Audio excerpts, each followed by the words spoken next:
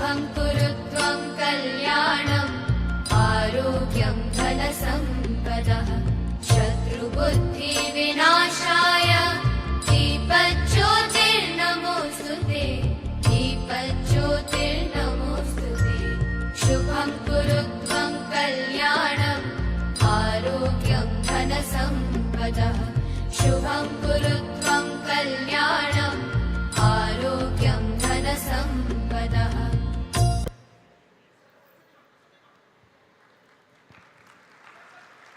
We would like to invite the dignitaries for pictures requested by the media people. For those of you who are on your first visit to Bengaluru in India, the lamp called Belaku in the local language Kannada, the lamp that is lit with all the wicks that you see, signifies a new beginning of something which is significant.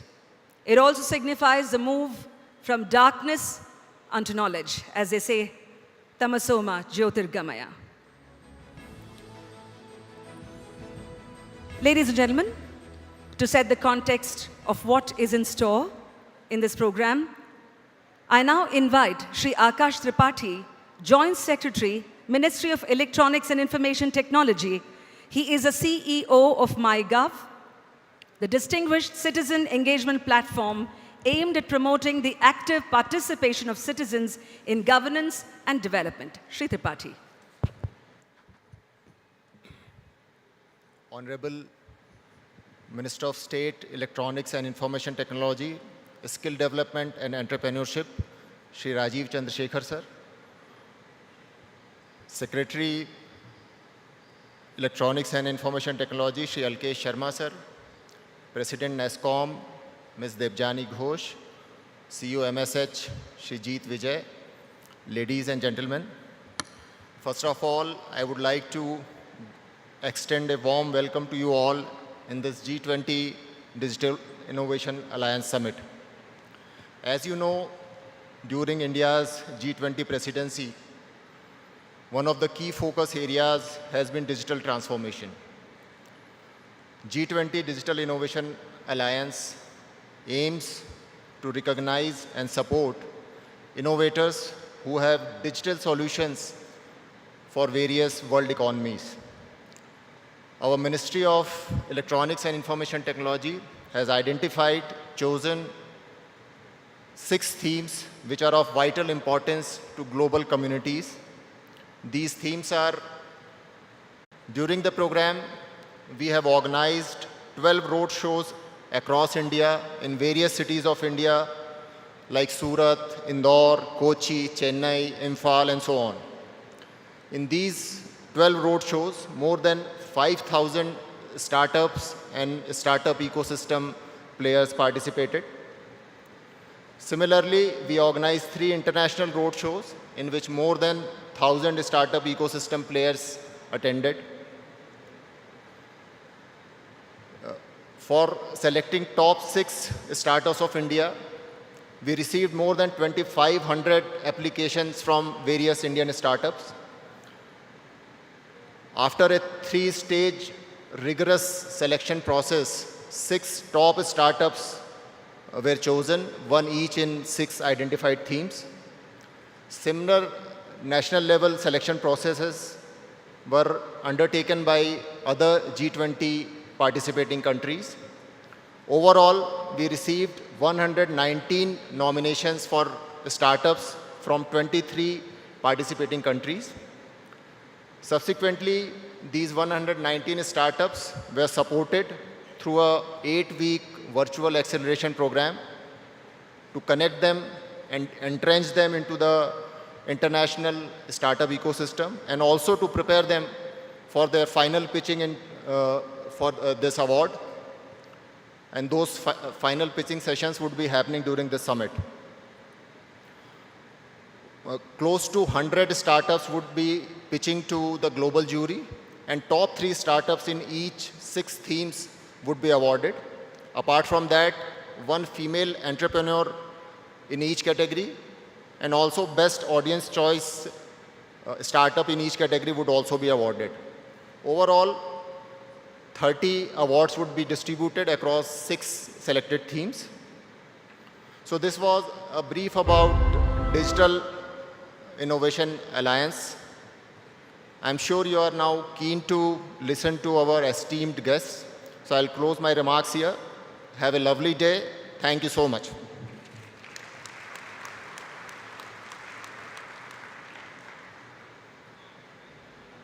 The statistics tell a story, a very heartening one at that. And thank you, Mr. Tripathi, for giving us a big picture. I would now like to invite Ms. Debjani Ghosh, President of NASSCOM, a veteran, as we know, of the technology industry. Ms. Ghosh is the 5th President of NASSCOM and the very first woman at the helm in its 3-decade history. Ms. Ghosh. Thank you. Good morning to everyone. Rajeev Chandrasekhar ji, Alkesh ji, Akash ji, very warm welcome to all of you and a very good morning. You know, since we are talking about the spirit of entrepreneurship, we are talking about the spirit of startups, I want to share with you a little something. I have the tremendous privilege of working with a group of young girls across India, mostly coming from very small towns of India, but with very, very big dreams. And one of them sent me a little something she had written on Independence Day. I loved it. It absolutely touched my heart, and I hope you will like it too. So I wanted to share this little write-up that she sent me. On this Independence Day, here I am, a 21-year-old Indian girl hailing from the beautiful city of Shillong, standing at the threshold of my dreams. India, with all its vibrant chaos, endless possibilities, has lit a fire within me to become an entrepreneur. My vision, an eco-friendly homestay that's not just a place to stay, but an experience that echoes our responsibility towards nature. In the India of today, the air is buzzing with the electricity of dreams. From the bustling streets to the virtual realms, every corner is alive with the zeal of young dreamers like me. We swapped the old script for a new age narrative where startups, creativity, audacious ideas rule the game. As I soak in the tricolor spirit, I can't help but see how the nation serves as a canvas for the dreams of millions to unfold. So here's to India's independence, here's to the freedom it gives us, the freedom to dream, the freedom to innovate, and to shape our own destinies. I believe in mine, and I shall achieve my dream. So this was a little poem that she had written on Independence Day and sent. And to me, this is the spirit of India. This is the spirit of India, which is pretty much shaped by our entrepreneurial spirit, by bring forth this spirit, this can-do spirit, this spirit of entrepreneurship, and to a global platform, to a global level. We are talking about digital economies. I do believe that the one thing that will shape or break a digital economy is how its people think, especially how its young people think. It's the mindset. Are we creating a generation of followers, or are we creating a generation of doers, those who can solve problems? I believe that is what is India doing today. And I do hope that with the Global Alliance coming together, we can and we should sit down to think through how do we collectively build a world of doers, a world of problem solvers, a world of young people who believe in their destinies and that feel that it's their right to achieve their dreams. So with that, I wish the conference all the very best. We have a lot to deliberate, we have a lot to talk about, and I think the spirit of India, the spirit of ecosystem, the spirit of entrepreneurship is what the world needs to take us forward. Thank you.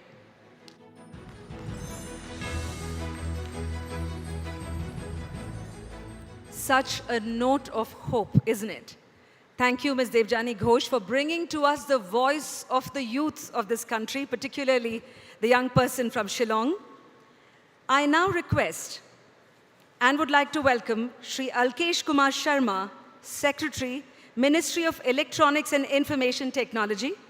Shri Sharma has earlier served as Additional Secretary and Secretary in the Cabinet Secretariat, Government of India.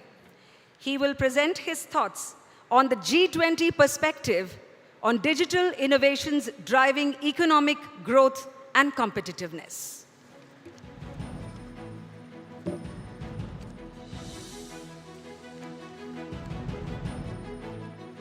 Honorable Minister for Electronics and IT, Government of India, Shri Rajeev Chandrasekhar ji, Ms. Devjani Ghosh, President NESCOM, my colleague Akash, Jeet, distinguished members and delegates who have come from different parts of the world, a lot of young startups, young students, dear friends. It is indeed a matter of great privilege and honor for me to be here this morning, especially when we are organizing this Digital Innovation Alliance Summit as part of our G20 Summit. As you all know, India has taken the presidency of G20 in last December, and we are in the final leg of finalizing our declarations on different working groups. And while we were finalizing this and the way India's digital transformation through India's Digital India program has actually transformed economy, we thought it would be wise and it is prudent that we must also on the sidelines organize this Digital Innovation Alliance Summit. And I am so happy, and I would like to thank each one of the countries. The 23 countries have participated.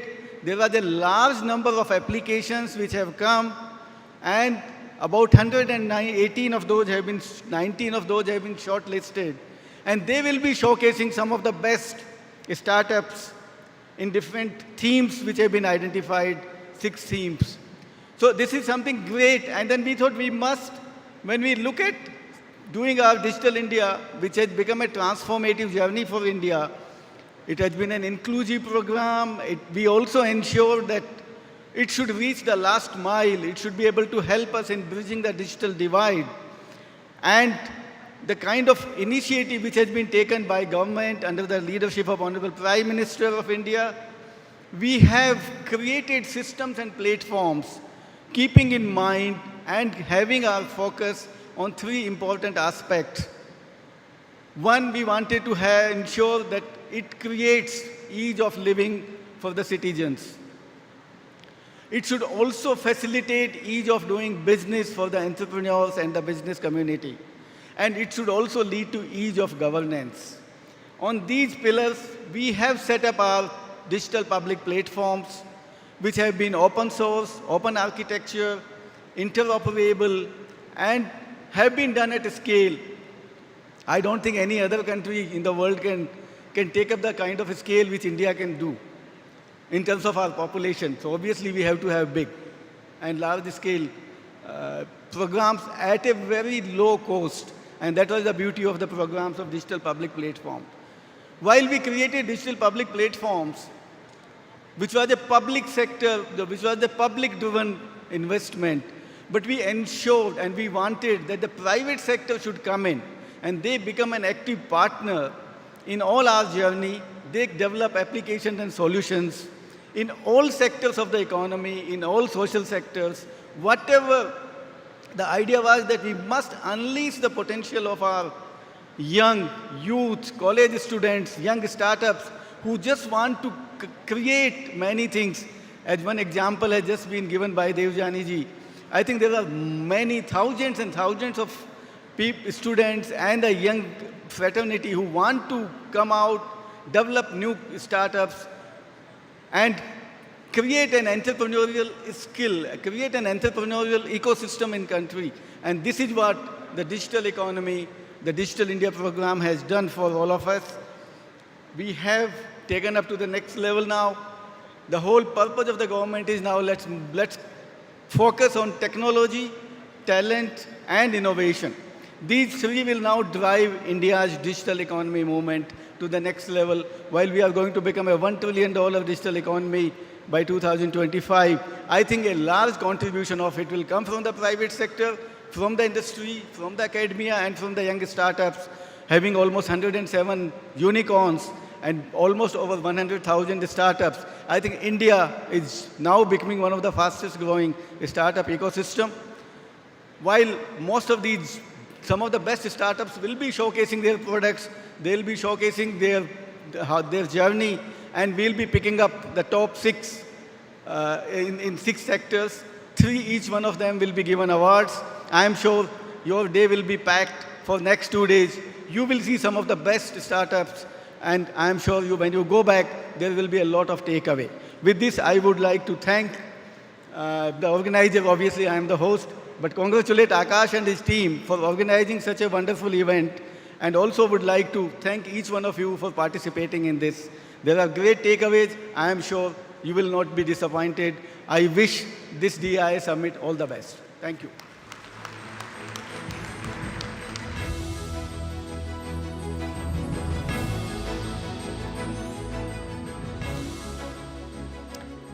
Thank you, Shri Alkesh Kumar Sharma. What you said is so true. The need to unleash the potential of innovation among the young and the startup ecosystem of this country and beyond. Ladies and gentlemen, it's now time to hear and listen to the Honorable Union Minister of State for Electronics and Information Technology, Skill Development and Entrepreneurship, Shri Rajeev Chandrasekhar. Shri Chandrasekhar has been a senior design engineer and CPU architect at Intel in Silicon Valley and worked on the 80486 microprocessors and Pentium chips. He returned to India and turned into an entrepreneur who built India's first and the largest cellular network, including creating the first unicorn before the phrase unicorn was known. And then as an investor has built several ventures with global investors. He's recognized as one of India's leading minds on all things tech and is currently focused on implementing the Honorable Prime Minister's vision of Digital India by expanding and deepening India's tech and innovation economy. Please join me in welcoming Shri Rajeev Chandrasekhar.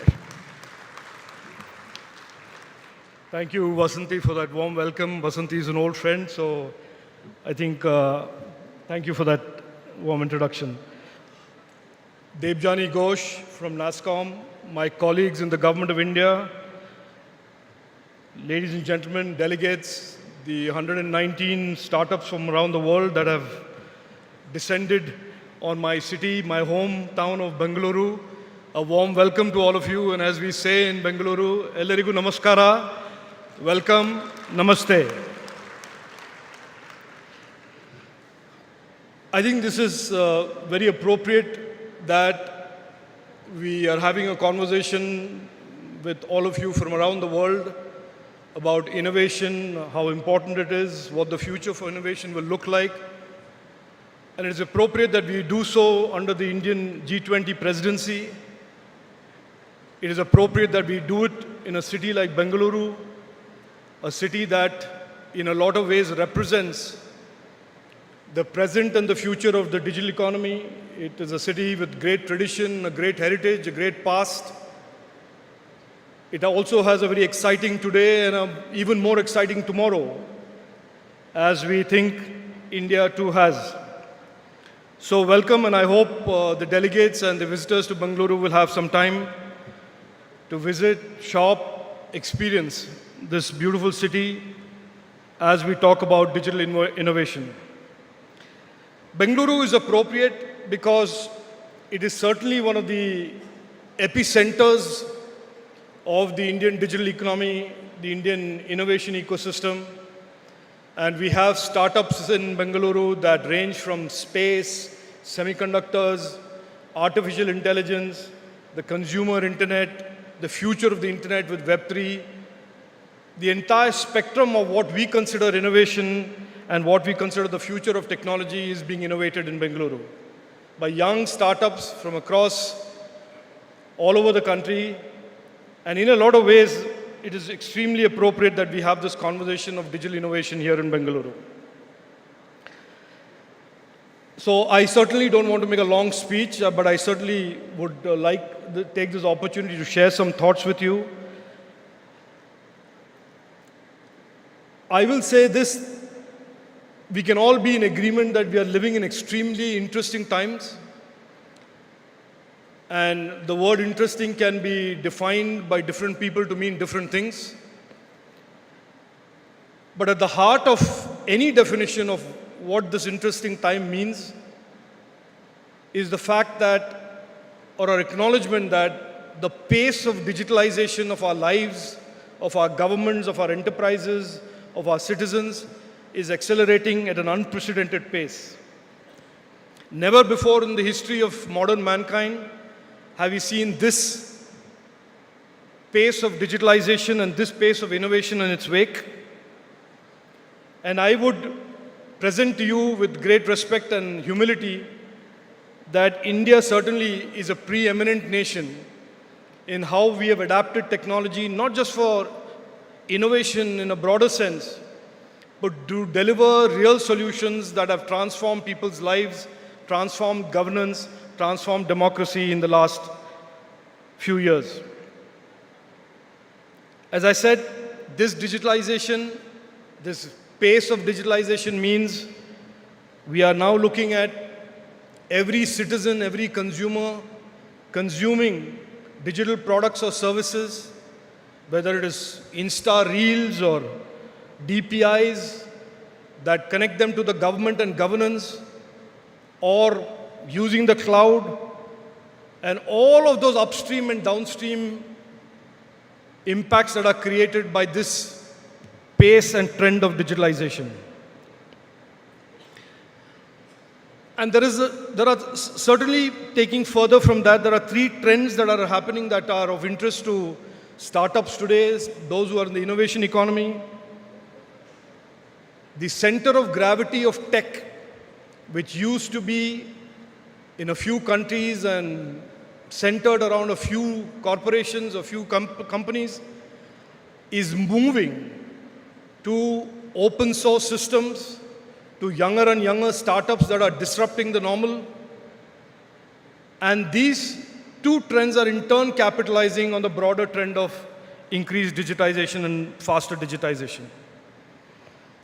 Our Prime Minister, Narendra Modi ji, in 2021, from the ramparts of the Red Fort, addressing the nation, spoke about how he saw the future.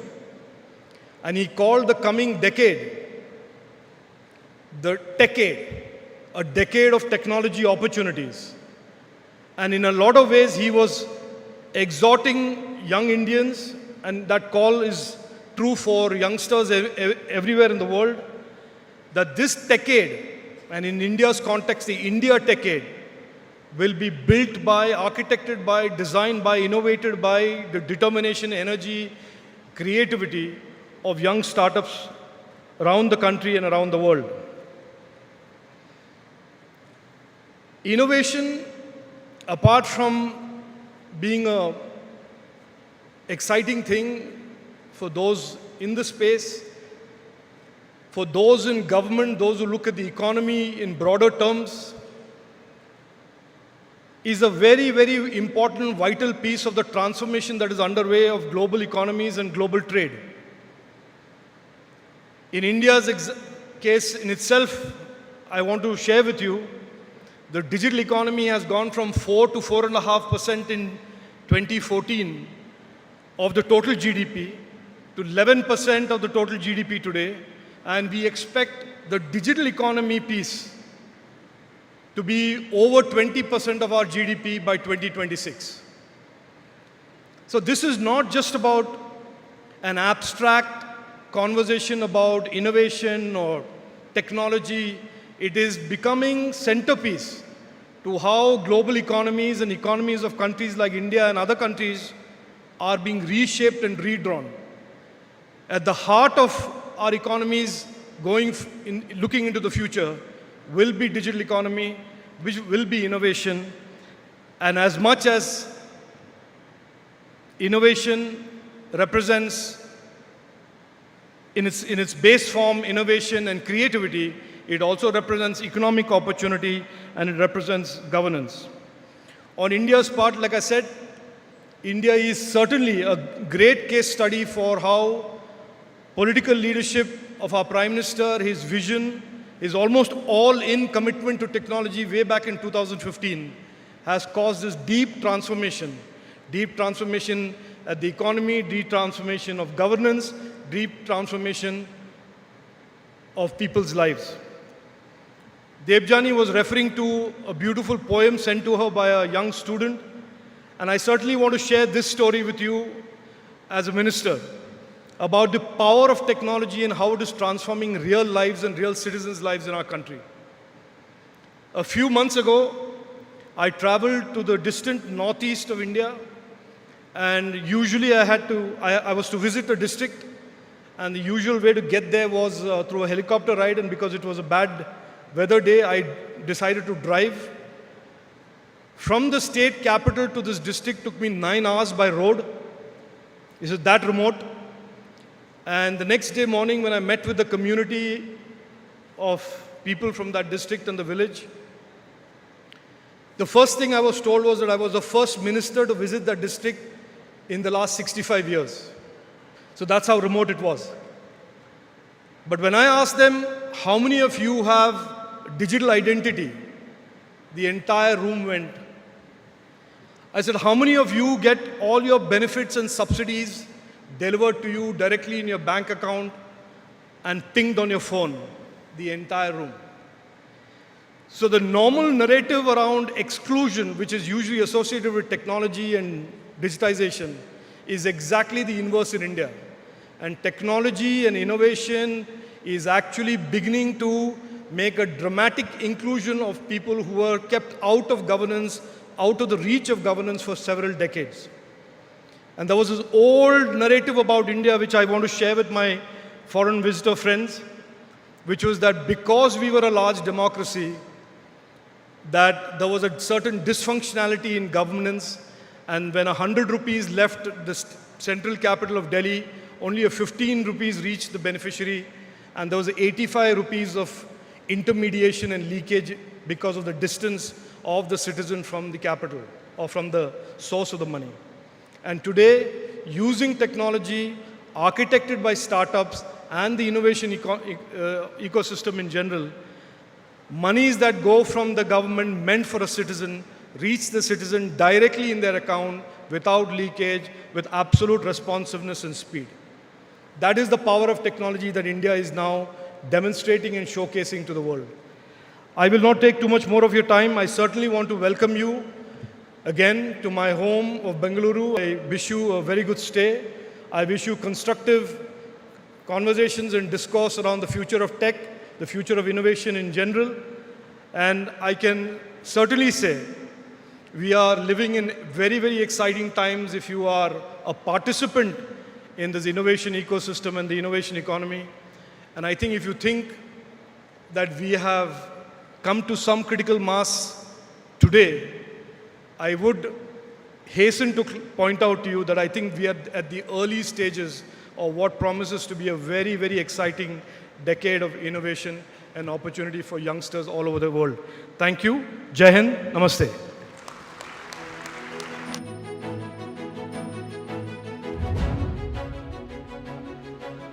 Thank you, Shri Rajeev Chandrasekhar. The stories that you shared were indeed uplifting. And to think that innovation is not just lip service, but the numbers and the reality on ground present the real picture. Thank you for the personal note as well. It's been wonderful as a Bangalorean to watch you do significant things for India's growth. Ladies and gentlemen, I know there are people in the audience who have come from far. I would like to acknowledge the presence of one such special person for us, His Excellency Deepak Balgobin, Honorable Minister of Information Technology, Communication and Innovation from the Republic of Mauritius. A warm welcome, His Excellency.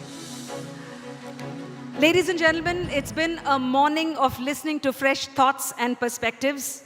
And to tie all this up, I would now like to invite Shri Jeet Vijay, CEO of the Métis Startup Hub, MSH is a national coordination, facilitation, and monitoring center that integrates all the incubation centers, startups, and innovation-related activities of the Ministry of Electronics and Information Technology.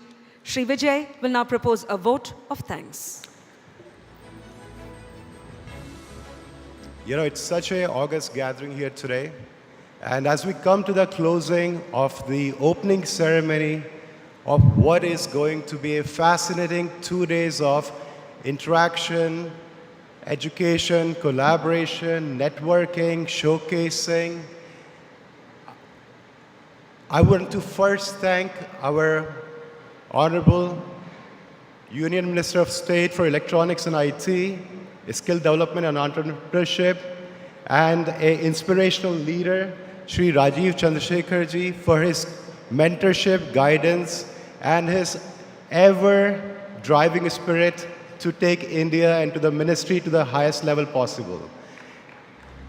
I want to thank our Secretary, Shri Alkesh Kumar Sharma sir, for his daily guidance to us on what needs to be done and how to transform the vision of our minister, sir, into actionable and outcome-oriented activities. I want to thank our Joint Secretary, Shri Akash Tripathi, sir, who is a mentor and a guide and is available 24/7 as we try to figure out how to make the most of the given challenges that we are provided with. Lastly, I want to thank Ms. Debyani Ghosh, President NASCOM.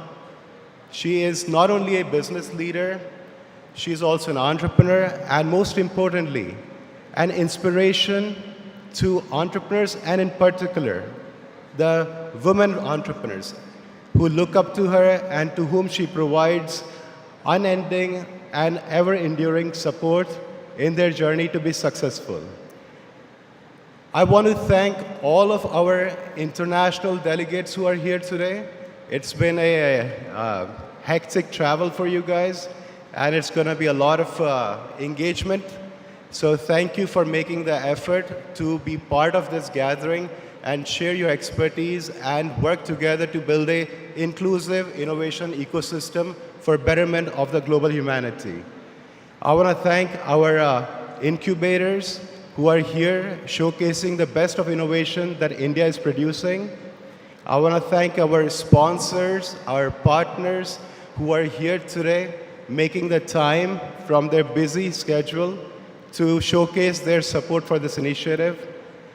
I want to thank lastly our speakers and jury members who will devote hours and hours of time to guide these startups and listen to them and mentor them. So with that, we come to the conclusion of this opening ceremony, and I wish everyone great time in Bengaluru and great time at this summit. Thank you.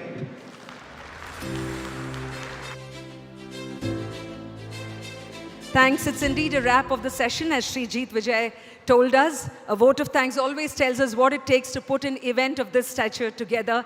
And it's wonderful, a vibrant beginning. I invite all of you to also take some time off to experience Bengaluru and the hospitality and warmth of the country. Thank you so much, ladies and gentlemen. I'd also like to make a couple of announcements that post-lunch, a global startup pitch of 29 countries.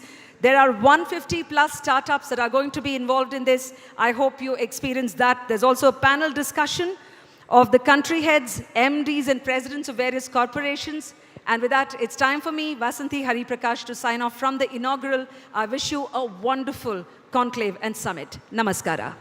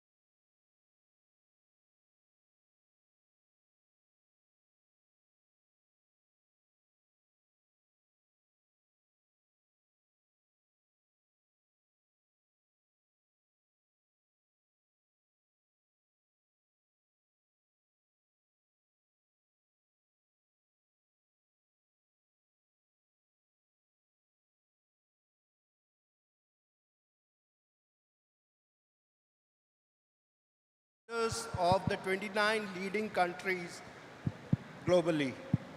You being the startups are the true ambassadors of your country in today's evolving era. As the Honorable Minister talked about, we are living in a very, very exciting times.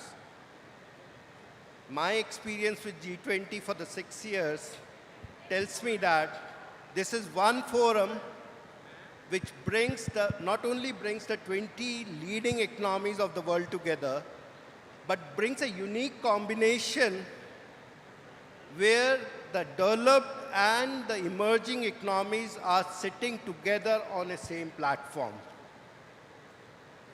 where the leading economies of the world, needing technology and innovation leaders, can guide the rest of the world to emerge from the challenges of today's day, whether it's related to climate change, whether it's related to eradication of poverty, or providing a good quality life to all 7.5 billion citizens of the world. We are here as the change makers of this, and with me I have an honor to be part of a panel which 4 of them are among the 107 which have made this huge difference to this country, which aspires to lead the digital innovation ecosystem for the future. I don't only say by mere words being an Indian, but some of the things we have done in the last few years around the digital transformation space has been amazing.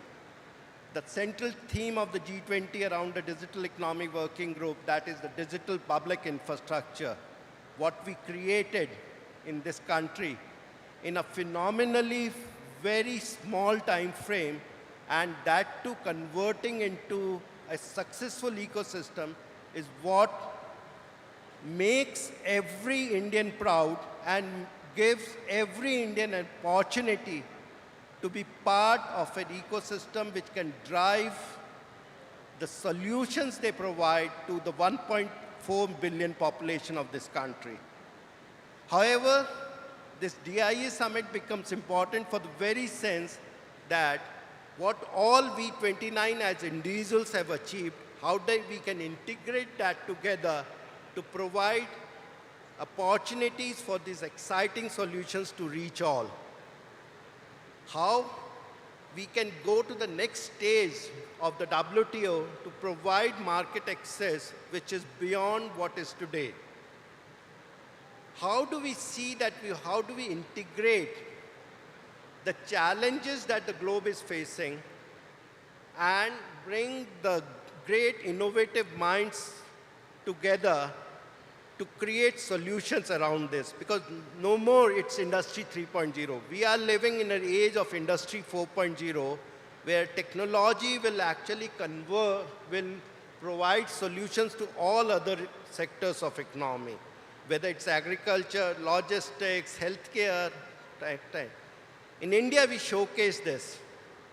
When the world was actually facing the challenge of the pandemic, when the economies were facing challenges of keeping their bottom lines intact, this country was creating unicorns at a pace which the world has never seen before.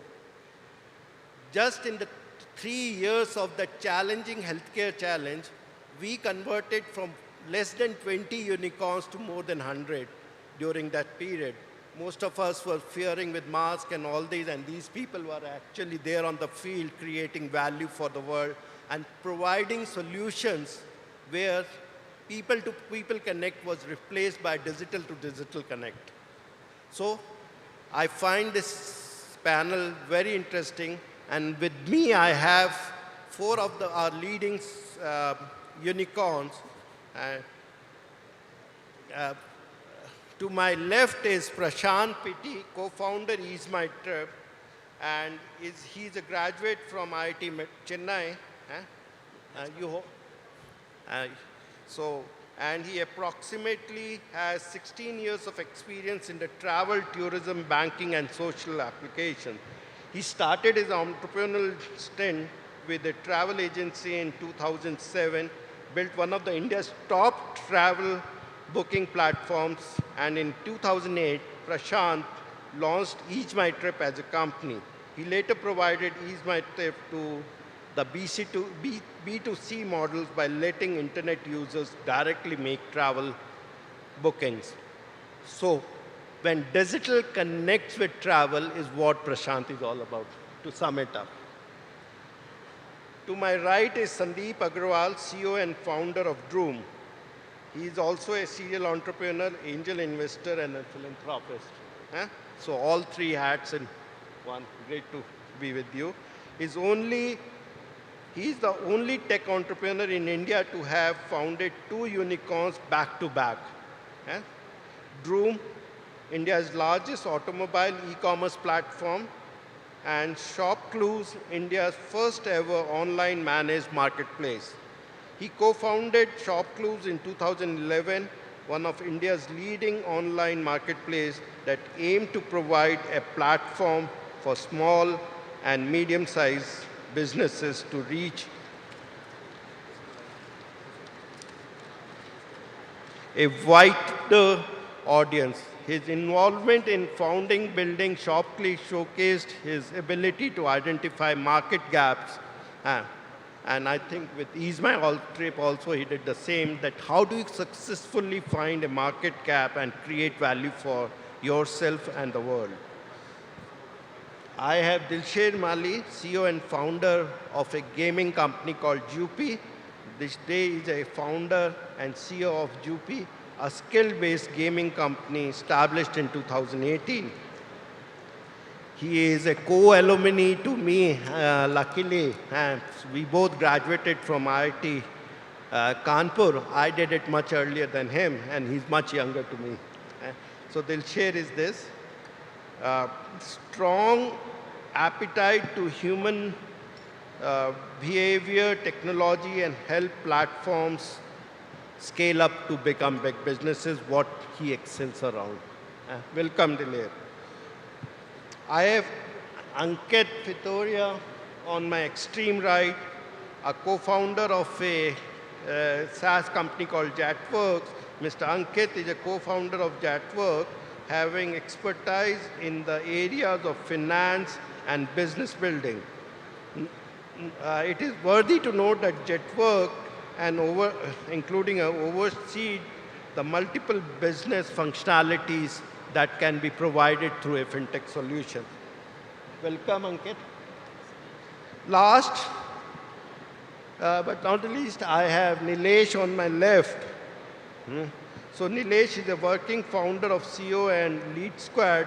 Previously, Nilesh was the founder of Proteins, a recognized leader in software product development service space. He has a degree in engineering from Delhi University, and before founding Proteins, spent 4 years in IBM with their microprocessor and test tool. So thank you for all of you for being with me today. And my first and foremost question to you all, and which I want a very short reply, is that how it feels to be from a student a few years back, a techie a few years back, to be owning a company which is a unicorn today. Unicorn, $1 billion company. So let me start with Nilesh.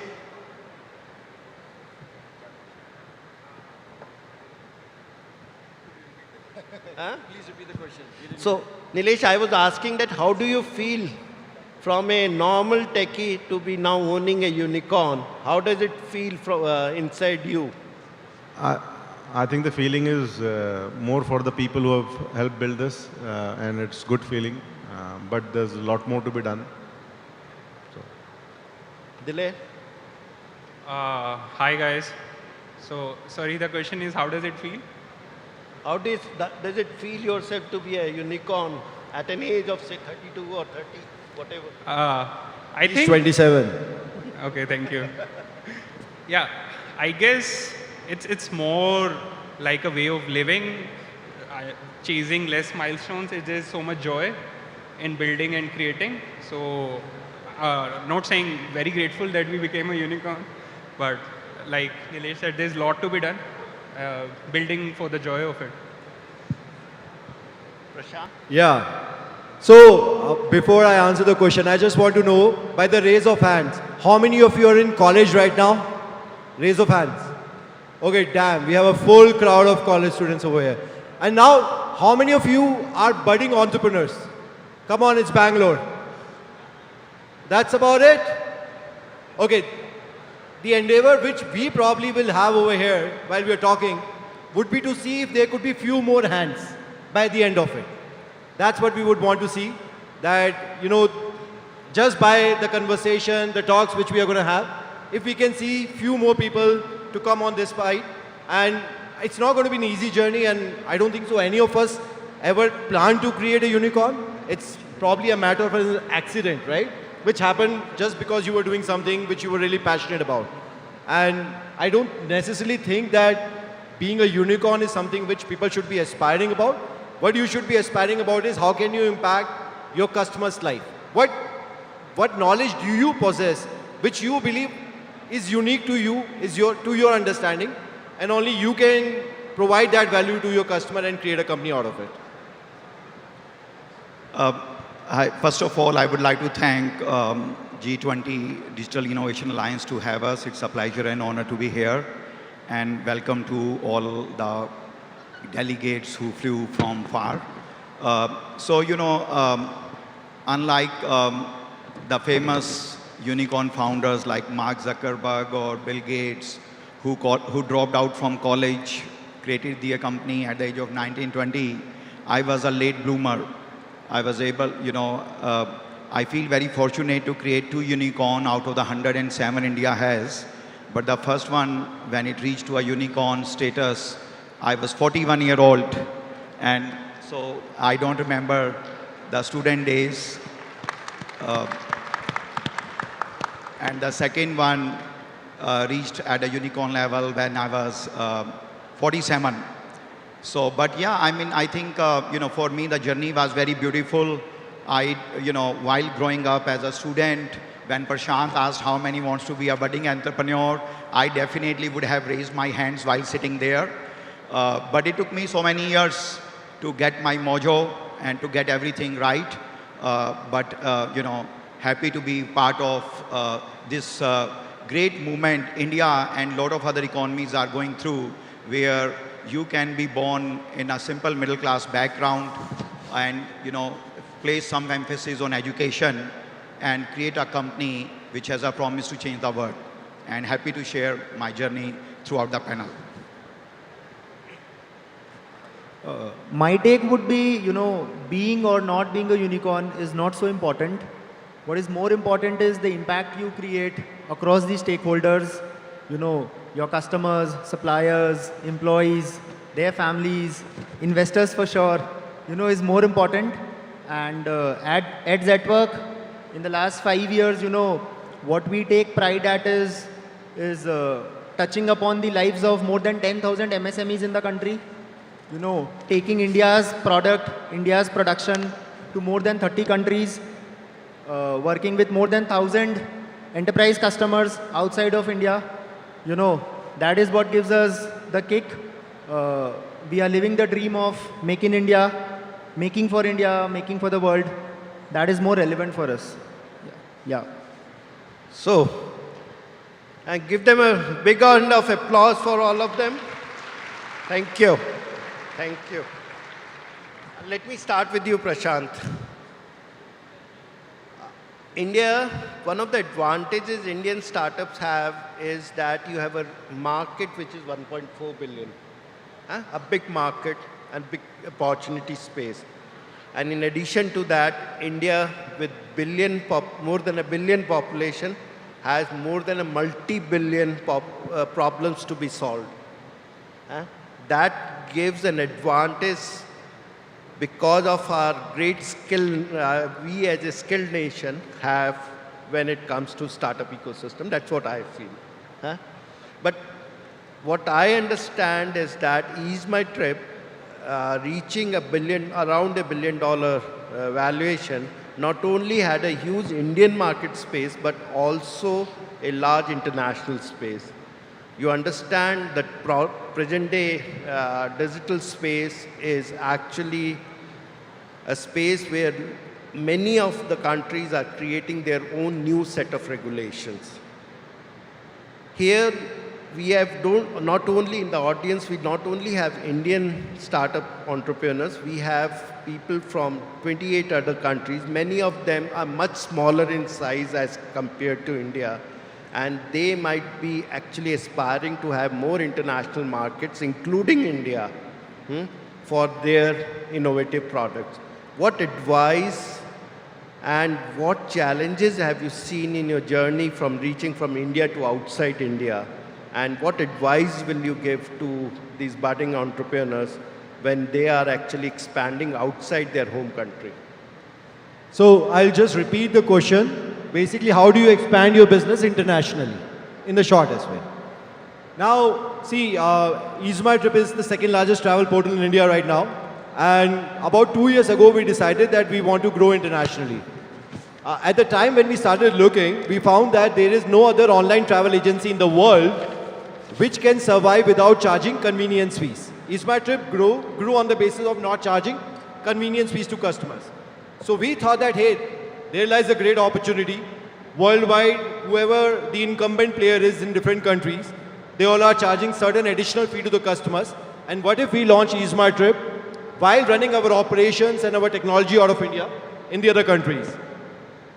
So we began with Middle East, and we thought that, if we just launch easemytrip.ae, we launched easemytrip.ae in Middle East about 1.5 years ago. And our naivety, even at this level, we all are figuring it out. In our naivety, we thought that, okay, we'll launch a website with zero convenience fees and people will pick it, right? Result was, for the first 2 months, there was no booking at all. Even though our prices were cheaper, we did a little bit of marketing, but that didn't really lead us to grow in Middle East 2 years ago, 1.5 years ago.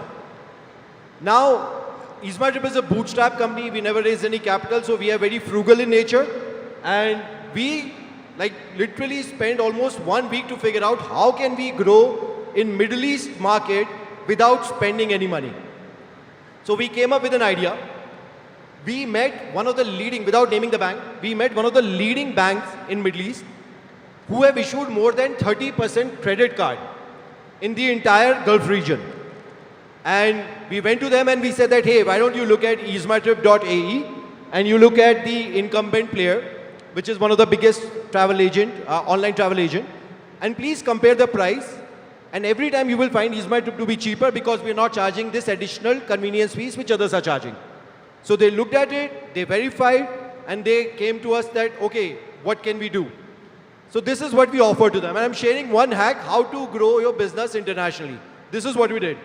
We told them that for the first 3 months, only and only your card holder will be able to use easemytrip.ae. We gave them exclusivity. And there's a huge power in exclusivity. We gave them this exclusivity that for the first 3 months, only your card holder will be able to use easemytrip.ae. All we want is you tell your customers about it. That's all. Now, the results are out there. In the first quarter, we did business of 8 crores. Second quarter, 20 crores. Third quarter, 43 crores. And the last quarter, we did business of 56 crores. Purely because we gave these people exclusivity. They sent emails, SMSs to their customer base. And when exclusivity ended, that 3-month lock-in ended, where only their cardholder were able to use easemytrip.ae, there was so much buzz around in the Middle East market that, hey, there is a new company, and where my friends are not paying convenience fees, and it is coming out cheaper. So this is one way by which we have expanded in the Middle East market, and we are following the exact same playbook in multiple other markets right now. Sandeep, let me come to you.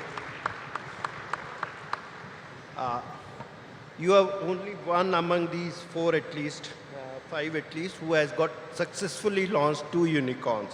So I have got 2 parts of the question.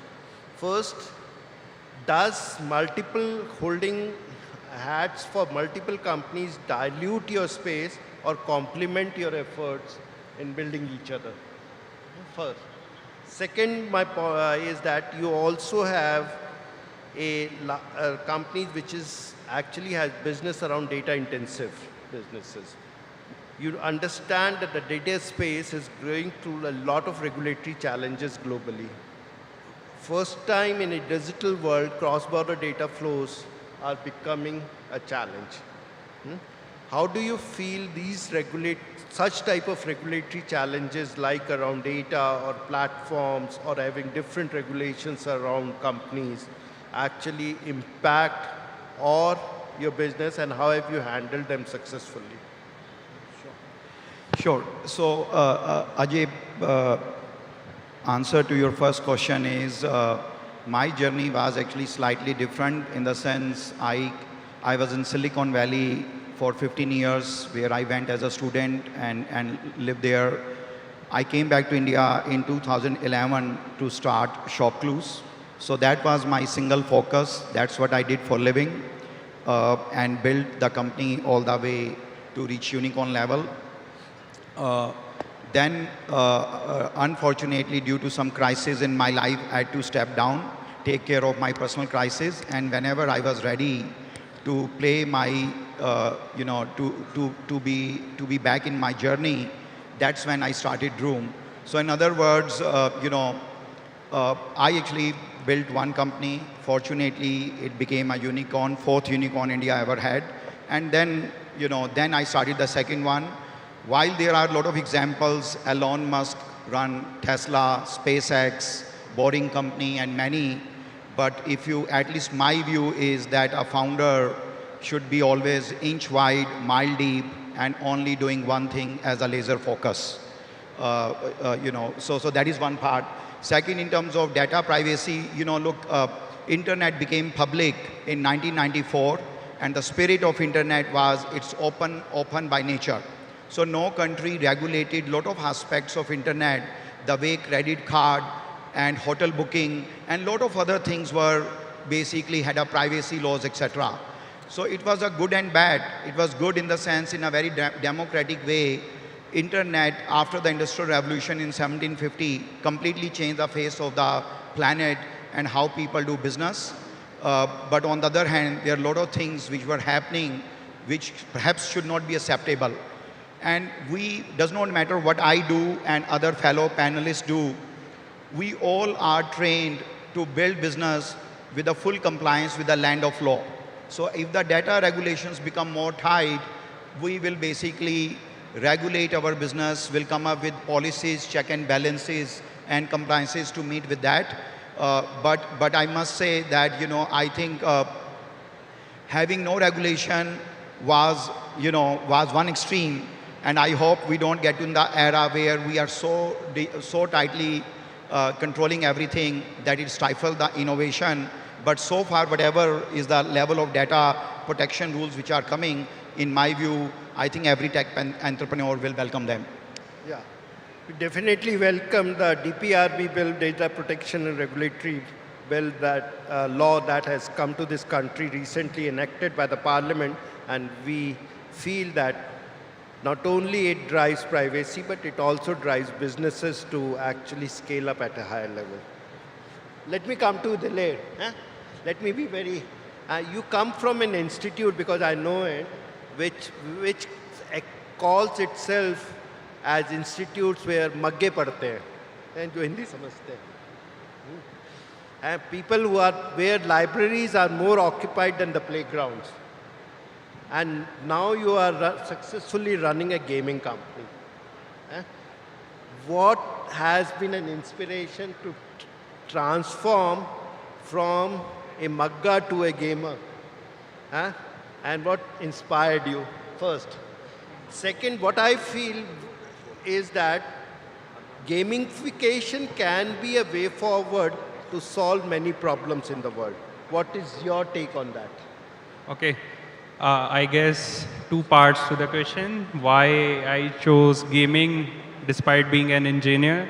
And the second part is the potential of gamification.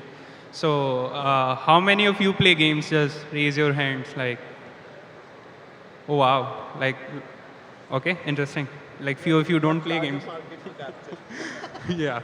Guys, so a bit about me. So I went to IIT Kanpur, graduated in 2017 as a chemical engineer. But somehow, more than engineering, humanities always fascinated me more. Like, always have been fascinated by human mind, how it works, why does it work, how did it evolve, where do all those fears, desires come from. So always have been that geeky kid who was 13, 14 reading all the philosophy, psychology books. So what I realized, like all of my phenomenal colleagues here, so the way we look at the two kinds of startups. One we call painkillers, second we call vitamins. Painkillers are startups which are actually solving a problem, you know, Zomato, Uber, Ease My Trip. And then there are other startups like vitamins, which is, let's say, YouTube, Google, Facebook, Snapchat. You don't take a vitamin pill to make your pain go away, but to enhance your quality of life. So what resonated more with me is how can you enhance, improve quality of life? Because, and the society we live in, I feel all of us are seen as like, you know, just tools of production and consumption. But we are more than that. We are not meant to wake up in the morning, go to work at 9 a.m., come 5 p.m., sleep and just keep repeating that. But the things like fiction, art, entertainment, these are the things that add meaning to life. So that's how we looked at it, you know. All of us humans have this fundamental need to be engaged. And I think that's where gaming plays a very, very important part. So our thesis always has been, you know, world needs both. World needs Edisons as well. World needs Beethovens as well. So that is the kind of world we want to create. So now coming to the second part, I think gamification is again one of the words which is very frequently used without being understood. The joke in our company is, it's like sapiosexual on Bumble. Everyone writes it, no one gets it. So it's like, what does gamification mean? Gamification doesn't mean, you know, adding leaderboards or streaks or rewards. Gamification means when you're doing something, you're so engrossed, you're in the flow state. That self-conscious nagging brain goes away. You're so engrossed in the moment. So gamification is about designing those experiences.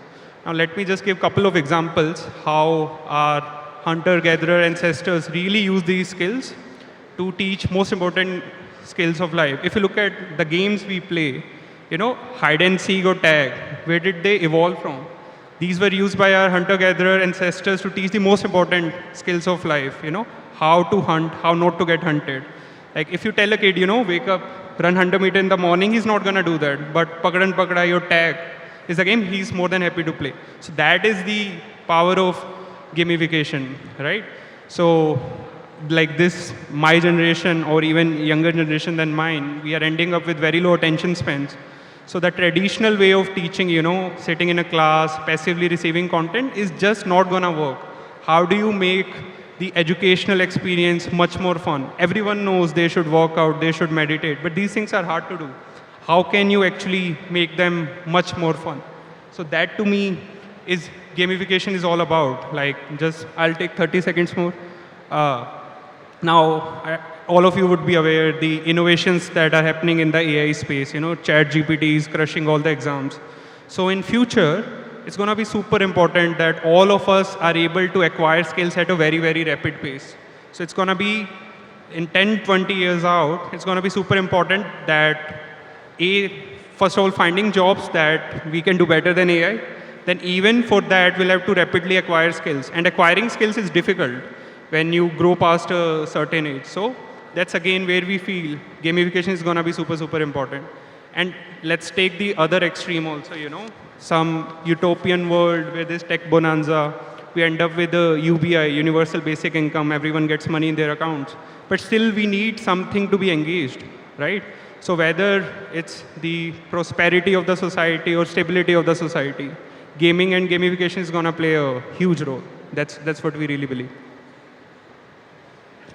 Thank you, Dilesh. I absolutely believe that gamification can be one of the ways by which a lot of global challenges can be handled. If I come to you, Ankit, one thing that actually always I have a question around is that when you are working in multiple markets as a startup, where you don't have large teams and large setups to support you, handling multiple cultures and multiple market regulations is always a challenge. When you are doing business in multiple markets. How, as a frugal ecosystem which a startup normally has, handle this when you are actually operating in multiple markets? Any take on that, Ankit, and advice to most of the budding entrepreneurs? So, talking in the context of Zwork, yes, we are working in multiple countries today. We export to customers based out of more than 25, 30 countries. But it all did not start on day one. You know, it started with small orders, few customers, couple of countries. And we are what we are today. It's a lot of grind, lot of hard work, lot of mistakes, lot of learning across the last 4-5 years. What we have done, one thing in common is focusing on our core, which is manufacturing and our suppliers, which is today mostly based out of India. So that has been the common theme, and then we started picking up supply chain of a few products, of a few customers, of a couple of industries, and just focused on building that. Once we have done that, once we have delivered a lot of products, once we have serviced a lot of repeat orders, then we kind of copy pasted that playbook, right? I still remember back in 2018, in our quarter two of operations, we got a couple of orders from customers out of Bangladesh and Singapore. We did not execute those orders really well, but what we did, what we focused in the next few quarters was building our capability, understanding the supply chain better, developing deeper relationship with our suppliers. And from there to now, 20% of our business is export business. Most of it comes from the US market. And I think developing any business or this cross-country transactions is a combination of two things: capability and opportunity. Opportunity is not what we control. What we control is capability. We have been focusing on building our capability over the years, and we have got opportunity. This entire China Plus One theme has been working us. A lot of supply chain is moving to India, and we have been grabbing as much as we can, and that's what we are doing today. So it doesn't come. All of it doesn't come on day one. You have to keep building those capabilities, grabbing the right opportunities. So that's what I would say, Ajay. Thank you. Thank you, Ankit. Now, if I come to Nilesh, what I understand that Lead Squared is in the SaaS space. Am I correct? Yes. Yes. And I also understand that the SaaS market is more outside India than inside India. That's correct. That's also right. And that too in countries which had a lead start of 20 years on product development. For the products, you're saying? Like if you talk about US and Europe. Yes. They have a lead square. We were a service industry and they were a product industry. Yes, that's right. And now many of our SaaS companies are doing exceptionally well in those markets. Started to. You talk about Joe, talk about you as Lead Squared, talk about Freshwork, Chris4. We are becoming a very important SaaS nation. Yes. So my basic question is that with a country that with markets that had very head start on this product development space, how were you able to navigate that challenge as an Indian SaaS company successfully capturing matured markets? So I think in our case, the story is a little contrary. We sold first in India before we went out. So that way we were a little bit of a contrarian against most of the SaaS stories which are very successful. But now as we grow and build our business, it is more outside, tilting towards more outside business versus just in India. But I think one thing which is getting more and more clear as the Indian economy grows and all the changes which are happening in the country as we speak, the market in India is also growing at a significant pace, and that was not observable maybe 8, 5, 10 years ago, but is more clear now. And from next 10, 15 years, there'll be good business and large businesses to be built, also serving in India. That doesn't mean that we should not focus outside, because that's where the large markets are, and we should be doing that. And the story of selling and building a business outside India is, as I would take Prashant's point of view, which he initially said, of trying some innovative ways to do it at a low cost. There is always a high cost way to do it, and which we have already seen, and we tried actually some of that ourselves. But I agree to his point on one point, certainly on partnerships. Some kind of partnerships outside India always will help you build quicker presence in the focus markets where somebody is trying to build their business. But the opportunity is large. We don't have to fear. There is large market. I think IT services has already shown a huge way to all SaaS companies to be bold about going and building good and large businesses, because the good news is that the market which we are chasing is fundamentally very large. So in large markets, even if you make small mistakes, it will still be okay, as long as you keep the perseverance on. And we can see that the companies in IT services who have kept perseverance over the last 30, 35, 40 years have large outcomes, 50 billion market cap, 100 billion market cap, and so on. So I think we just have to keep working hard, and in SaaS there's large businesses to be built. So, thank you, Nilesh. I've got one more question to you, as Nilesh. As SaaS companies, what I've normally seen is that many of them have an inclination to actually move their headquarters out of India. Is it an investment-related decision, or is it a regulatory-related decision? So first of all, we are based in Bangalore. We are headquartered here. So you can see where I am at. But there are decisions based on various choices where the markets are for a certain company. Maybe they are in a certain regulated space. They have to be in a certain area, and that's where it makes more sense for them, depending on the comfort of the investors as well, and the liquidity for their shareholders as they build the business. And I think it's a choice entrepreneurs make. Some may be right, some could be wrong, and sometimes it changes as we go. So, but traditionally it has been driven by, I would think, more comfort for investors and their investability. Thank you. And now I'll just have one more quick question for each of you. In the meantime, what I'll request you is that if you have any questions that the audience want to ask these champions of tech and entrepreneurship, you come forward. We'll have a 10 minutes audience to the panel session. So, Dilsher, I'll have a very sensitive question, but that's important for the sector you are operating in. Recently in India, in the last few months, the gaming industry has faced a lot of regulatory challenges. Might impact businesses, might not impact businesses.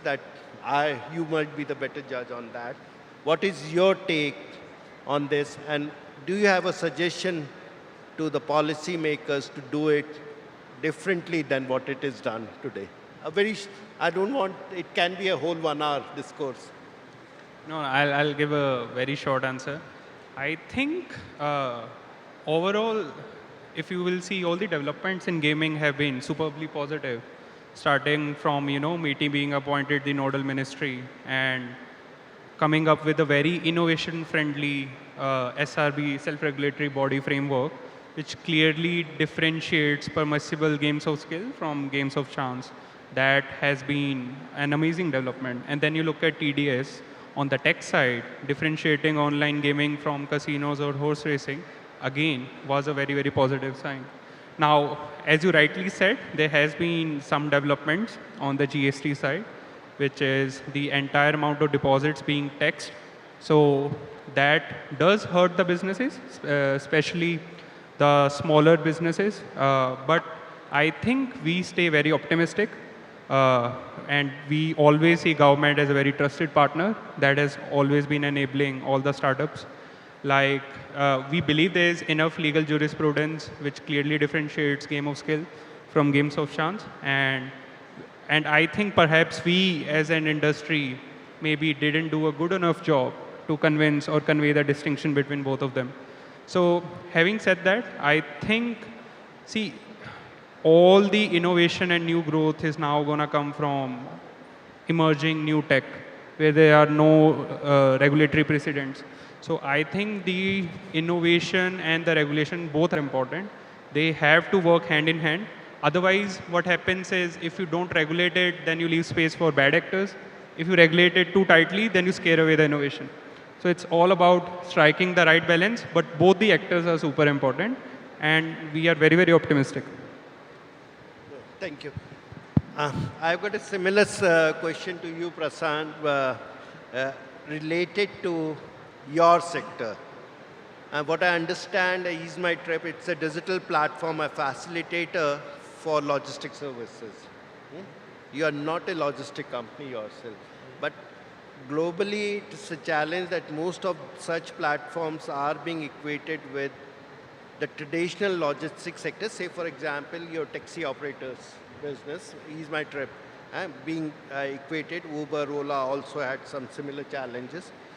What is your take on this subject, that how you need to be regulated and how the grievance redressal must be there in countries which actually provides a facilitation platform rather than providing roadblocks? See, as an online travel agency, there is no regulation as such which is lying upon us. We are mere facilitators between the principals, which could be airlines, hotels, tour operators, taxi operators, and we are an interface between the customers and these parties, right? Almost about 75% of bookings related to travel originate from online travel agencies these days. So I'm not very sure about the question regarding to what regulations these taxi operators, tour operators, I'm assuming in the Motor Vehicle Act, they're part of it, but I don't think so. None of that is applicable to us in the kind of business which we are doing. It happens many a time you are being regulated and through those acts also. Well, as a facilitator, I'm assuming that the principals whom we are serving, they are taking care of that regulation. And on the basis of their work, we are basically providing their services to the larger audience. Almost about 10 lakh people visit Ease My Trip on daily basis. And over there, they find whatever they need useful in terms of their travel needs. So in regulation side, I don't think so. There is, as one thing which has recently happened, which is that Ease My Trip got listed a couple of years ago. So yes, we are regulated under SEBI, and that's a separate topic. Yes. Sandeep, I'll put this question as an investor. What I understand, you are an angel investor also. The startup ecosystem thrives around the investment ecosystem also. The important point is that many of these investment ecosystems are global in nature. The local capital is missing in many of the developing economies. How important, say for example, you take in India, is the rupee capital investment for actually taking the startup ecosystem forward? The local capital, my means is that the investors also have to be, if it is an Indian startup, the investors are also Indian companies. No, you are right, Ajay. Capital is the very harsh reality of building a startup. Unlike traditional businesses, the cost of doing business, the way we build new age companies have come down. So you don't need to have, let's say, 200 acres land, 10,000 employees, machinery imported from Germany, and here you go with, 1,000 crore or $200 million, right? So on one hand, how the business innovations are happening, cost of capital has come down, but if you want to create highly scalable company which is disrupting a category, you absolutely need access to capital. I was in Silicon Valley for 15 years, and Silicon VC will tell you that I invest only in a company where I can take out my car, drive, and visit their office. So that kind of sum up your question that, while India is very fortunate to attract global capital, we have attracted close to 140 billion in last 1 decade, right? But the local capital is extremely important, because I think a local company requires certain maturation, certain gestation period before they can attract global money. So, your first money comes your own saving or bootstrap. Second could be friends and family. Third could be angel. Fourth could be early stage VC. And in my view, it is very difficult to attract these first 3 or 4 rounds if it is not within 50-kilometer radius from where you are creating your startup. So capital is a harshest reality, and I think India is changing. When I came to India in 2011, there were probably 6 VCs, 20 angel investors, and 2 maybe private equity fund. Now 50,000 people probably do angel investing. There are probably 100 VCs are there, 100 private equity funds are there, and I don't think capital will be the reason why an Indian entrepreneur will not be able to unleash their true potential. Ankit, if I'm right, you are in the fintech space. You are in the contract manufacturing space. The problem in India is that we are called as a service nation, and the manufacturing had always remained as a laggard to the Indian ecosystem. So with the recent inauguration of policies like PLIs and others, there is a new impetus that has been given to manufacturing. How have they benefited the contract manufacturing space in that respect? I think there are a few themes, which is helping the Indian economy in the space of manufacturing. The whole shift of consumer electronics manufacturing shifting to India, the EV space, semiconductor, renewables. So there are a host of opportunities in India, and the people who are in this space has got a lot of headroom to, kind of get into, grow.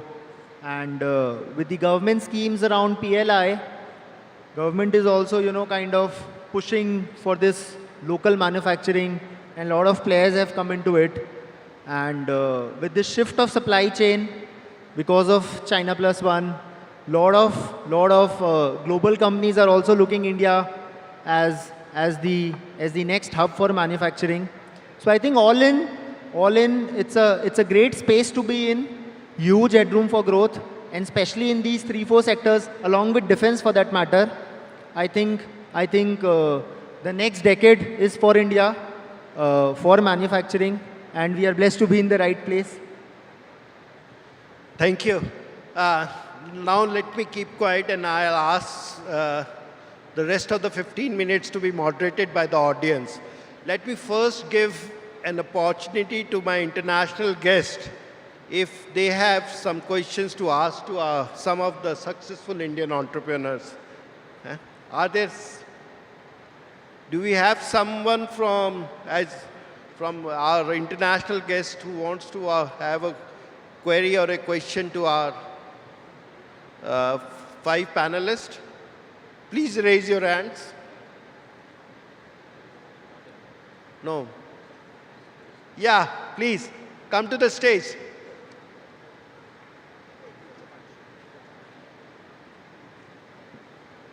Come in front, let the people see you. First, introduce yourself. Okay, thank you very much. My name is Abdulaziz Okutoyinbo. I'm the co-founder of Alal Vest from Nigeria. Thanks for inviting us. We are really inspired by your stories. And we would like to be a unicorn also. So my question is actually as a startup that has been bootstrapping, with your own kind of effort, family and friends. For over 3 years, you've now actually gotten an external capital. And you now see a potential company that are willing to acquire, your startup. The startup is now trying to scale. You've been able to develop a product market fit after the 3 years. You've been growing organically, sustainably. So this potential company has also done well. That's actually proposing an acquisition. So what's going to be your advice? Is it total acquisition or a major investment in the startup? Because you are just trying to scale and you've seen a company that has also seen a potential in you. They've also captured that market, but what's going to be your advice being a unicorn?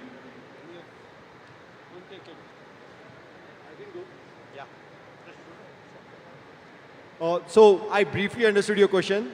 You have a very heavy accent. So I understood that you're saying that when you're about to acquire a company, whether it should be acqui-hire or whether it should be full acquisition or whether it should be for share swap, how do you assess a company when you're about to acquire them?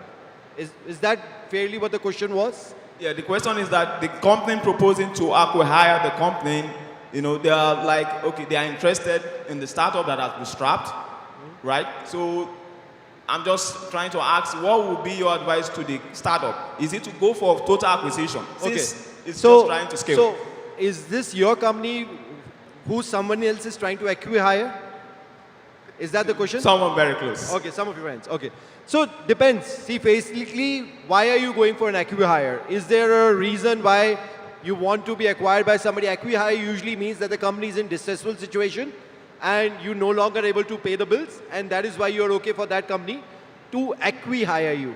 That is my understanding of acqui-hire. If that is the case, then, and if you see there is a potential company where they can basically find your product can find a good home in that company, then it makes sense. But otherwise, if there is a lot of juice left in what you're running, acqui-hire usually means that you're already giving up and saying that it's fine, somebody else can run it from here onwards. That's my understanding of acqui-hire usually. See, I will just quickly add that, every time you build a company, remember this is different than buying your first home, right? So ultimately, the moment you create a company and accept outside capital, only way you can have an exit could be an IPO or a secondary or maybe an acquisition. And one of the acquisition could be acqui-hire, right? So first of all, I just wanted to make sure that the founder should never shy away from any opportunity of liquidity. At the end of the day, they are creating an asset which has economic value. Now, if your question was around what you should do after you have achieved the product market fit, and do you scale it up or do you acqui-hire? As Prashant said, it depends upon where you are. If I'm building a company which is based on the specialized technology or skills, and I have a limited window of opportunity, I would rather sell myself to a larger company so that I don't miss out that window. Okay. Thank you. Thank you very much. Let me give, in the spirit of Atithi Bhava, let me give the chance to, we are sorry, we are running out of time. He will be the last. Okay, I'll try to be quick. So I'm Adam Rice, CEO and founder of a company called Asset Direct. We run a platform in India called Credit Links, and we essentially empower any business to offer a suite of financial products and services to their customers. My question is, as a new entrant into India, trying to expand my business on the ground here, who should I be making friends with? Who do I need to talk to? To in order to be successful? It's very easy, to MSH. The mighty startup of the... Mighty Startup Hub. Okay, the organizers of this. Perfect. Yeah. Anybody else? Regulators? We have to be loyal to our host. Okay. Any answer from any of the founders?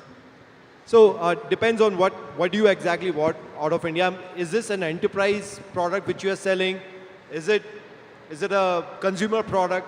we don't understand what product are you selling. It's a product that would exist under, somebody like Ease My Trip or Droom to allow them to build a suite of financial products and services for their database. So they could market the products, we would then build a business for them.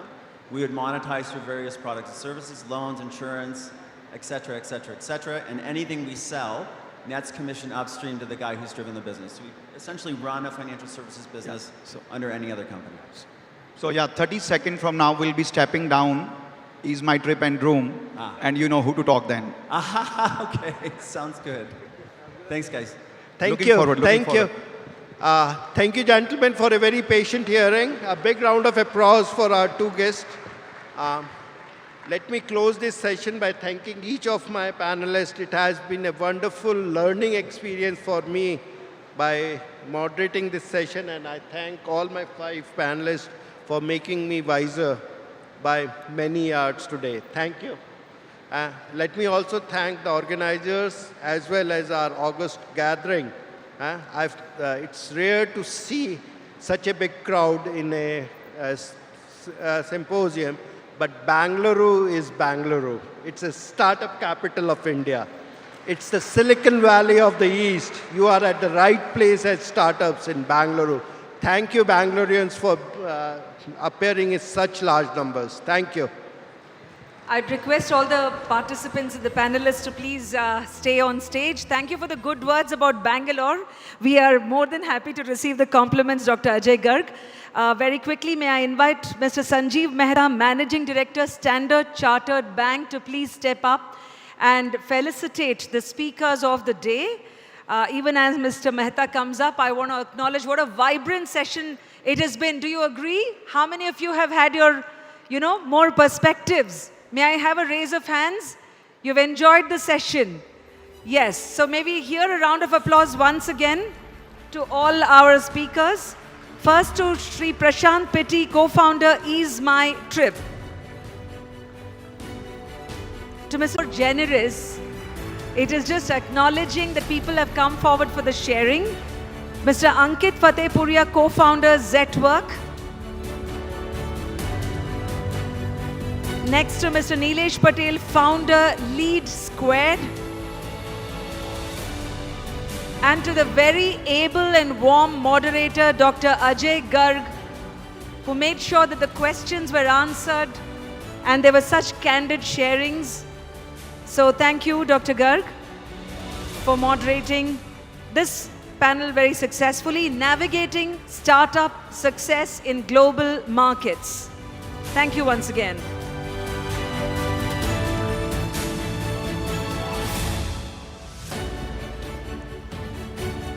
So while the photo moment is happening, let me save on time and invite the next set of speakers on the second panel, Corporate Innovations for New Economy, Embracing Startup Mindset and Agility. May I invite Ms. Sandhya Devanathan, Vice President of Meta India, Meta. Mr. Lingaraju Saukar, President, Kyndryl India. Mr. Harveer Singh, SVP, Tata Digital. Ms. Sandhya Vasudevan, Director, TTK Group, former Managing Director, Deutsche Bank and Thomson Reuters. Mr. Vipul Rungta, Managing Director and CEO of HDFC Capital. May I invite all our speakers and panelists for the next discussion. And to moderate this session, I'm sure the organizers are going to change the play cards in a minute. May I invite the guests meanwhile to step up.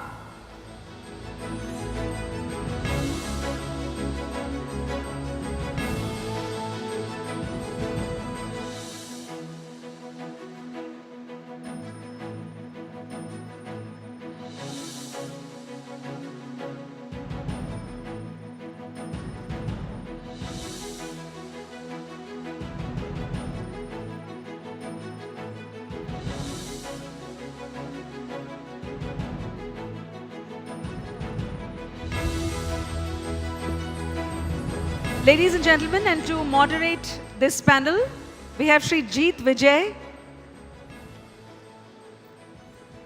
the CEO of the METI Startup Hub.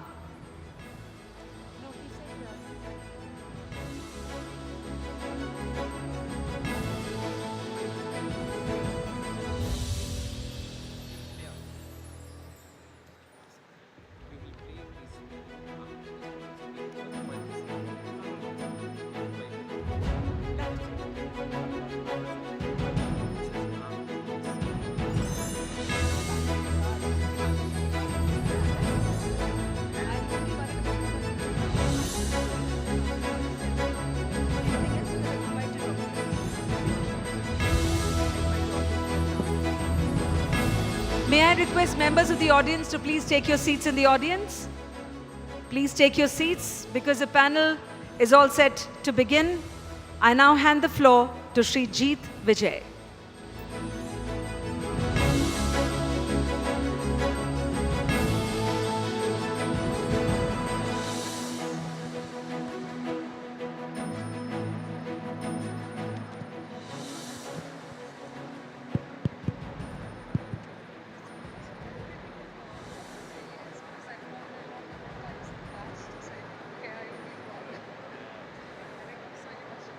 Hello. All right, good afternoon, everyone. And thank you for being here. And we just had a fabulous session about unicorns and their success stories and the journey that they embark upon to create value and wealth. Now, this session is more focused on large corporates, MNCs. They're adopting the mindset of agility and operating like a startup in a very dynamic business environment. So as we start this panel, let me introduce the folks on the dais here with me. We have Sandhya Devanathan. She's the Vice President of Meta India and Head of Meta in India. And she comes with a lot of great experience, both in India as well as in APAC region and US. Mr. Lingaraju Sarkar, he's the president of Kendrill India and has a leadership experience across technology sector over a couple of decades that he's been involved. Mr. Harveer Singh, he is the senior vice president at Tata Digital and the chief business officer over there. And Ms. Sandhya Vasudeva, she's the director and at TTK Group. Mr. Vipul Rungta, MD and CEO, SGFC Capital. So as you can see, we have a panel made up of country heads, MDs across large MNCs like Meta, Indian companies like Tata, and of course HDFC Capital. So it's a pleasure to have you all here with me on the panel, so thank you. Now, as we start the discussion, let me start with you, Sandhya.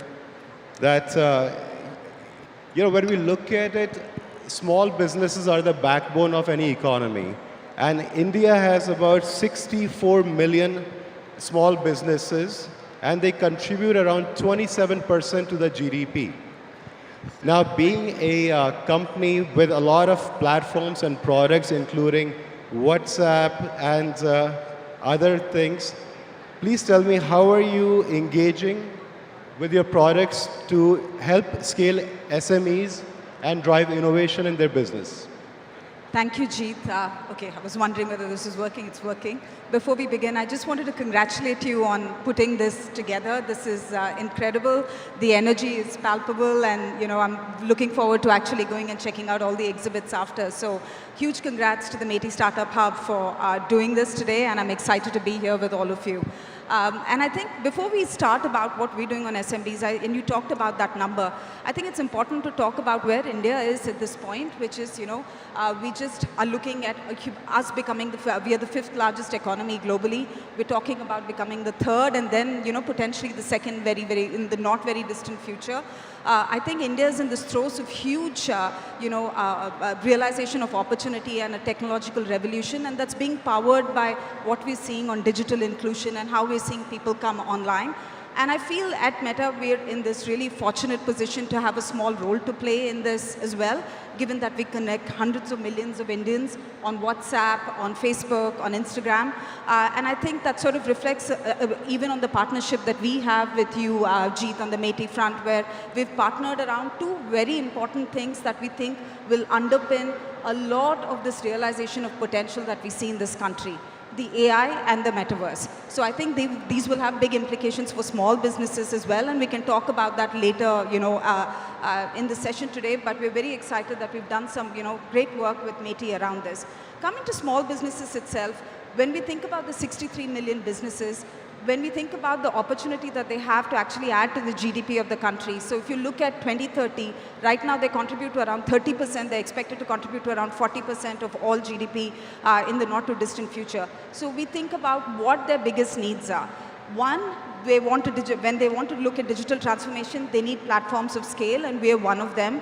So we're constantly thinking about how can we provide products, how can we make onboarding easier, how can we become their website, if you will. Like for many, many small businesses, WhatsApp is the first storefront that they have. So we're constantly thinking about how we can innovate on that front and what we can build there.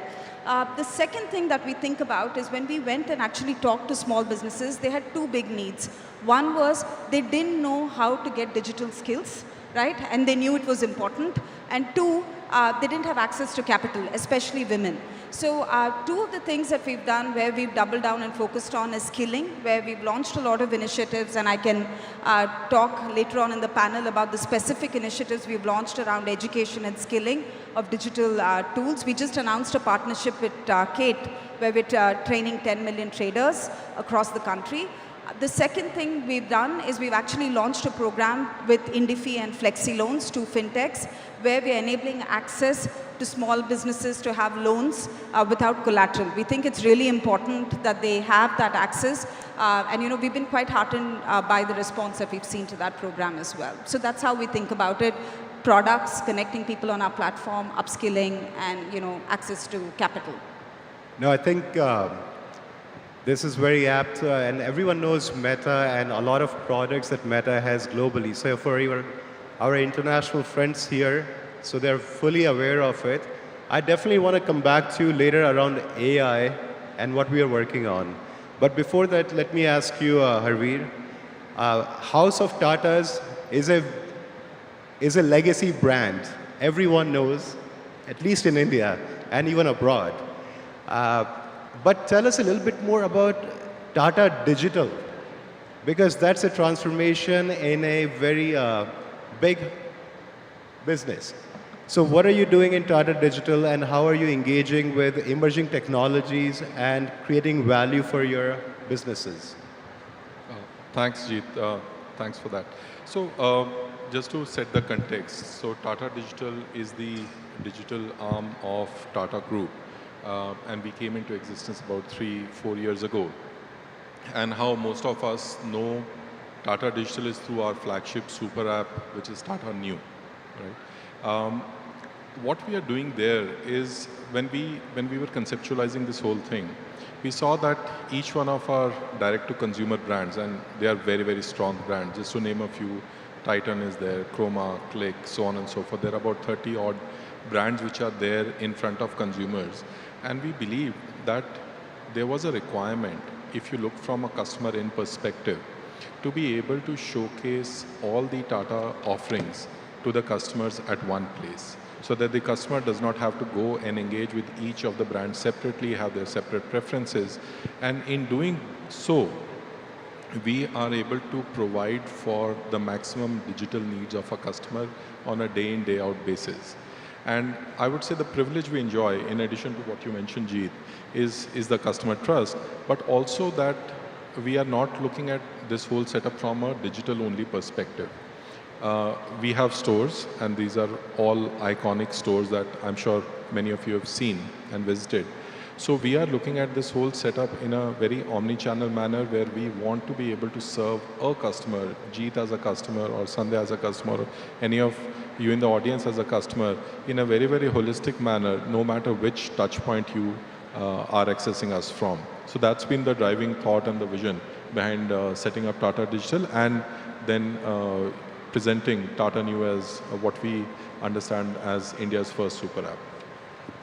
No, thank you so much. And, we definitely want to know more about New App, which is a flagship product, and, kind of value that it's creating. But before I get back to you, let me ask Lingaraju. Not many people are fully aware of what Kyndryl does, but it's a very agile company with, we call it in the infrastructure services space. So tell me about the innovation that you guys are driving and the digital technologies that you're using and how that's empowering your customers. Thank you, Jitendra, and it's really a pleasure to be here and amidst this very vibrant environment of the DIA. Kyndryl is a globally a $17 billion company. It's a spin-off from IBM about 2 years ago as an independent company. And we primarily started off as managed infrastructure services, but that's what we started off with. As we move ahead, we are more into a full stack technology, IT, digital services company, which is helping clients manage their digital infrastructure, but more importantly, running their mission critical environments. So whether it is ensuring people talk to each other through telephone systems or flying systems on airlines or airports or automotive systems, making all of them work for the economy is what we do. I think the core change for us has been, as we move from a product-centric company to a services company, was being about customer centricity. So we rebuilt our entire operating model with customer at the center and empowering employees at the edge. So to do that was a lot of culture transformation of the organization so that we could become a lot more agile.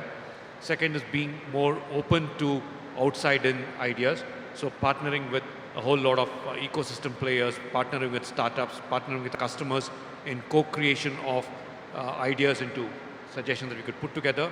And third is basically looking at a culture of flat, fast, and focused so that we could make mistakes sooner. We didn't have to worry about processes to correct it, but take the fastest way to get it done. If it works, fine. If it doesn't work, it's okay, move on, kind of an approach we took across. And lastly, amidst all of this was the fact that being in India, where our biggest talent base is located, the opportunity to look at India as a market which would give us scale, complexity, as well as demand a degree of frugalness of solution is how we approach things across.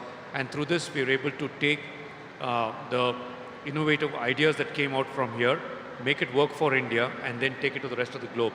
So a combination of all of this in a short span of time was how we looked at building things in a very agile manner and taking it across. So that's been our journey so far, Dee. No, I think this is going the flow that we want, that engaging the ecosystem, engaging with the startups, engaging with the other partners to create value together. But before we move on to the more defined topic of how we are doing the engagement, let me ask Sandhya that we are moving to the world of AI, but again, AI and other things depend on data and data analytics. And what's your thoughts and views on value that is created through data, insights that are being built? Because we are talking about large language models and other things. So can you share your views on that? So if I get it correctly, you're asking my opinion about large language models and how AI can benefit in the larger context. I won't wear my corporate hat at all. When I look at the larger ecosystem, most of the AI models that are being built is with the Western data.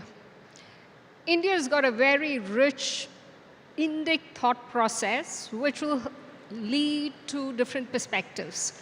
So if we need to build that. Right now, the economic model has not been very effectively built. They are getting built, but it's not fully there.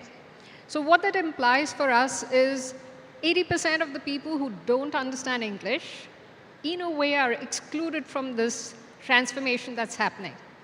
You need to be able to build for everyone in Karnataka to be able to use that, or in UP to be able to use the Hindi language itself.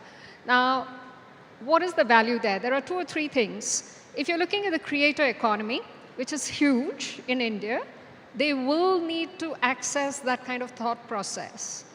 And the kind of data which is there, including, let's say, designs and effective music information or the creative information, that data is not yet there in the AI field. So the opportunity for Indian players to build this out and drive that ecosystem, because I mean, I was looking at, last week I was at the Digital Creative Industry Culture Symposium run by the Indira Gandhi Institute. And what is very evident is we need to bring the different stakeholders together, and for that, technology is possibly the only way to drive that. And there's a huge opportunity sitting out there. No, I think that's really a niche area where not much attention has been given, right? And it's amazing because India is such a heterogeneous country in terms of language, culture, demography, topography, geography, and still as a union with all the diversity, India is scaling at a very rapid pace, but still so many data, much data that is created is only in English or Hindi.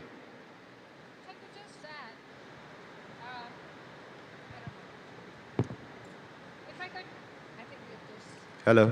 No. Sorry. If I could just add, if you're looking at something like the quantum sciences, there is, and you drive that thinking through the philosophy side of it. I'm not going down the woo-woo track, but if you're looking at that, the ability for an average Indian to be able to comprehend that is quite significant. We will need it in local language to drive that change. And if you're looking at quantum as the future, we will need a huge amount of talent going into the scientific space, which leverages the Indian capability of having those kind of thinking capability, which is where these kind of AI spaces will become essential for us. No, absolutely. And I'll put a plug in for one of the initiatives that the government has undertaken.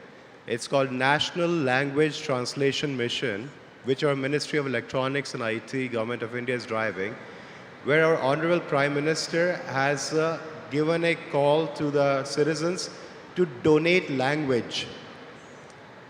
It's called Bhasha Dan. Donate language, because once the local language is on the net in the digital world, then the models can be created. So that's the visionary leadership that we have in our Prime Minister, that he's not asking people to donate money and do things. He's saying, give your language, share your views in your own language, so we can build an inclusive ecosystem and not just be relying on one or two languages to drive the global innovation. But anyway, to get back to the point, Vipul, I want to hear from you with regards to finance industry, private equity, wealth management. How is digital innovations allowing for you to increase the alpha or the return and create more value while reducing the risk? So first of all, I am pretty much of a misfit in a pretty digitalized and digitized AI-driven panel. I run a private equity business for the HDFC group. We do very boring work. Nothing very AI about it. Focus is on doing supply side. But I'll come to the alpha part on returns later. I think it's a perception that bankers are only looking for returns. But the bottom line is, fundamentally, I think technology can solve everything. But it cannot, or at least as of now, it has not found a solution for housing.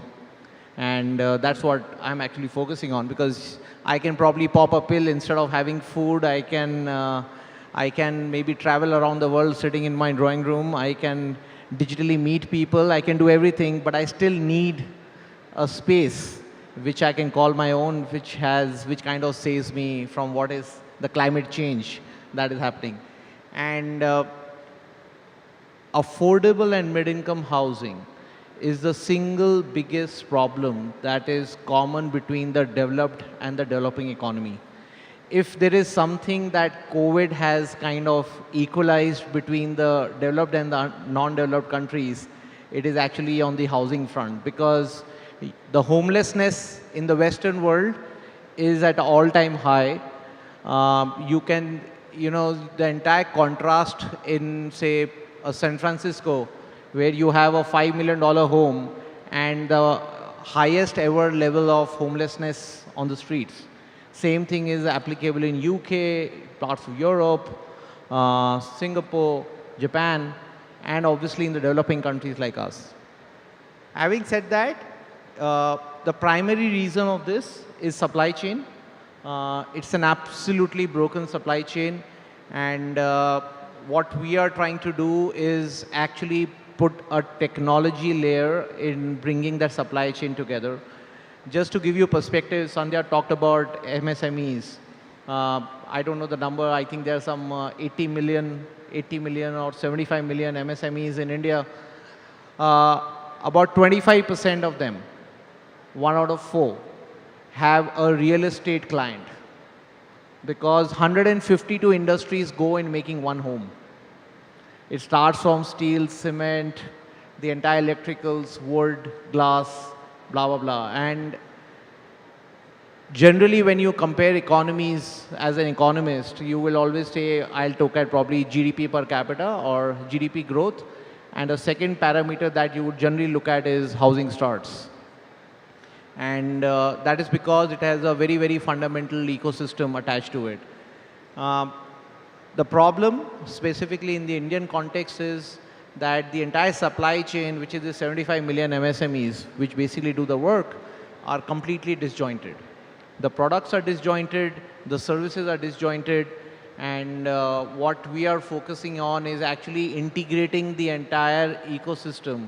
So if I am, say, if I am a small developer in outskirts of Cochin, and I'm somewhere in the interiors of Banaras, and I am doing a small development work, how do I get supply-side economics same as the topmost developer, say in Bombay or Delhi?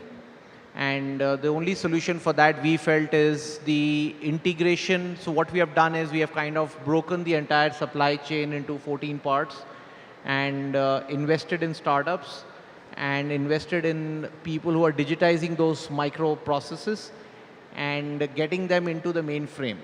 So if I'm a small developer or I am a big developer of Bangalore, my supply side ecosystem is pretty much similar. That's fundamentally the objective of what I do, because we are a pretty big ecosystem, and I thought I should just clarify what part I'm working on. To talk about alpha, let me tell you, on the private equity side, in the mutual fund business, I'm sure everybody, so we invest in mutual funds. The mutual fund industry today is about $600 billion in India. And the alternate asset industry, which is what we call anything that is not equity and direct debt, has grown from $2 billion to $100 billion in last 10 years. Today, alternate assets is the name of the game from an investment perspective for most of the individuals, most of the corporates who are searching for alpha as far as their returns are concerned. Real estate becomes a very big part of it. Alternate assets like rental housing, REITs, so on and so forth, they all come into the picture. But the good thing is that, and it's pretty much across the world, about 72% of global wealth, even today, is in real estate. And because the fundamental assumption is that if I buy, it will only increase over a period of time. Any banker will say that the compounding effect is probably lower. But that's the way it works. And I think it's a very, very exciting time to integrate the supply side ecosystem to create the alpha, if that is what you were asking. No, I think this is, you mentioned at your start that AI and digital is not the core in your field or in your expertise. But that's not actually what you ended up with, right, at the end. Because if you look at it, even to do the supply side matching and balancing, because that's your cost optimization and supply chain integrity management, that's digital technologies are allowing you to do that more effectively.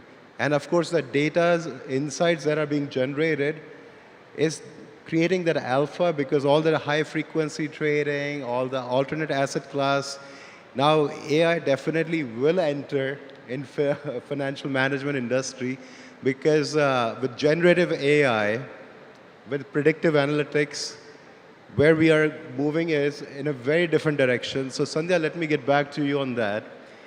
Now, Meta, of course, is known for taking big bets. Meta is known for taking big and bold bets on new technologies, be it metaverse, and now with Llama 2 in the AI field that you're working. And recently, Meta signed a partnership with the India AI mission at the ministry. So tell me, in your view, where do you see AI heading, and what is the role it is going to play in the future for both the startups as well as the large industries? Thanks, Jeet. And you mentioned about the MOU that we recently signed with India AI. That's one of the things that we think will supercharge the developer ecosystem as well. So we're looking forward to working on that with you and your teams. So talking about Meta in India and what we're thinking about in terms of AI, I talked about the big opportunity for digital transformation and the technological advancement that's happening in India and that will exist, right? And what we think will be an important part of powering that will be AI and metaverse. Those are also big bets that we've made as a company. So for a long time now, for a very long time before Gen AI became a buzzword, we've used AI to power our platforms, to help us moderate content on our platforms, to recommend things to people. So AI has been quite central in how we've approached our work at Meta. So I think what we've done over a period of time, though, is that the minister talked this morning about open sourcing technology. I think what we've also done over a period of time is we've opened up almost 1,000 models and data sets to researchers over a period of time, because we believe that open innovation, open sourcing a lot of what we know can actually help turbocharge and supercharge, innovation in the AI space. With that in mind, we've also launched Llama 2 now, both. We first opened it up, and then we also now have a limited use commercial model. We partnered with Microsoft on that. What we've seen so far is in India, there's a ton of interest in actually working with us on Llama 2. There's loads of academic institutions that we would like to partner with. There is a partner, work that we're doing with IIT Madras at this point, where they're looking at text-to-speech, and they're using our no language left behind model to actually make that happen. There's another fintech called UB that is looking at recommendations in multiple languages using our open source large language model as well. So there are many examples, but I think what I am buoyed by is in partnership with India AI. I think we can actually do more of these, and India has will have the largest developer base next year, and we should be in prime position to get the benefits of AI, and we want to be able to help be a partner in that journey for India. So that's how we think about AI and our play here in India. No, absolutely. And just as a follow-up on that, and because mainly it's a startup crowd here, and Meta has been actively engaging with ministry in supporting startups as well. So what is your engagement with startups overall, and how do you see Meta contributing to their growth? Okay. Engagement with startups is, thanks to the work that we've done with you, has been pretty strong. So on XROS, we have, an incubator that we've done with Meti. The way I think about how we engage with startups is there are a lot of us in the room today, many of us representing companies. I think each one of us can play a role in helping partner with, other firms that share the same philosophy, or with public-private partnerships where we can support the developer ecosystem and the startup ecosystem. So there's a variety of ways in which we support startups. First, I talked about what we do in terms of credit enablement, because we felt like that was something that we could play a role in, and we've done partnerships there. The second is we invest a lot in skilling. So be it, very small businesses, or be it work that we do with VCs, which are, interventions that we do with startups. Because many times, if you are a consumer-facing startup, you need platforms to help you scale, and that's expensive to learn and time-consuming. So that's an area where we take our responsibility. we engage and, we do a fair amount of skilling in that space. The third thing, and, is the work that we've done with the XROS fund with METI, where we've had 40 startups that were incubated. And what was really awesome was that none of these came only from the metros. We saw almost 20% come from women-owned, women-founded startups, and I think it was another 30% or something that came from tier 2 and tier 3 cities. And this is something I've realized 17 years after coming back now. I'm coming back to India. The story of India now is not, the 4 metros. It is all of Bharat, and, how can we play a consequential role in helping unlock that in startups, not just from Delhi or Gurgaon or, Bangalore. We are in Bangalore, startup capital, I get it. But, how can we enable an environment where everyone feels empowered to launch their startups is something that we think about. If we have the time later, I would love to talk about business messaging, because I do think that's one way in which we're seeing small startups start their first presence, but I'll let the other panelists speak as well. Just as a last point on that, Meta and MSH, Mighty Startup Hub, launched this program to support XR-based startups in India. Meta gave significant amount of funding and supported more than 40, 50 startups from all parts of India. And whenever you guys have time, do visit the stall. It's the Meta MSH XR stall, pavilion in the exhibition area, where you will see some amazing startups with amazing technologies that Meta has been mentoring over the last 5-6 months now. So whenever you get a chance, do visit their pavilion. Now, Harvey, same question to you. Where do you see AI? Because that's the talk of the town. And how are you looking at ensuring that positive aspects of AI give the value, but we are not, the privacy, the trust issues, the legal aspect, how do you address those while looking at AI in your business? Sure. So let me first talk about how does AI, at least what we perceive, how it will start benefiting the consumers in the next, say, 6 to 12 months. I'll touch upon 2 aspects, and then we can delve deeper into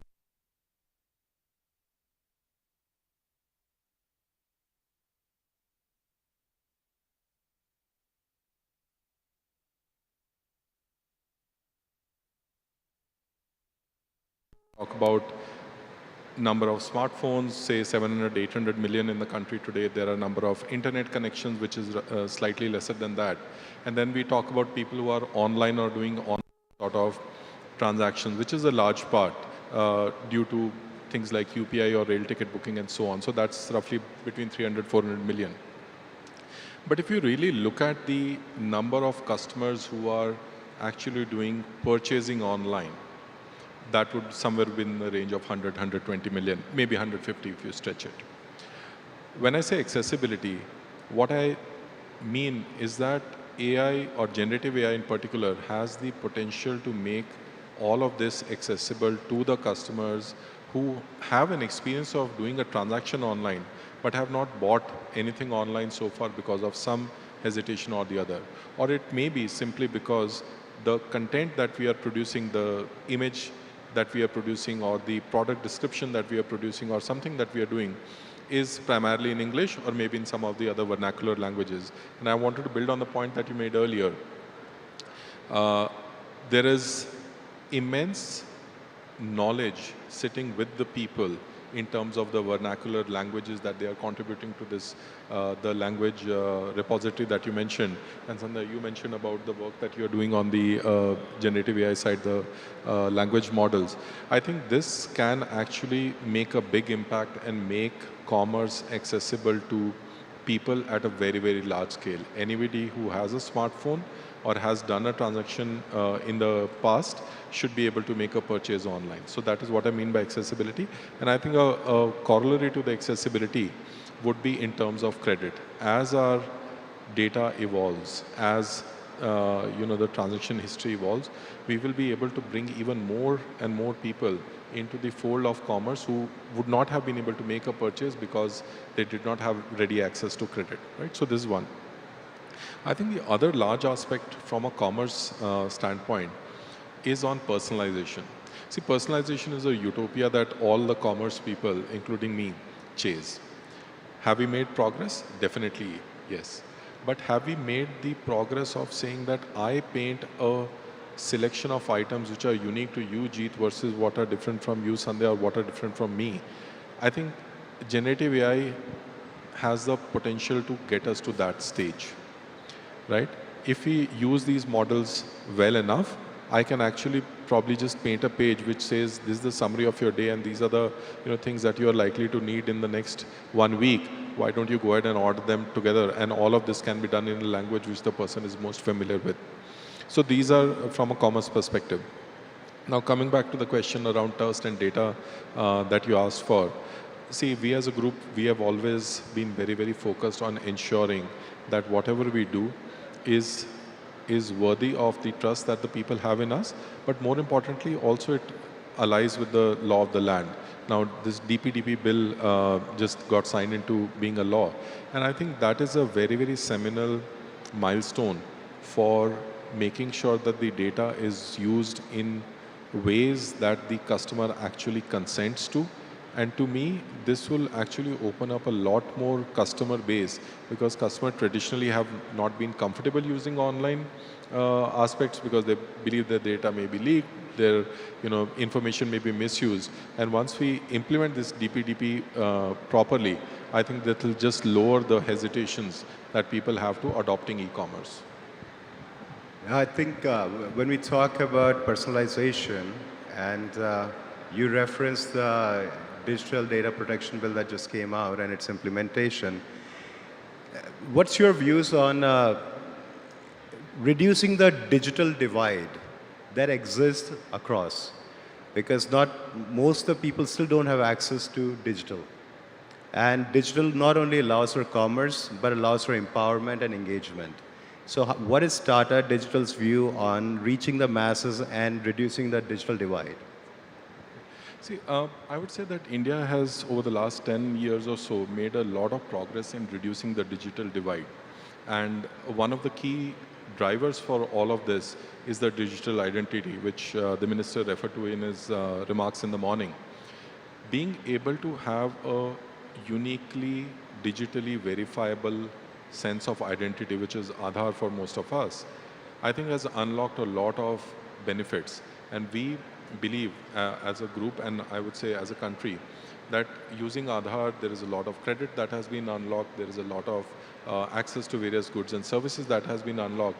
And we want to leverage this in a large way and make sure that a lot more people have access to credit and have, in turn, access to commerce, as well as be able to provide a more holistic set of financial services to people who are not as well served today, right? So buying things is one thing, but being able to make sure that your family is safe and secure, being able to provide for your family, being able to have that peace of mind is something that we are working towards, and you'll see a lot more coming out from us in the months to come.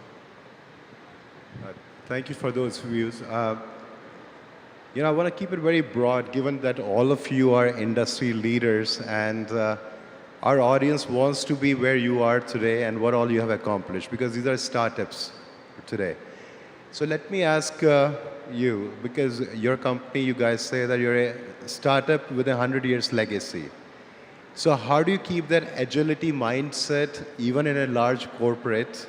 And how do you keep innovating within a constrained environment? And what can these startups learn from in terms of not getting too blinded by their own focus?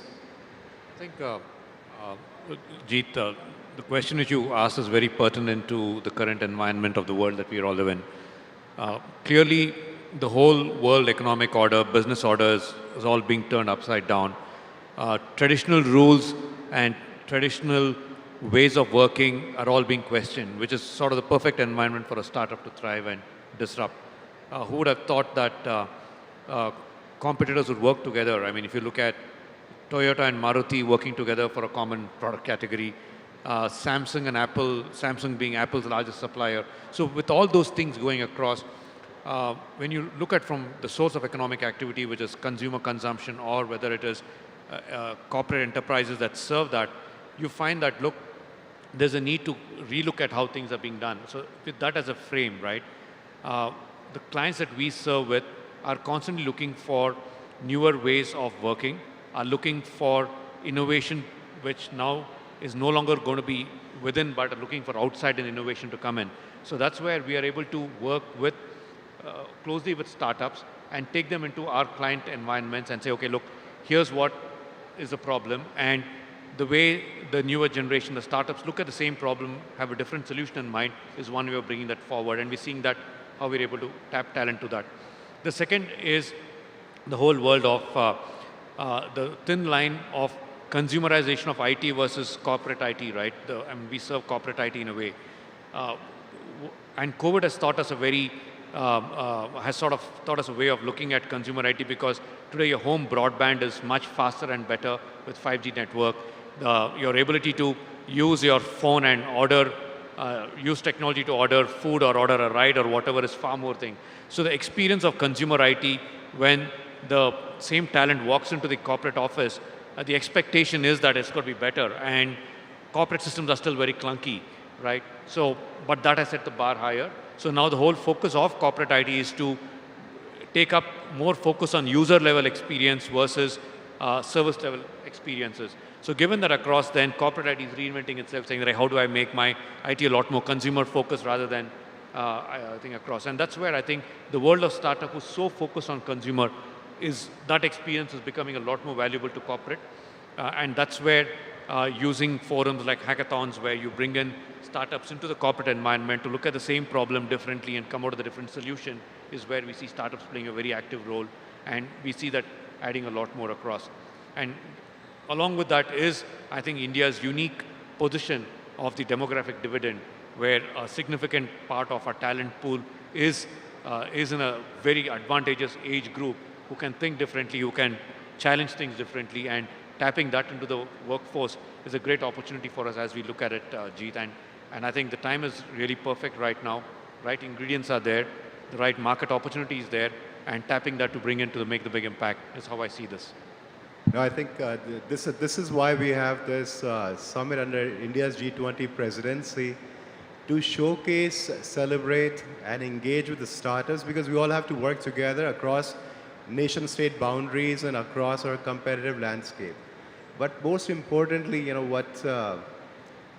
what drives us is at the government level, is what our Honorable Prime Minister, when he set up Digital India, he said the founding principles are that digital technologies should be accessible, affordable, and available to everyone for ease of living and ease of doing business.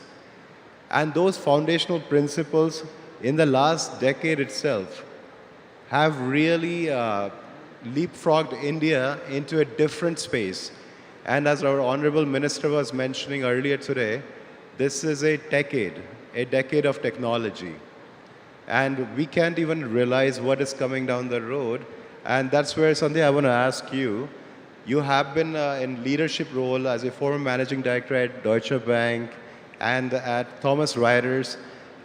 You have a wealth of knowledge and information and understanding.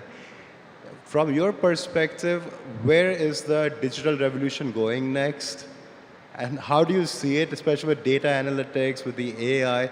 And where can these startups find more opportunities?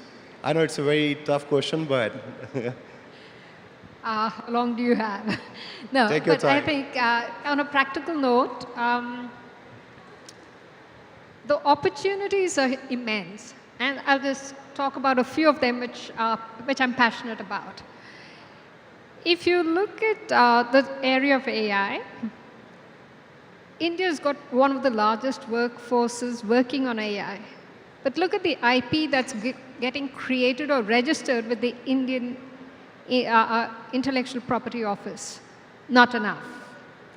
We have one of the largest fintech industries. What are the number of IPs getting created or registered? Actually, we have IPs getting created, but they're not registered because people feel it'll expose them more. So it's an interesting dilemma. I sit on both sides. I like the open source because that's helped us grow quite a lot. but yet there is a place for IP. So in that context, any space where we can create IP, including the GI tagging of what we have as indigenous knowledge, and then unlocking the commercial opportunity using the ONDC platform and the various other instruments for embedded finance will take us really far. So I think don't underestimate the unlocking of rural India's commercial opportunity that will come through not just ONDC, but also through the IP side of it. The third one is in the sustainability and ESG space. There is a small university in Bangalore which is looking at something called interspecies money. Now, what does that mean? Each species has a certain footprint, and if you have to conserve it, you have to spend a certain amount. Where will you get the money from? And it's huge amounts when you think about incrementally looking at it. So if you're looking at something like, and this is an idea that came from a gentleman called Jonathan Lagrand, and you're looking at a climate stack. We have engaged with the government. We are looking at, can you create, if you were to look at conserving just the elephant, what does it take in specific actionable elements and the money associated with it? Therefore, it also creates economy associated with that. So I've just given 3 ideas on what is possible. They are not the traditional digital spaces, but they're all spaces which the government has actually opened up for us. The biodiversity element goes into that interspecies money. You spoke about language. I mean, every day we lose a language, and the number of startups involved in that is huge. So I think potential is whatever you have an idea around, there is an opportunity to link into the infrastructure that's available, whether it's in a Meta or a Tata or the government infrastructure. I think I love this time. So much opportunity. No, absolutely. India has a lot of challenges. That's why there's a lot of opportunities. From health tech to agri-tech to defense tech, infra tech, fintech, prop tech, you name it. Because where there's inefficiency, there's an opportunity to create something new. So let me ask you, Vipul, within the prop tech space, or let's say capital as well in real estate market, a couple of things that we have seen. One is, of course, blockchain coming big in terms of the land record digitization and maintaining integrity of the property ownership rights. Second is fractional ownership of assets. Now, do you guys look at innovation as where is the next opportunity that's going to come in, where startups or fintech or the banks or the private equity players, how are they looking at it? Okay, from a opportunity perspective, I'll come to blockchain and fraction ownership and something later, but I think the biggest opportunity is in disintermediation.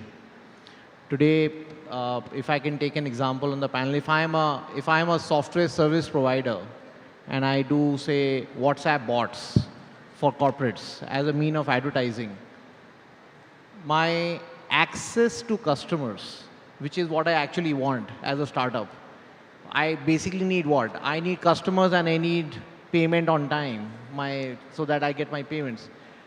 The price of delivery of, first of all, the customer acquisition cost, the CAC as we call it, is so ridiculously high that a lot of startups trip on that. What is required is, and secondly, the cost at which it provides to a grade A customer, and by the time it goes to, say, the number 20,000, the difference can be as much as 50%, which is basically the chain eating up the margin which should have ideally gone to the manufacturer or the service provider in this case. So I think the biggest opportunity from anybody in the PropTech space is disintermediation, because as I mentioned, the supply chain, both on product and service, is absolutely broken. That's one. Having said that, a lot of capital has got not in blockchain or for that matter fraction, but has come in the sales, which is basically the B2C component of real estate, which is how I discover as an individual my entire process of maybe buying a house, discovering a house, doing the entire thing attached to that. Almost $5 billion have got attracted in that. To give you perspective, though it's probably not the best example, but in China, the thing is almost 50x in terms of the amount of capital that is going into only into that industry. There is a lot which needs to be done. It needs to be much more user-friendly. It needs to be something which gives me definitive value as a customer. And that is why new solutions are coming, something which gives me a single entire ecosystem on one place. So that's an opportunity number 2. On blockchain, I think the bigger part of blockchain is in the fintech part, less on the prop tech. On the prop tech, it would be more on the title part. But I don't know if you're aware, but the government currently has done phenomenal amount of work in digitizing title of land. Today, in about 80% of the states, I think I have the number right, 80% of the states in India, the land title records are digitized, which means that I can actually have a digital printout of the entire chain, which is what essentially what a blockchain does. So there is obviously a lot of application of blockchain. I don't know to what extent a new startup can actually give services which in that space, but it is definitely, the technology is being applied. Fractional ownership, very big.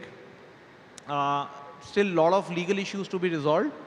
There are a lot of issues related to title. There may be title in terms of if you have 100 people owning a piece of land or a particular house, how will you actually have in case of there's any dispute and so on and so forth. But it is already, there are, I think, about 30 odd startups which are doing this for commercial real estate, because everybody loves the concept of yield. So can I buy 1 square foot or can I buy 100 square feet and have some yield attached to it? So that is happening.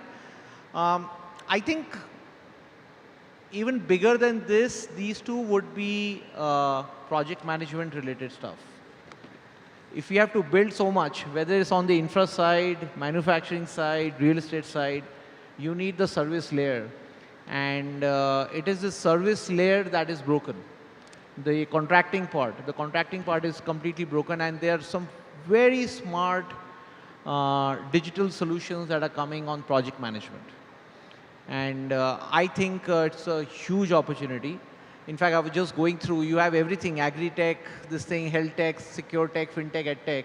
Maybe you should have something called construction tech there.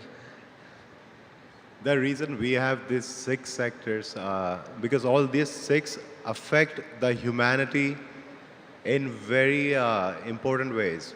Food security in agri-tech, access to health for the most marginalized, most geographically disconnected people through telemedicine, talk about secure digital infra, which is our cybersecurity.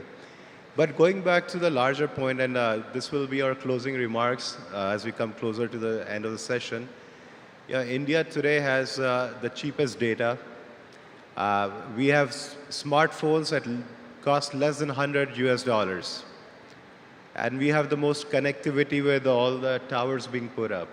And we have 140 billion people, right? Or sorry, 140 crore people here. Now we are talking about 70% of the population being 35 years or young in age. Now that's the mix that we are working with, and today we are only a $3.5 trillion economy, whereas US is 22 trillion, China is 19 trillion, but we are climbing fast. Now, what does Meta see in India for growth, and what's your future plans here, and how does it dovetail with the emerging tech and metaverse? Where metaverse is another topic that we want to touch base on, because a lot of people are shifting to that as well now. Thanks, Jeet. For us, for us at Meta, India is really, really a special country. It's one of our largest markets globally, largest in terms of users that we see. So a lot of times we build for India and then we scale to the world. So it's exciting to be back here and see that in action. Since the start of the year, I took over on Jan 1st. We've had almost like 7 or 8 product teams come and spend weeks on end trying to understand the Indian market. And you talked about this, Jeet. The shift is very real, right? You're seeing a very young, dynamic population. You're seeing, big leaps in terms of technology access. What UPI has done for the country has just been phenomenal. So I think all of those are amazing tailwinds, and it gives us like a really fertile ground to innovate and build for the world. So let me give you some examples. We're talking about youth. One of the things I realized when I came here was the first thing I had to do was make a reel, because that's what many, many Indians do. So I think, jokes apart, one of the things that we did was we launched the Reels tab first in India and then took it globally. So we learned from India, launched it here, and then, innovated and took this product to the rest of the world. Similarly, some of the things that we're doing on business messaging, and I'll come to the metaverse in a minute because I feel we have the same opportunity there. But on business messaging as well, if you see what we did with JioMart last year, which was for many people in India, their first port of access is a messaging app like WhatsApp. So you're coming onto the internet for the first time. You're not downloading a sophisticated Netflix app or, Prime Video and watching movies immediately. You will over a period of time, but many of them use it to stay in touch and communicate, and that's where WhatsApp comes in. So we thought we had, a great opportunity to figure out how we can enable businesses and startups of all sizes to build on WhatsApp. So we trialed that with JioMart, and since then, we've seen so many examples of people coming and innovating on our platform. You can buy Bangalore metro tickets where you're in Bangalore using a WhatsApp experience. You can order your Uber. If you're HDFC, we partnered with farmers can actually buy insurance in villages using WhatsApp, which is pretty amazing. So it's not us, it's all the companies and the startups that are innovating on the platform. So we're taking some of these use cases and actually scaling them across the world because it enables digital inclusion globally and not just for India. So Meta views India as a really fertile testing ground for a lot of the things that we want to build at scale globally. We test here, and it's a very special market for us. Coming to Metaverse, I think the opportunity really is, if we have the world's largest base of developers, can we use this, amazing intellectual capital to build content for the metaverse? Some of the examples you'll see in the booths, if you have the time, is, people actually building for healthcare use cases, training that's happening on how to actually, work in a plant using virtual reality headsets. And this is again where we think of India, where we can actually work with the work we've done with you, Jeet, on the Meti XR Startup Fund, but also some of the other work that we're doing in developing quality content. I think the one thing we need to do is make sure we continue to provide the support so we build really world-class, cutting-edge content, because virtual reality, XR, I know it seems very far away, but it's a bet that we're making. We know it will be very far away. It's probably a decade away, but we think this is going to be the next embodiment of the internet, and we're pretty all in on that. So you'll hear more. No, I think there definitely is a big opportunity in metaverse or in the virtual world now, because IoT changed the relationship between man and machine on a factory floor. It's completely automation. Now with AI, we are outsourcing all our cognitive function from basically not remembering phone numbers to even the direction to your own home. You just put a Google map now, right? Or any other map for that matter. And virtual reality is an equally important part because people are spending more time now virtually, connected to their devices. And Metaverse, I think, provides an opportunity where a lot of these experiences can be done on a cloud space itself. So I think there's a lot of opportunity there. But Harvey, as closing remarks from you, back in the day, Mark Zuckerberg started Facebook as an app in a college dorm, right? That's where it started from, an app. Now it has become Meta, right? Tell me about new app, your flagship product, and how can startups benefit from it, and what do you see the future of that? Right. So, it's my firm belief that when you are starting up, right, anything new, whether it's in a large corporate setting or even as two people in a garage, it's probably a fallacy to think that you can build everything yourself. I am a strong believer in the power of partnerships. In fact, while we were building out Tata Neu and the underlying platforms, there are a number of platforms where we went and found the best of the breed partners, and we partnered with them, and those partners are underlying large core parts of our functionality even today. So if there are startups here on AI side and you have a good solution either on generative side or whichever side, you have my name up there somewhere. Please feel free to reach out directly. We are very eager to see what is the innovation which is happening out in the market, solving real use cases, and we would be very happy to engage in a dialogue and partner. So that's, I would say, the easiest way for the ecosystem to reach out to us and partner. Thank you so much.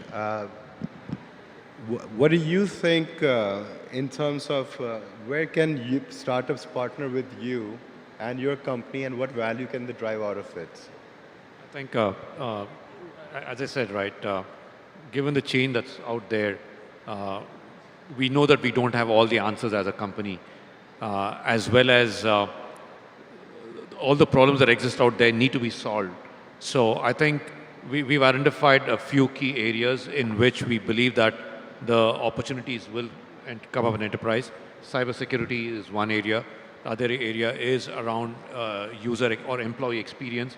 The third area is around digital transformation, migration services across, and fourth one is around app modernization. These are technology areas. So any areas related to this where startups have better ways of doing it or newer ways of working across, we are more than keen to partner with them. We also work with a lot of large enterprises across the globe. They could be in manufacturing, automotive, telecom, banking. So any things that help them in their business processes or helps them in making their business better and faster, I think those are opportunities for us to work with them and take them through. So almost, it's an open field, very specific areas, and anyone who's got capabilities in those areas to make things better, open to partnerships in those. No, I think that's a really incredible opportunity where corporates can engage with startups on a business matters, because embedding a startup solution in a larger project to enhance value for the end user, I think that's a win-win for everyone at that point. Now, Sandhya, to you, you are very actively involved with TIE as well, and you're mentoring as well. So what advice do you have for international startups and other participants who are here on opportunities, on collaboration, or general advice that you have for them to succeed? I focus on the fintech, but I'm also very passionate about most of the other areas. So I'm greedy in that sense. So if people are looking for partnerships, there are amazing startups. They can reach out to any one of our forums, doesn't really matter who. We will know at least 10 who are wonderful. Example, yesterday I met a startup called Saral X, created by two young men from IIT Delhi and IIT Jodhpur for people with visual disability. There are 36 million of them, but if you take that, you know what they're working on. How do you kind of translate, or how can they kind of understand the formulas? Because typically the assistive readers don't know how to read the formulas. And if they're in the technology space or the science spaces, so they're excluded from higher ed because of these kind of things. The same thing is true of people with hearing disability. So there are a number of them. The other one, which I think if they want to partner with us anywhere around the globe, there is funding, obviously, but there's also specific problems that we can work on. And there are, we are doing that. TIE is, for those of you who don't know, next year, if you come back, we will be holding the TIE Global Summit. And we hope to have a fair number of people across the globe and maybe help fund many more startups in every one of those sectors. Absolutely, absolutely. And TIE is a global organization with a strong representation, particularly in Europe and Americas, and definitely down here in Asia. Now, we are not to keep too many people from lunch, so Vipul, any general advice for people who want to make money in private equity and innovation? I would recommend anybody, if they're looking at India, they should look at it from supplying these products and services.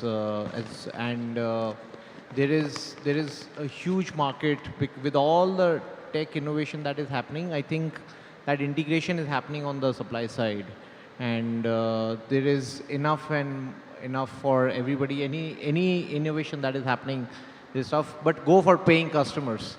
The days of just having data and non-paying customers and market grab is over. I think it is very important to have paying customers, and there are plenty of them. Absolutely. Thank you so much to all the panelists for being here today and sharing your insights. And now we'll break I'll let her take over. Thank you. Thank you, Mr. Jeet Vijay. Really many insights provided by a single panel, and therefore I would now like to request all our guests to help release the launch of the Secure Digital Infrastructure White Paper. Ladies and gentlemen, this is something that all our panelists as well as the moderator can help launch.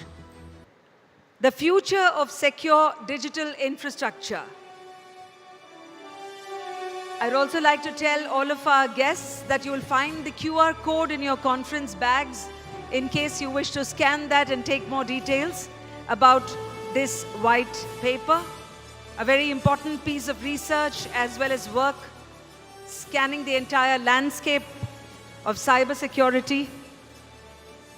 With a round of applause for all our panelists and the moderator. Thank you so much. I may now request Dr. Nalin Srivastava, scientist mighty, to please be ready to step on stage while I request Mr. Jeet Vijay to give tokens of gratitude to all our panelists. First to Ms. Sandhya Devanathan, Vice President of Meta India.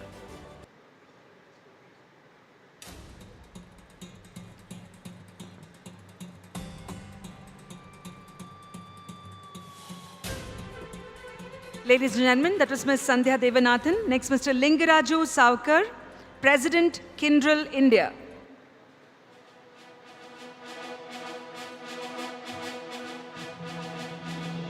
Next to Mr. Harveer Singh, SVP, Tata Digital.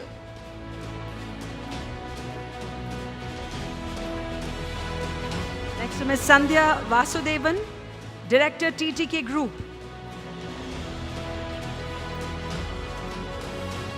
Is Dr. Nalin Srivastava here? Next to Mr. Vipul Rungta, MD and CEO of HDFC Capital.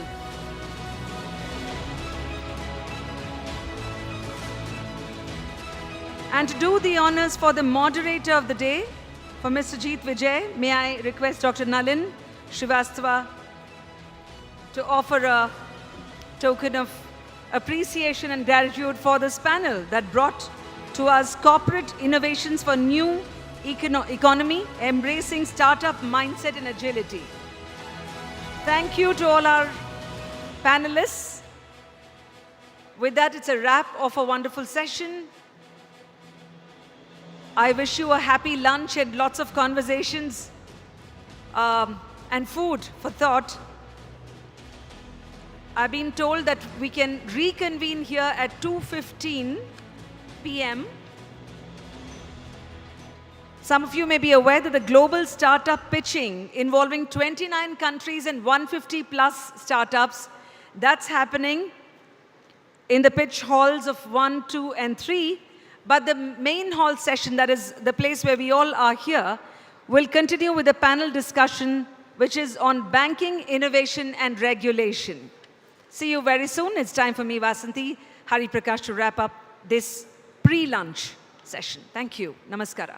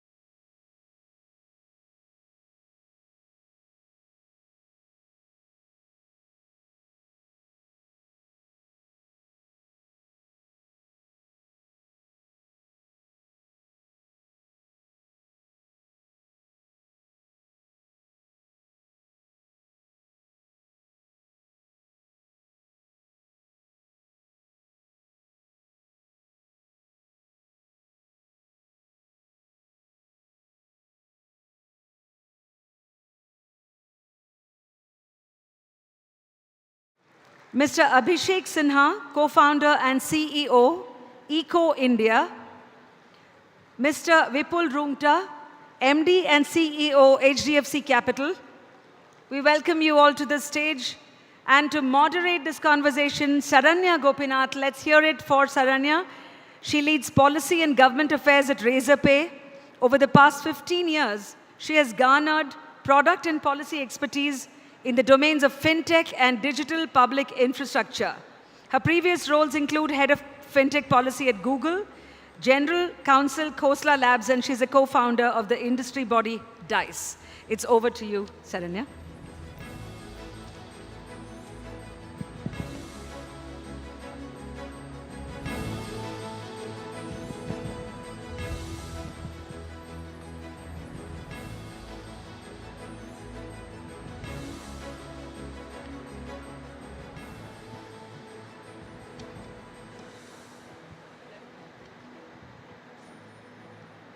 Hello. Hello, good afternoon, everyone. Pleasure to meet you all at today's event.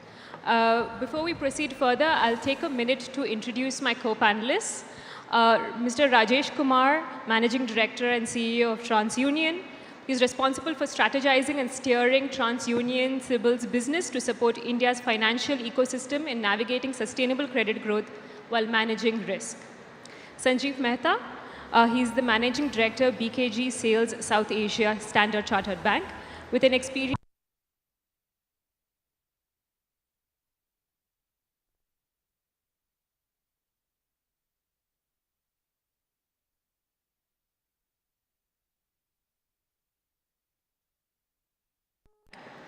and we have with us Shashwat Nakrani. He's the founder and CEO of BharatPay. He's the youngest person to make it to the prestigious IIFL Wealth Hurun India list. In fact, he's among 13 self-made billionaires born in the 1990s who joined the 1,000+ crore club this year. Mr. Abhishek Sinha, he will be joining us shortly. He's a co-founder and CEO of Eco India. He started his first venture and exited it in 2007, pursuant to which he started Eco to pursue his vision to promote mobile phones as financial identity for people at the bottom of the pyramid. And of course, last but not least, Mr. Vipul Rungta. He's the MD and CEO of HDFC Capital.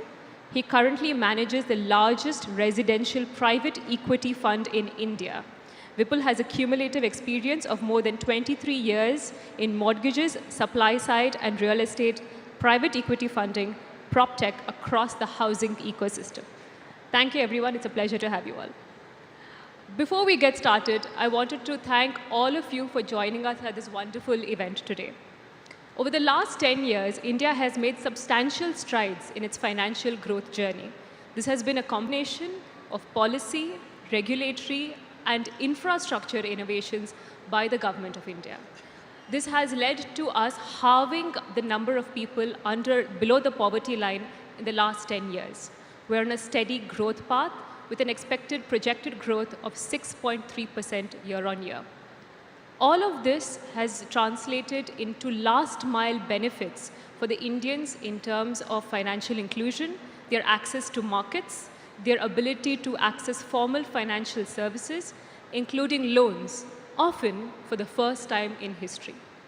This is a subject matter that we want to discuss at today's panel, and we will avail of the varied experts we have with us to share their insights on India's growth journey over the years. With that, we'll kickstart our conversation.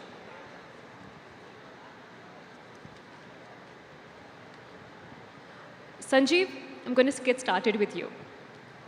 In leading Standard Chartered Bank, and especially given your vantage point of looking at South Asia, how do you see India's journey in the region in the past decade and the opportunities that India has vis-a-vis its neighbors over the next 5 to 10 years? Sure. Hi. Hi, Saranya. Hi, everyone. A question which really is very close to my heart is exactly why India? And why should we be invested in India? And a banker like me, from my career standpoint, have not looked at opportunities outside of India, is believing in India and the growth story of India. So going back a decade, if you actually talk about businesses being built in the year 2015 or maybe later, were all which were actually, I would say, physical. They were unstructured in terms of being able to have the reach. They were into manufacturing led, heavy industries and things like that, right? Post that, which what I call is after 2015, a digital revolution which started to happen, is that the connectivity between India and South Asian markets became very, very relevant. And the markets which were actually way behind us as India, they came in leapfrog, and they actually came in much faster ahead, just thanks to digital and the revolution of India as digital. So what these markets learned is India's growth backed by digital, and then is products that India started to deliver in South Asia. So I know of at least 2 companies here on this panel which are actually supplying goods to South Asian markets. Global companies, their regional headquarters are based out of India. The goods that gets exported out of India. South Asian markets are all being supplied out of India. So the Make in India story is in any case a great story. But something that India has given to South Asian markets is, in my view, digital. And that platform, which is now allowing them to leapfrog and come to an era and jump out from, which is what I call as physical, into a digital era. So that's all India having shown the world. No, thank you for that, and I completely agree with that. I think 2 experiences, to my mind, have happened in the past couple of years. Actually, we have Abhishek with us. Hello, Abhishek. Pleasure to have you here. Abhishek and I actually go a little while back, so I'll get you in just a minute. Pleasure to have you. But to your point, I think definitely it's been the digital story. What started off as a phygital story is definitely getting more online. And I think the transition point has happened between, to your point, retail digital experiences and then upscaling them to the next level. And I think we'll start with the next step of the pyramid, which is payments. And I think maybe Bharat Pay will have some perspective on how you have seen the digital payments journey play out. What has been the highlights for the payments journey in your experience in the past 5 to 10 years? And what do you see as the next opportunities? Yeah, so hi everyone. We all seen digital payments. India has skipped a leg, which is the credit card leg, right? We have not seen credit cards being penetrated to the entire country, and we kind of leapfrogged that step and went to directly mobile payments. UPI in that sense has been revolutionary technology. I don't think any country in the world is operating as fast and as instant as UPI. We've been talked about in most of the countries, most of the Congress, and they're trying to figure out how to catch up with that. So I think that sense, we are kind of leading the charge when it comes to digital payments. As of now, we can safely say that for our country, UPI payment has become, and especially the QR scan and pay payment has become the by default mode of payment across the country. You can see it from as small as a chai wala to as big as an airlines company using the UPI volumes going up. From our perspective, and we've been having interactions with NPCI and RBI and all the regulators, the future that everyone is seeing is converting this debit transaction from a bank-to-bank transfer into a credit transaction, same at the UPI POS itself. And that's where the RuPay credit card being accepted at all the QR codes by default come into picture. See, the beauty of that is the entire hardware piece, where you need a hardware to accept a card payment, completely goes out of picture, and millions of QR code becomes a by default terminal to accept credit across the country. And that is something I think everyone is really looking forward to and would be a game changer for our country. No, absolutely. Thank you for that. And 100% agree with your perspective. And some of the global firsts we've had in terms of retail digital payments. But I think we wouldn't be able to get a complete picture of digital payments without talking to Abhishek. I think ECO has led the charge in last mile delivery of financial services as well as transactions over the past 10 years. And of course, today you're providing a full suite of financial services to enable last mile delivery. So you have seen it from business correspondent through Aadhaar enabled payments to UPI and now further. Through your journey, I think what would you see as major highlights and what as possible challenges or expectations that we can have going forward? I think he highlighted some things on credit, which we'll get to, but in terms of payment and enabling the financial inclusion reach, what to your mind have been some of our wins? Saranya, thanks a lot for asking me this question, and my apologies for being late here. In the last almost 16 years of ECO, we actually started the journey with just distribution of financial services. But over the years, there's been a lot of understanding of the customer base we serve. And it was at least a discovery for us. It was a revelation for us. Because you tend to kind of assume that everybody's financial lives are similar to our own, only to realize that 90% of the economically active individuals in India don't earn salaries. And when they don't earn salaries, which means that they earn, instead of earning once a month, they are earning multiple times in a month. Instead of earning on a stipulated date, the date varies. Sometimes, most of the times, it's unpredictable, especially for people who are beginning in their journey of being a solo entrepreneur or a micro entrepreneur or a self-earning kind of a individual. And that's what brings out the gaps in a fairly widened manner, in the sense that if you see our utility bills, phone bills, OTT subscriptions, everything is once a month. It is so organized for people who earn once a month. And now let's try and put ourselves in the shoes of a person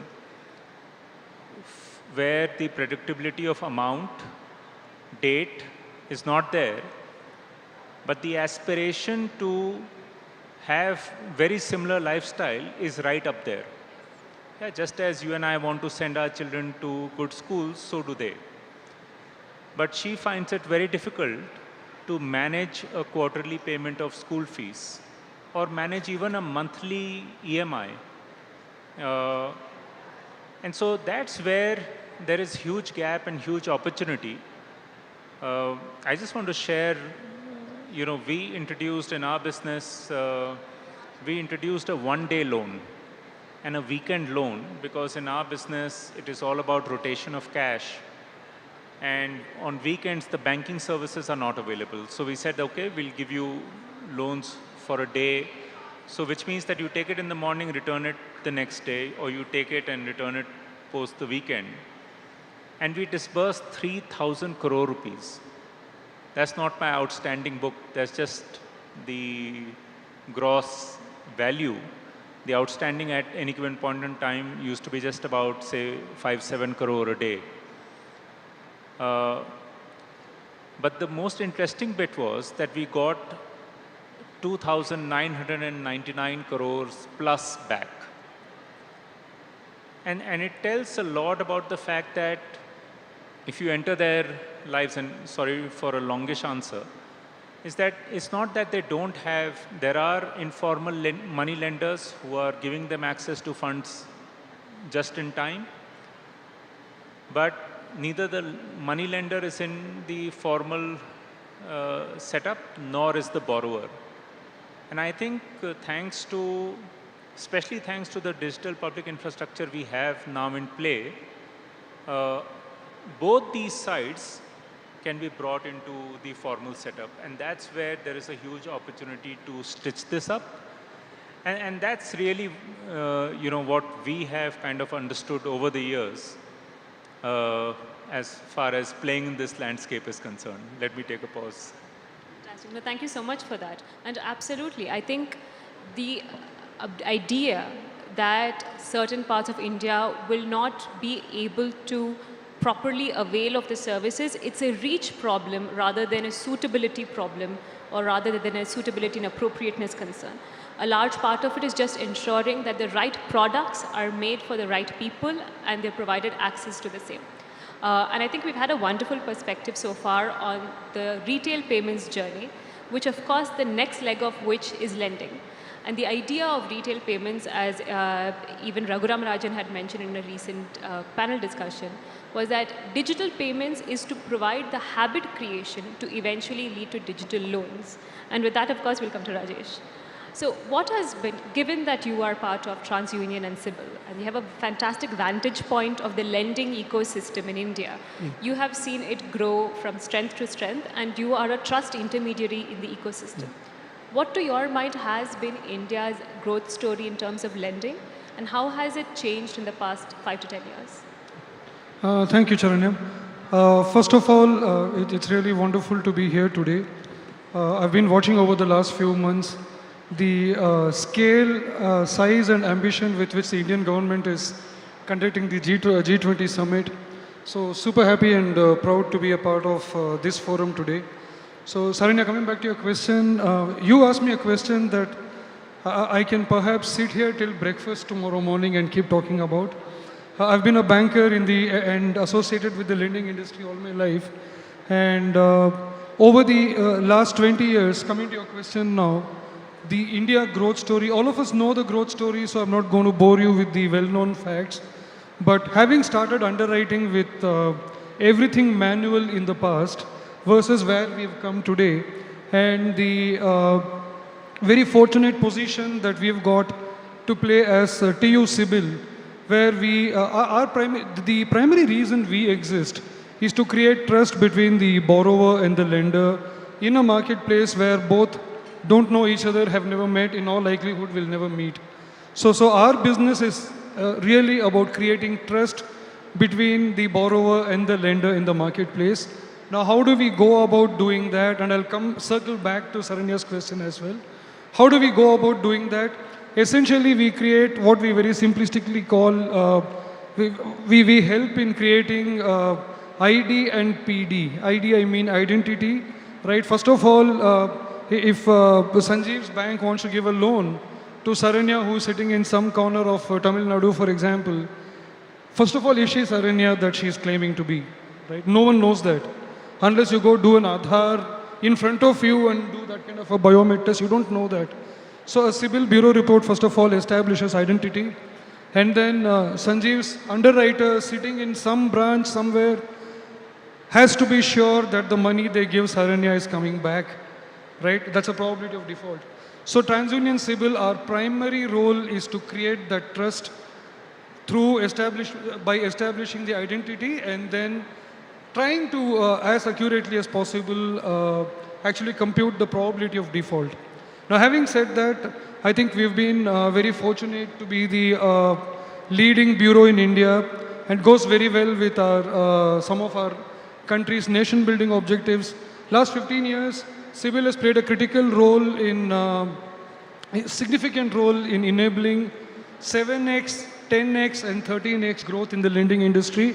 And these are all numbers that I'm talking of: first-time borrowers, young women borrowers, borrowers from semi-urban and rural parts of the country. We've had 7, 10, and 13x growth. So partly it's because of the entire ecosystem. Now I'll come to your second question.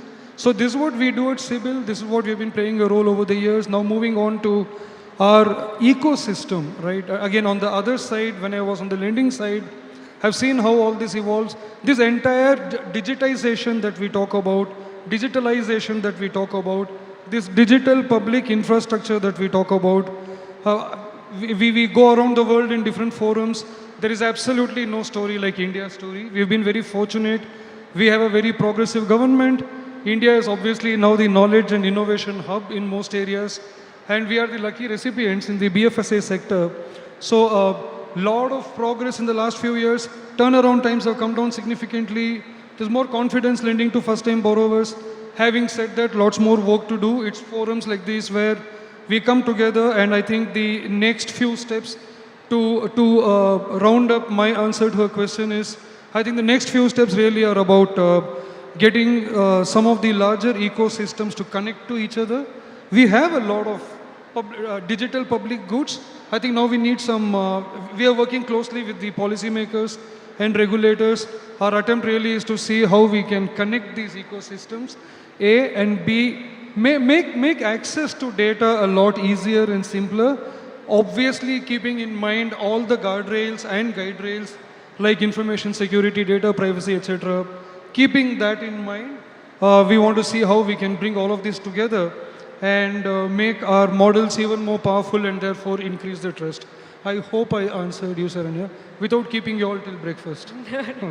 No, thank you so much for that, and absolutely agree with you. I think a couple of key points is one, the level of growth that we've seen, 5x, 10x, 13x over the past couple of years. But then in addition, I think what we're getting is the network infrastructure that we have in terms of intermediaries and entities, starting with banks, having last mile financial service providers, having payments enablers, having credit enablers. All of this is towards availing of the policy, regulatory infrastructure that the country has come together for last mile service. But of course, the connective tissue in all of this to enable our startup ecosystem and our markets to play comes from the capital world, and ensuring that we have adequate access to capital, and there is an ecosystem which not only encourages acceptance of it, but responsible deployment in the hands of individual retail investors as well as institutional investors. And I think you will be best placed to tell us about how not only is the India startup ecosystem one of the most vibrant in the world, but I would argue that India's fintech ecosystem even more so. So if you could give a perspective on how you're seeing institutional investments in India, how they've progressed in the last 5 to 10 years, specifically in the startup story and how that's impacted, and also your perspective on how retail investments have grown 5 to 10 years as well.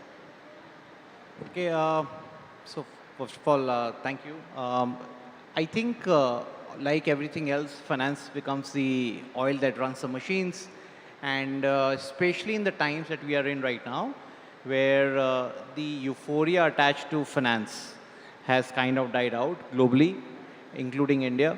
So maybe 2 years back, a conference like this and talk about startups, you would have at least say 40 unicorns, and you would have another 400 what they call soonicorns, which would be saying I'm soon becoming a unicorn. Those things have kind of died out. Primarily, it is about the fact that it is no longer about a market grab. It is about having, it is no longer about taking a business model which has worked in some other geography and putting it in your geography. It is about actual innovation. It's about being able to solve a problem. But most importantly, it is about being able to solve a problem and get a price for it. I think that has what has changed, and that in turn has changed the fintech landscape as to how money is to be funded to the startup ecosystem. Today, I don't think the situation is that you have money available on the house irrespective of what plan you have. Having said that, like in any maturing of any market, I think it's a very positive thing what has happened, because the last thing you want is that the not so deserving and not sustainable businesses get the right kind of funding or irrational funding. The difference between the stable businesses and the not so stable is clearly coming out, and that is, it has its own pains, but I think I see it as phenomenal for the financing market. Talking about ourselves, and you talked about retail participation, you know, in the equity markets, mutual fund industry, if I can put it this way, mutual fund industry has become 5 times in the last 10 years. Today, mutual fund industry in India has about 65 lakh crores, which is about $800 billion. It was about $140, $150 billion 5 years back. In comparison, private equity business used to be only $2 billion 10 years back. Today it is about $100 billion in India. That obviously includes institutional equity, it includes venture capital, it includes mid-growth capital, so on and so forth. So obviously it has worked in leaps and bounds, and the entire concept of alternate assets has come into picture. I think a whole new class of local domestic capital that has also emerged. So India today has about 5,000 family offices, and it has about 500 large family offices, which are funds in themselves, which are not counted in this PVC ecosystem, where they are actually having professional managers running their businesses and running their setups. And that is again phenomenal maturing of the financing landscape. The other thing is, you talked about from the financing perspective is about how is it that I can actually raise that capital, and how easy it can raise, how much I can raise. I think that factor also comes about having a sound business plan. And as I mentioned earlier, should have something which makes money. No, completely agree. And I think it's a double-edged sword. It definitely requires more of our startups and our indigenous ecosystem to be responsible players. And it's a direct reflection of where we are as a country. It's a direct reflection of where our markets are, that we are looking for more mature markets. We don't mind a slightly larger ticket size with a little more assurance, with a little more conviction in terms of the business model, and with some horizon of profitability, maybe. But before we get into that, I think another perspective which will be very useful from you is, what are any emerging either markets or domains that you see from a private equity venture capital perspective that you're excited about in the next upcoming years? I will start with what I'm not excited about. Most important. Okay, so, they say data is the new oil. And in my opinion, unrefined data is absolute trash. There is nobody who does not have unrefined data. So I would probably say that anybody who is trying to build any fintech ecosystem or any non-fintech ecosystem saying that ultimately it'll go into a neobank, that is hinging on the fact that I can use the same data point and cross-sell to that individual multiple things. That is not going to happen so easily. And especially now that we've got a Digital Data Protection Act in place. Absolutely. So there is now a formal legal ecosystem that you have to maneuver. And also, just having data does not mean that I'll be able to cross-sell. The best part is that now the computing power exists. So what solutions I'm able to provide and how I can do the engagement ecosystem, that is good. So coming to what we can do, I think in the same context, anything which is creating customer engagement ecosystems for cross-sell, whether it is on the fintech ecosystem, we were just talking about metaverse off the podium, or anything that keeps, whether it's gamification, whether it is anything, whether it's simple thing like a WhatsApp bot, anything that keeps me engaged is what will be the bedrock of cross-sell. And we at HDFC Capital, where we are more focused on the housing ecosystem of it, we are very focused on and very excited about engagement and cross-sell opportunities. That's one.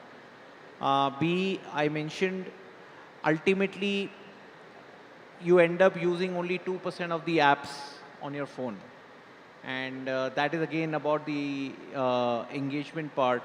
So ecosystems, full ecosystems attached to things, one-stop shop for everything is what will happen. So for example, a bank website today is not about bank. It's actually everything. I can do all my shopping there, I can do my ticket booking there, I can do my banking there, and so on and so forth. So anything which involves a full ecosystem being there, that is what matters. And these are two things which we feel is going to be a very, very big factor. No, completely agree. And I think we've created ecosystems, and I think India, especially with all the people on this panel, we can say that even over, let's say, big tech network effects, we have been able to create, whether you call them super apps, whether you call them ecosystems, we have at least made a dent in that ecosystem for sure. But I think the underlying message in what you're saying is having a good understanding of what the customer wants. It's not a spray and pray of cross-selling. It is ensuring that you have a keen perspective of what the customer needs are and where we can go from there. And I think on that point, I have a soft spot, as I think most of the country does, for the MSMEs of the nation. So I think Sanjeev and Shashwat, definitely would be great to get your perspectives on the MSMEs of the country, two very different market segments. But if you could share your thoughts on the MSME story and what you're excited for the MSMEs next.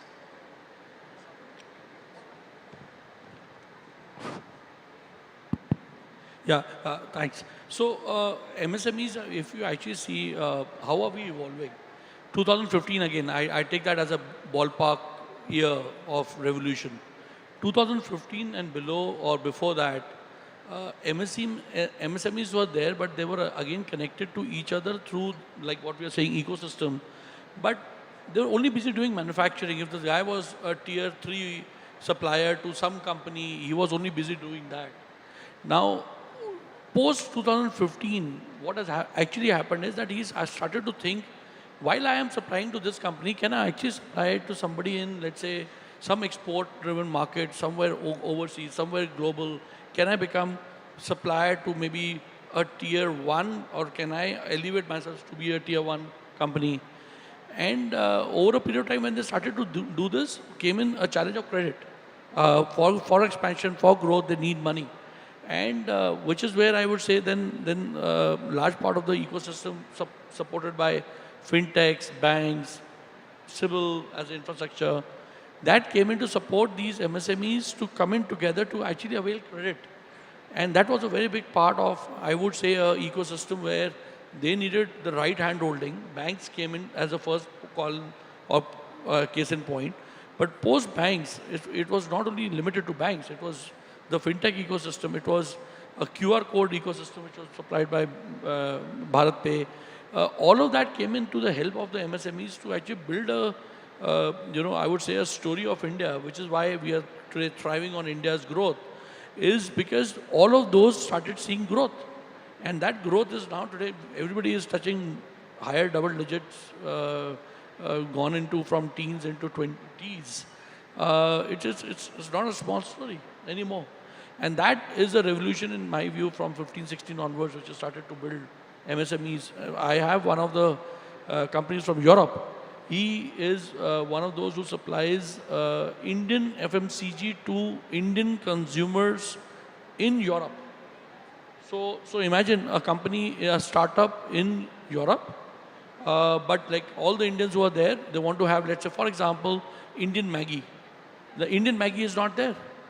Now if he's supporting that as an infrastructure to say that, okay, you want Indian Maggi, I will deliver to you at your home. Now, where is all that happening? It's basically happening where somebody is a supplier, giving it to Europe, and he's with that particular startup as an ecosystem, able to deliver it to the Indian person at his house. So it's a revolution, in my view, supported by digital, which has actually supported everybody in the ecosystem there. Yeah, so just to add to that, from our perspective at Bharat Pay, the people we are catering to is small offline retailers, which are even smaller than MSMEs, right? What we've observed is before UPI, they were all accepting cash as a majority part of their business. Gradually, the share of the digital payments is increasing. The average transaction value of these transactions is increasing. What we are observing is at the same store, the transactions keep growing and kind of cash percentage of their overall collection keeps going lesser and lesser, which is leading to us being able to underwrite these merchants better and better because we have a larger view of their cash flow. And since the cash flow is coming into the formal economy, and that is leading to the bigger success, that is getting these small offline retailers being part of formal credit economy, where banks and traditional NBFCs were struggling to cater to before. So I would say that the most exciting part, and in fact Bharat Pay is existing to cater to basically this part of the ecosystem primarily. The biggest part of the excitement at our company is to formalize more and more credit into these kind of offline retailers and to help them expand into the larger business. So yeah, that's what I would say. No, thank you so much for that. And I absolutely agree. I think two aspects have been driving whether it is change in India. It is Indians on both sides of the market, whether it is globally being the demand drivers for Maggi or yoga or whatever it is our next biggest export is, as well as the people creating products that can be driven towards export international markets as well. If you could take a minute and maybe Rajesh, you could give your perspectives. What are you seeing as financial entities or fintechs in India going global? What is your take on how are Indian companies, especially in the fintech ecosystem, taking their next global journey? I can speak on behalf of, let's say, Razorpay, and we have recently also acquired companies in Singapore and Kerlek, and that's been part of our journey of exporting our business. But UPI is going global, our company is going to go global as well. Yeah. Well, that's a great question, Saranya. I think now this is the next big responsibility we carry as Indians now, is to see how we can take some of our tech stack global. And very interestingly, recently I've been a part of a few conversations, representatives from different countries, and the easy conclusion actually was that 80% of all that we do is pretty much similar. We are all trying to solve the same problems, the same identity and probability of default, and all the ease of payments, right? Like what UPI has done in this country. So we've all been reading about France and a few other countries now adopting UPI. It's just a matter of time because all of what we are doing today is going to be beneficial to everybody in every country. As always, some of the more developed countries would be behind because they have legacy systems that's going to be more expensive to replace, whereas the developing countries, including countries like us, we have the unique advantage that since we are late, it's easier for us to leapfrog, right? And to go further into Saranya's question, coincidentally now some of the LATAM countries on one side, then obviously some of the smaller or the developing Asian countries, they're all very interested in, first of all, the Indian tech stack, right? Then all the digital public goods that we talk about, like DigiLocker, right? They're all very interested in understanding that. Aadhaar, obviously, and both UPI data, the payments, not just the ecosystem, the data as well, and GST finally. So I think almost every single developing or let's say lesser developed country, their biggest challenge is really to ensure that credit flows into the right sectors, right? That's how economies grow. And for credit to flow into the right sectors, we're all solving the same problem. So coming back to the point, I think India is now at a unique stage where, in fact, a lot of my friends in the banking system in the US tell me that we are already 10, 15 years ahead. I mean, I feel very proud when I hear that. I don't know about 10, 15 years, but it makes me very proud. But yeah, I think to close the point, surely there's going to be a lot of interesting opportunities for the Indian organization, young startups and fintechs. The only, I guess, 2-bit that I can add, it'll be useful for some of these fintechs to come together, create ecosystem of ecosystems, and take across larger platforms. One challenge that I hear from some of our clients, bankers in India and outside, one issue is that a lot of our startup community, since it's a startup forum, a lot of our startup community goes very narrow but deep, very verticalized in the way, in the way they operate and solve for problems. But for the larger lenders, etc., on the other side, that just means way too many integrations. And they're scared to do so many integrations that touch their core systems. So as we go outside, it would be good to form small little consortiums and kind of bundle up some of our products and take it outside. Thank you. I definitely have to agree with your friend on their perspectives on international banking systems versus India's. I think many Indians across the country have leapfrogged over, let's say, net banking experience, have gone directly to mobile. They will conduct digital transactions, but hopefully never see a checkbook in their life. And I think that's a good world to live in. And I think that's really where we are, whether it's in terms of the next innovations or infrastructure that we've exported, and enabling a robust regulatory ecosystem that supports each of these interventions and innovations with the continuing North Star of being customer protection and customer enablement. And I think that is kudos to our regulators and our government policies, that they have been able to enable that hand in hand. Innovation has never left any individual behind. And I think with that, and I don't know how much time we have left, I'm going to start with Abhishek. This is possibly a nerd question, but I think this group I can ask these questions. What are your top 1 or 2 favorite or most notable regulatory or policy or product interventions in the financial ecosystem in the past 10 years? This is the way other people ask what your favorite movie is. I ask what your favorite financial policy is. Sorry. Difficult to point out 1 or 2, but I think because we've been here for a while, almost 16 years, we've seen multiple cycles of how the regulatory evolution kind of takes place.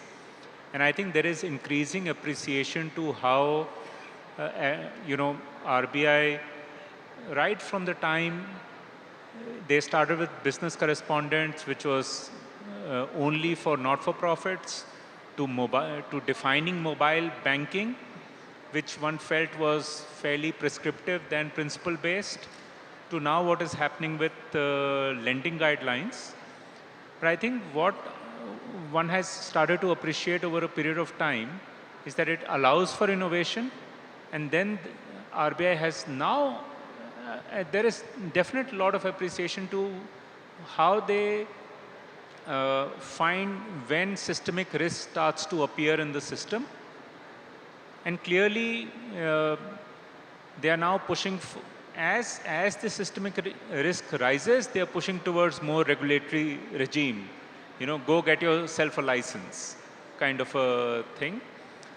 I think it is a good move. It is also going to increase a lot of regulatory challenges for the regulator. How are they going to manage so many more entities across types of players, As far as 1 or 2, I find, I think the fact that they allowed for this unbundling and have been supportive of this unbundling and decentralization,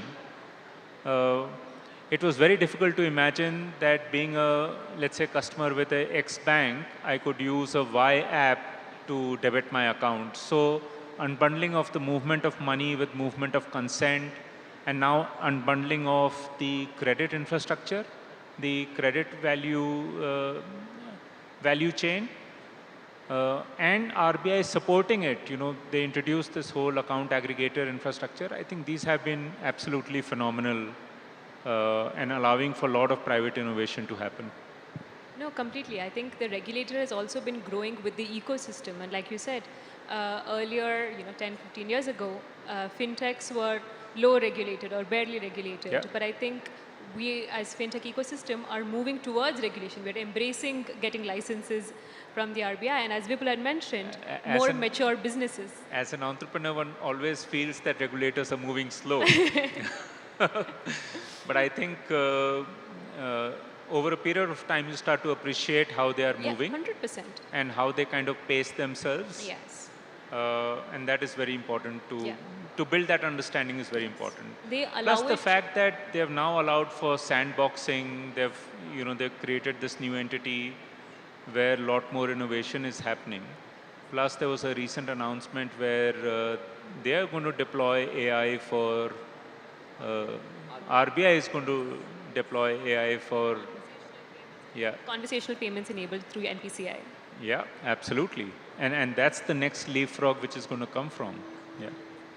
Vipul, from mature businesses and mature ecosystem to what you see as highs in regulatory wins. So, you know, coming from a financial background, I want to talk about two things which are not exactly financial, but I think has had serious impact on every business. One is, I think we have completely underrated the progress of road infrastructure in India. The fact that tier 2 towns and tier 3 towns are closer to tier 1 towns physically, whether it's by roads or railways or in some cases the airports, that has completely brought on a whole new skill set of people, a whole diversity of people, and plug that with the digital ecosystem, because only digital ecosystem without the right physical network would not have worked. So I think it is phenomenal. What we have seen in last 5 years, we have not seen in the previous 25 years. That is the kind of progress that has happened. India is being one of the first for the sachetization of internet recharge packs, why you can all confidently say changed the trajectory of our country, 100%. And second, from a real estate perspective, I think it's also very important to have some kind of fear. And I think in general, it is important. Fear of law is something that is generally not a topic of pride in India. But what has happened is this entire RERA, which they have done, the Real Estate Act, which basically means that a very fundamental attribute, that is housing, today the supplier of that is regulated. And there is a fear now that either I have to complete the house or I have to either go behind bars or maybe go out of the country. I can't be staying in the place and not completing my stuff. So I think it's very strong. It sends a very strong message. And it has huge ramifications on obviously the entire financial ecosystem. No, very well put. The downstream impacts of these marquee changes are cannot be understated. Sanjeev, over to you. Your marquee financial regulatory changes. See, banking is regulated, right? And there's nothing that drives and what we think of that we can do without any regulatory environment not being there. But only one point that I would say is what I've seen change again since last 10 years is the regulations are open to, or regulators are open to listening to you if you want to actually want any kind of change today, which is in the best interest of the businesses, industries, economy, I would say MSMEs, retail, consumers. So anything which is impacting the country as a whole, regulators are open to listening, regulators are open to discussion and willing to change the regulations. And that's, in my view, a very, very big change that I've seen in the entire regulatory landscape, and which has allowed us to do many more things which we were earlier limited or restricted and we could not even think of. And that's a big change in my view, from regulatory bodies coming in step forward, industry bodies coming in step forward, and maybe the ecosystem players like banks and other players coming in together to make it happen. Otherwise, it was always a dream. It was always like, this could happen, but then this regulation prohibits that. So that's a big one in mind. I mean, the setting up of RBIH, the setting up of the fintech department, a whole new body within RBI, SEBI being completely engaging with finfluencers, with that ecosystem. I completely agree. I think hats off to them for the way they've been engaging with the ecosystem at large. 100%. Yeah, thanks. Rajesh? Yeah, I know we're at the end of time. So for me, the two most important developments or product, both policy and product, actually is UPI and GST without a doubt. I think we've hardly even scratched the surface on the actual utilities of both UPI and GST. And I'm very sure that over the next few years, these two are going to contribute very significantly to the growth of our GDP. Yeah, I think from my perspective, digital lending guidelines that came last year has been one of the biggest thing everybody was looking forward to. Actually, there was some hesitation from fintech side, from bank side, as to how one approaches this partnership between new age companies and the regulated entities. And these guidelines very beautifully and kind of, there is no if and buts, right? It's very clear. It's a clear set of guidelines within what framework can fintechs and regulated entities can work together to do digital lending. And I think that's one of the biggest foundations of digital credit growth that is yet to come in India. I think we are at time, but I mean, thank you for the wonderfully wide set of perspectives. Right from what are the favorite regulatory interventions, I think we went from enabling legislation to appreciating restrictive legislation as well. And I think that shows you the wide gambit of not just entities and domains in India, but also the opportunities that we have as a country. Thank you so much, everyone, for your time. This was an absolute pleasure for having a conversation. Thank you.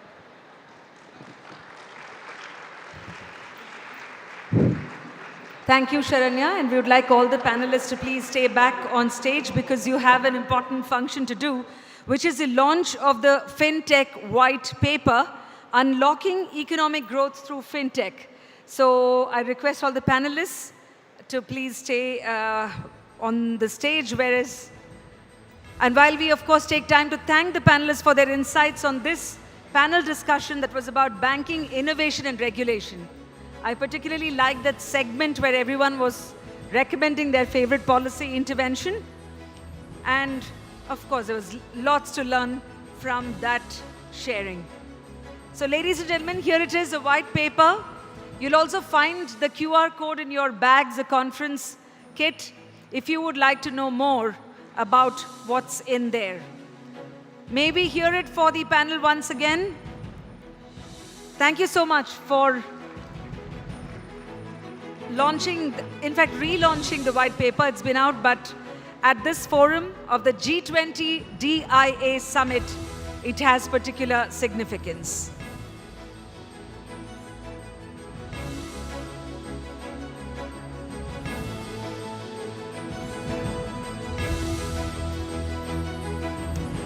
And while we thank the panelists, it's time to invite our next set of guests on stage. And in the interest of time, I'm going to do that. Mr. Patrick C. Kondo, CEO, Seeker Technologies of USA. Welcome onto the stage. Mr. Abhay Tandon, Digital Innovation Officer, TVS. Rajesh Mirjankar, Managing Director of Kia.ai. Ryan Adams, Managing Partner, Raha Beach Ventures from UAE. And to moderate this panel, I'd like to invite Shri Bibhu Mishra, Director, TGLEF. Shri Bibhu Mishra is driven by a strong passion for utilizing technology and entrepreneurship to develop groundbreaking solutions for global issues and construct impactful projects. He's led projects including Our Planet, Junior Achievement India, ICICI Rural Self-Employment Training Institutes, and ICICI Rural Initiative Digital Villages. Please join me in welcoming the panelists as well as the moderator. It'll take a couple of minutes for the boards to be changed. Meanwhile, we request all our audience to please settle down and take your seats as the next panel is all set to begin. I'd like to thank the audience for your patience and being a wonderful audience in the first place.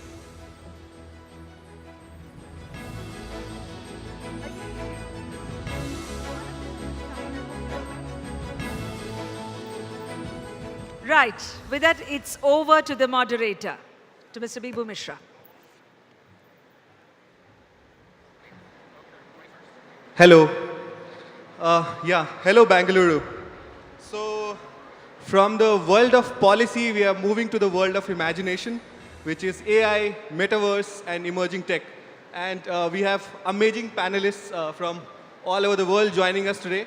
I'll start with introducing Patrick S. Kondo. Pat is the CEO and founder of Seeker Technologies, a company that is helping to redefine search by empowering people to make informed decisions on what they consume, share, and trust online. He has more than 30 years of experience in search technology.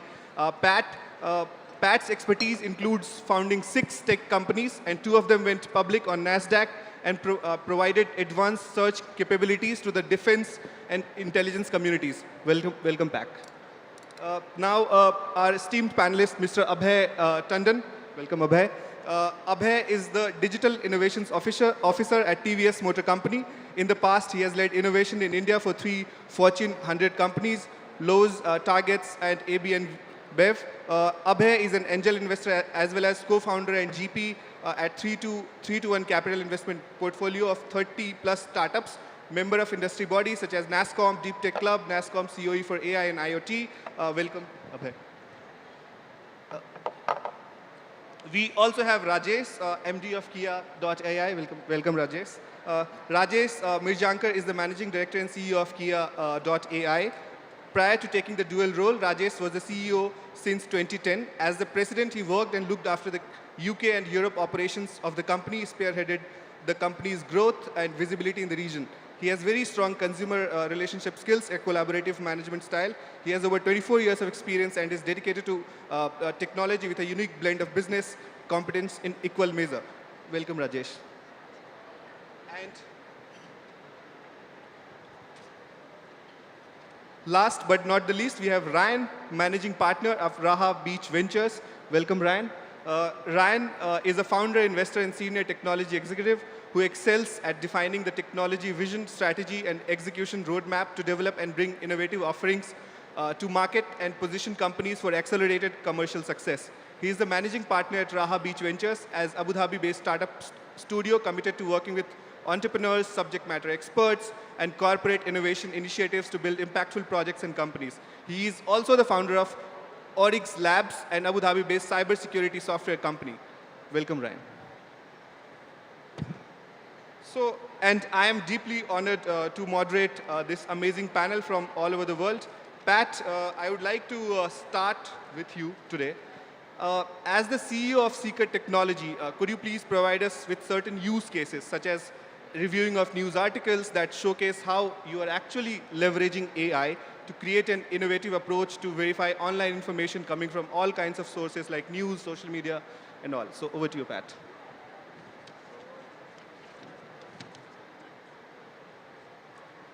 Hello, everybody. Yes, Seeker, about 5 years ago, we began looking at the problem of how to automatically detect the presence of false and misleading information that has been flooding, whether it's through news, social media, search results, a variety of different places. And so we are being built an AI platform that using machine learning and pattern recognition, we applied a variety of different principles and essentially created a neural network that as an article appears, a podcast appears, a video appears, we can separate out signals that might detect the presence of something that could be inauthentic.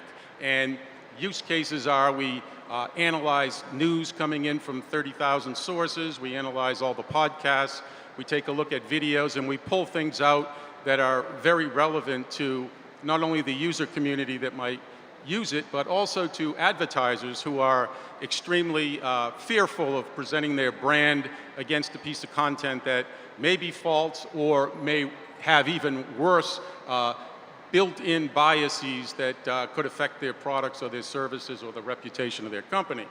And so we license these to publishers, we license it to governments, but we also realize that one of the key ingredients here is that young people need to be aware of this kind of information that's coming in. People that may consume everything on a smartphone, may get sources from, some are verified, some are not. So the idea was, how could we bring this idea down to the youth market? And we focused really on looking for people around the world that were respected and that were not political and that also had interests in vertical markets where this is really relevant. And one of the markets that is the environment, and people in India are very conscious of it, but around the world, people are getting even more conscious of it.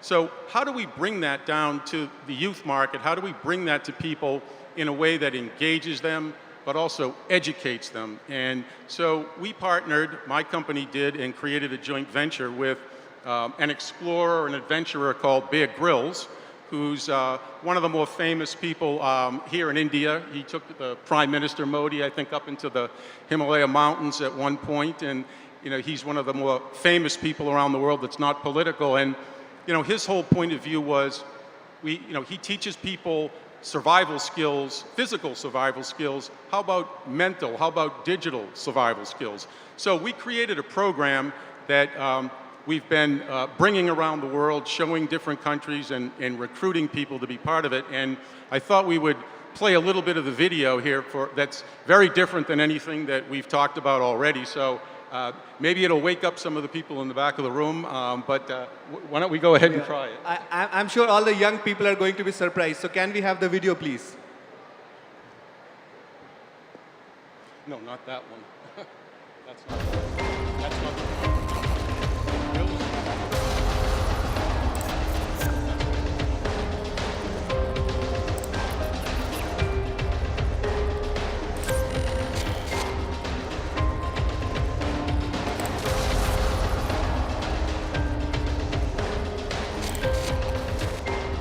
New report has found that climate change-related misinformation has skyrocketed on Twitter since Elon Musk's takeover of the social media platform. The rate of warming, according to the data, is much slower than the models used by the IPCC.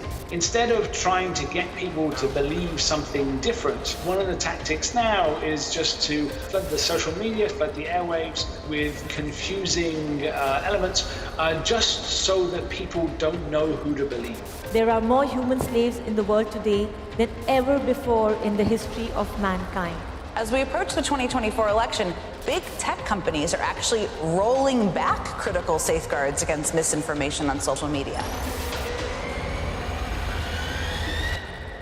It doesn't tell you where it's got information from. It presents it all as fact. We know that OpenAI uses machines and humans to monitor content. What could they do, Pat? Well, without transparency, there's no trust. Imagine you have a house with a cracked foundation. You can't build a skyscraper on it, and that's what ChatGPT is all about.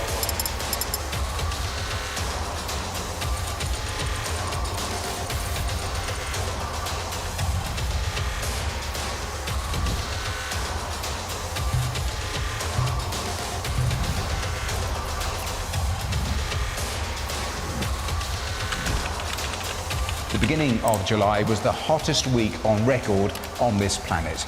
Around the world, a series of extreme weather events have intensified concerns about runaway climate change.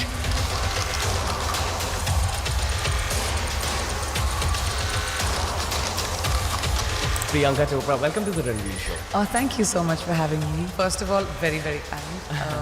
And second of all, I don't think that's true. When I talk to children and parents, then the number one question parents ask me is social media hurting my children? These platforms have been designed by some of the best product designers in the world, and they're designed to bring and reel our kids in. As content comes in, we're able to identify the presence of these biases.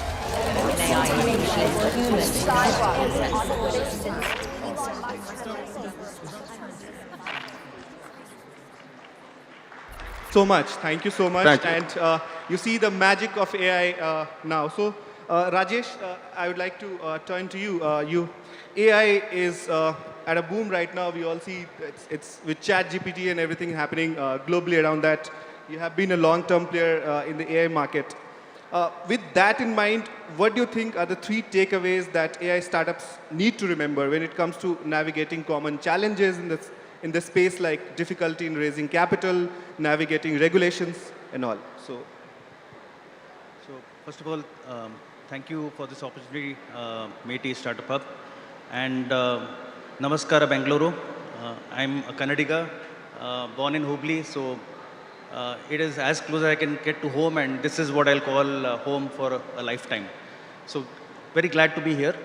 To get to your question, we've looked at use of AI in the forms of, let's say, in its early stage, where we looked at artificial intelligence being used for regulatory purposes in terms of scanning, SDN searches and anti-money laundering systems and then anti-fraud systems, etc.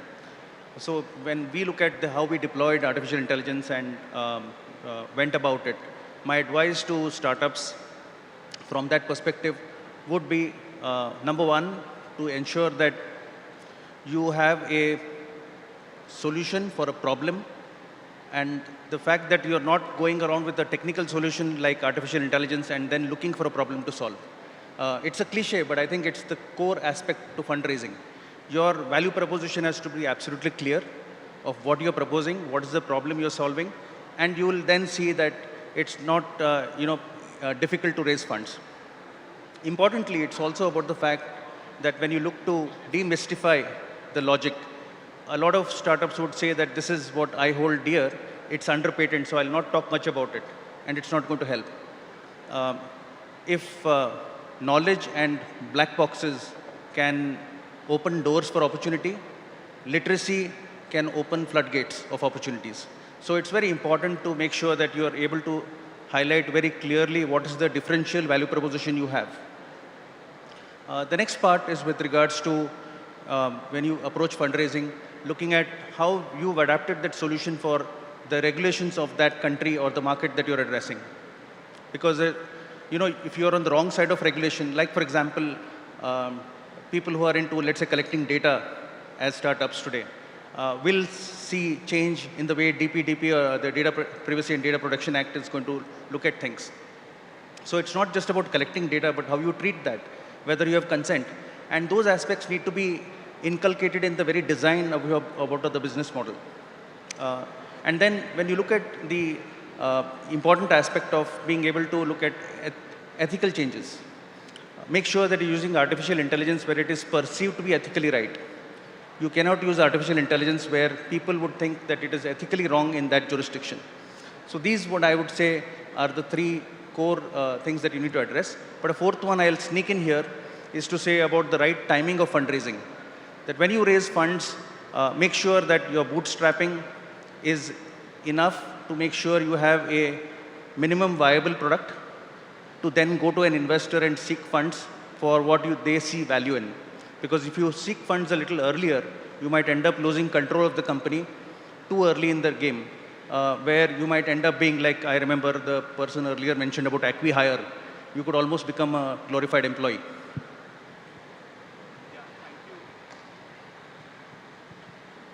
Thanks. I think these are really, really valuable inputs for the startups who are present here and, of course, watching us online. Ryan, I would turn to you now. And given the distinct economic landscape of the UAE and Gulf region, how do you see the integration of AI and metaverse technologies impacting innovation and sustainable economic growth, not just within the startups, but within a country as well? Absolutely. Thank you for the question, and thank you again for the invitation to be here in this beautiful, vibrant country. Really appreciate it. The concept of AI in the UAE is actually quite interesting. I think we're one of the first countries to actually have a Ministry of Artificial Intelligence in the country, and we actually have a university dedicated to artificial intelligence as well. The UAE made international news just a few months ago with its release under the Advanced Technology Research Council of its Falcon LLM model. This model at the time actually surpassed the other open source or freely available models. And it was licensed in such a way that not just academia, but startups themselves could benefit by leveraging this model in their day-to-day startups into delivering a unique value proposition to their users. So AI is embraced not only from the government standpoint, from the academic standpoint, and then through the collaboration with UAE government, with the, for example, Abu Dhabi Department of Economic Development, the Competitive Office of Abu Dhabi. They're actually implementing patent support, research support, so that if you create intellectual property within the country, they will provide up to, I believe, 90% of reimbursement for not only developing your product or idea, but actually protecting it. So we're seeing a lot of new startups in this space. We're seeing a lot of interest, especially as an investor. We're getting more and more people reaching out to us quite often. Almost daily, there's a new approach or a new startup that can leverage AI in some novel way. But we're seeing also this ecosystem support to help them really not only get off the ground, from the idea stage, but to grow, to scale, and it's a really exciting time that we live in.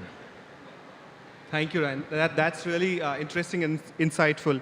Abhay, I would like to turn to you, and I would like to ask you that your role as the Digital Innovation Officer at TVS undoubtedly given you a unique vantage point on the intersection of emerging technologies and global business. Could you please share a pivotal moment or experience from your personal journey that ignited your passion for fostering innovation within the startup ecosystem?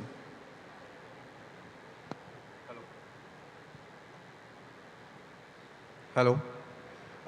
Thank you so much. That's a very interesting question. Takes me back. I see a lot of people in the right sitting at the back, right? They're all students, and I think the first time I had the epiphany of sorts, right, where I felt that I should get into innovation, was when I was doing my engineering. I was a student and I was studying biotechnology, and I was working under 3 US postdocs, and we were researching on human genetics and certain other application of medicinal biology. But the plants that we extracted these medicinal components were from the tribal forests in the Eastern Ghats. And these were not commercialized yet. And basis their say-so, we researched that, and we won, of course, a lot of national level awards for that. And we were able to find medicinal values to that. And that really got me my mind ticking. And I realized that time didn't matter to me. I would spend the whole day and night at the lab, because back then, RTR and all these equipment did not have cold storage. So, you couldn't just go back home expecting it will stay fresh and, next morning you could run the rest of the experiments, right? So you really stayed back. I literally had a mattress put in the lab where I could sleep and wake up at 4 a.m. I would time it and run the experiment. So that was the first moment. And I think the second moment was when I decided, after working for 3 global Fortune 30 companies, I realized that I needed to work for an Indian organization, and that's when I joined TVS about 18 months back. But the precursor to that was, we developed a very interesting, innovative solution. In a lot of cold countries like North America, Europe, etc., you have thermal insulation panels. And in our own lab at Lowe's Innovation Labs, we created a thermal insulation panel which utilized rice straws as a substrate and a mycelium strain. These rice straws were actually burnt in Punjab and Haryana, which caused a lot of pollution. So we used that, grew a particular strain of mycelium on top of that, cold compressed, and made thermal insulation panels. The best part was, this was more than 10x more efficient than what is commercially available in North America and Europe, and costed more than or less than 1/20th of the price points that they were available in. So it was a made in India product which is impacting millions of people. And I think that's where I realized that, I've worked enough for a lot of international companies which are headquartered in US and Europe. It's time to work for a company which is headquartered in India but has presence in 100-odd countries outside. So, yeah. That's really interesting, and that took me back to my days. I started my career with JK Tires and General Motors, and as I listen to manufacturing companies, that becomes really exciting to me. Pat, I would like to come back to you and would like to ask you that Seeker is a company is leveraging AI for ethical and responsible representation of any information on the web. So how do you see ethical AI development as a concept influencing the development of technology sector, and what steps can startups take to ensure that AI integration is both responsible and conducive to sustainable growth?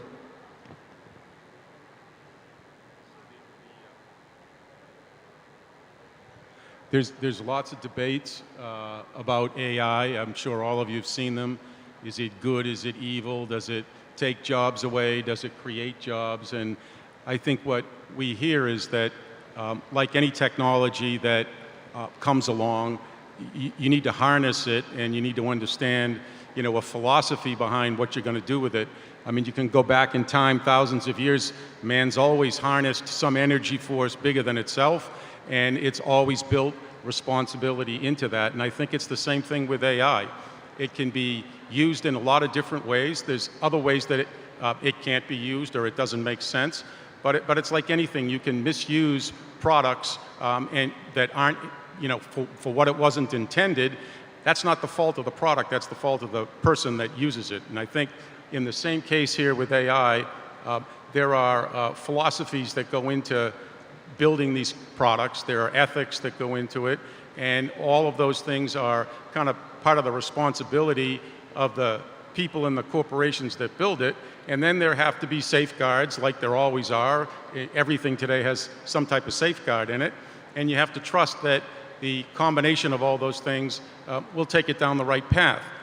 One of the things I don't agree with is over-regulation by the government, because I think what that does is it starts to stifle innovation. So I think there's a fine line between what you can build and how you can build it and how you deploy it, and what a government may want or choose to regulate. So that's always, I think, the struggle in when new technologies are introduced is there's a tendency to try to put a rule around it or regulate it. And I think that those exist today. They just need to be conformed to as opposed to recreated.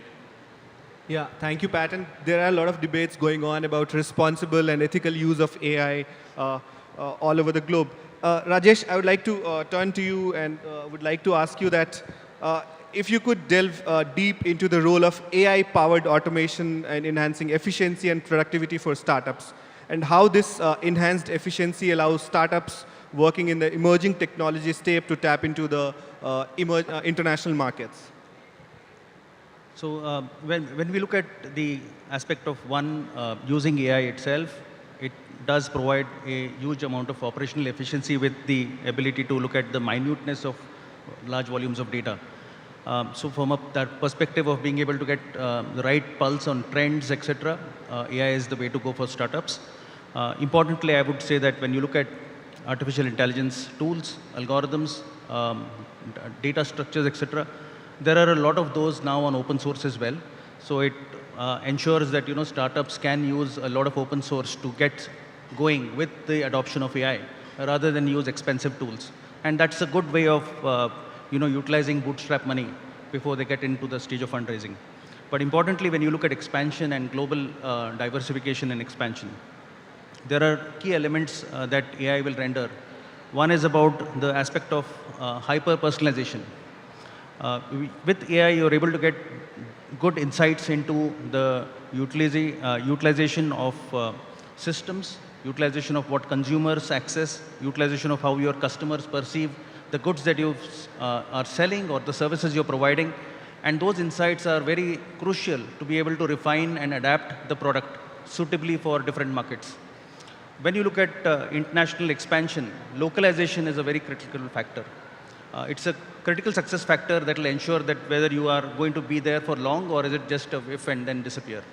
So in that way, to be able to not spend more capital, it is necessary that firms look at re-architecting their systems in a way where you have, like I said earlier, a minimum viable product that is suitable for that location, and then go on adapting AI in a way where you are able to bring in the additions of new modules, which then can adapt in an agile way to sell this product, let's say, in different locations globally.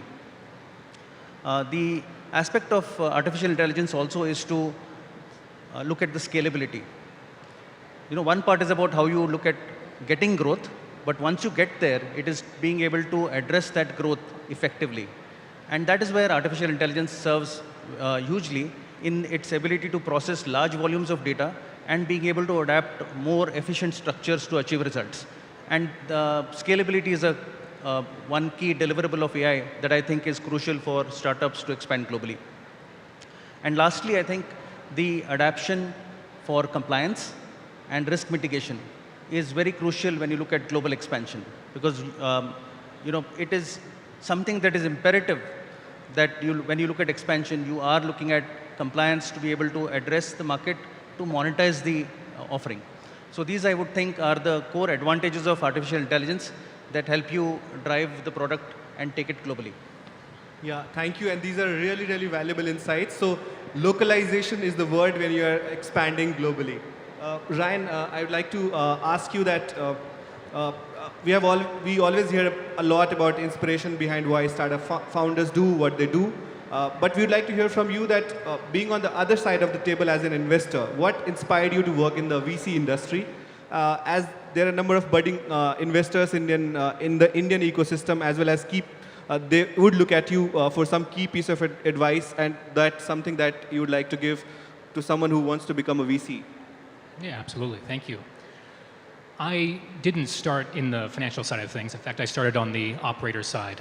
I've been very fortunate in being able to create, scale, and exit now 2 startups. And at the end of the acquisition for my last startup, I took a bit of a break. In fact, I went to a country and I meditated, I did yoga, I did boxing, and I really took the time to reflect. Why do I get out of bed in the morning? Beyond my family, beyond my friends, but what makes me tick? And the idea is that for me, I enjoy being around a small table with a bunch of very impassioned people trying to solve a tough problem, right? You don't have the backing of a large corporate player. You just have that table, your laptops, and a dream. For us, for me, this realization of helping people build their dreams was why I got into the financial side of things. How can we take the lessons that we've learned, myself and my partners, and share those lessons, share that pain with brand new startup founders to enable them to be more effective, to be more efficient in building their companies and building impactful solutions that change the lives of not just them, but perhaps their clients. So when we work with startup investors today, we choose founders that tackle problems that have a high sense of urgency, a high frequency. These are the problems that people are facing every day, and that problem to them is very, very important. So working in areas of future of work, etc. For us in VC, I think if you are interested in not only learning, but being involved in new emerging technology, if you are interested in working with founders, working with people who are passionate about what they're doing day in and day out, VC is a great industry to be in. I think we've all worked in environments where you're surrounded by colleagues who don't necessarily want to be there. I can tell you each and every day I go into work, everyone that I work with wants to be there because they're pursuing something special. They're pursuing their dream. And to be a part of that is beyond rewarding. That's really interesting, Ryan. And I mean, we all would like to have more conversation about you on that. Abhay, I have a very interesting question for you now. So, how do your personal views align with the potential of AI? We have heard from all the panelists about the AI and how it's almost taking over the world. So how your personal views align with the potential of AI, the metaverse, and other emerging technologies to contribute and strengthening the global economy, and how do you envision their impact on the startup landscape?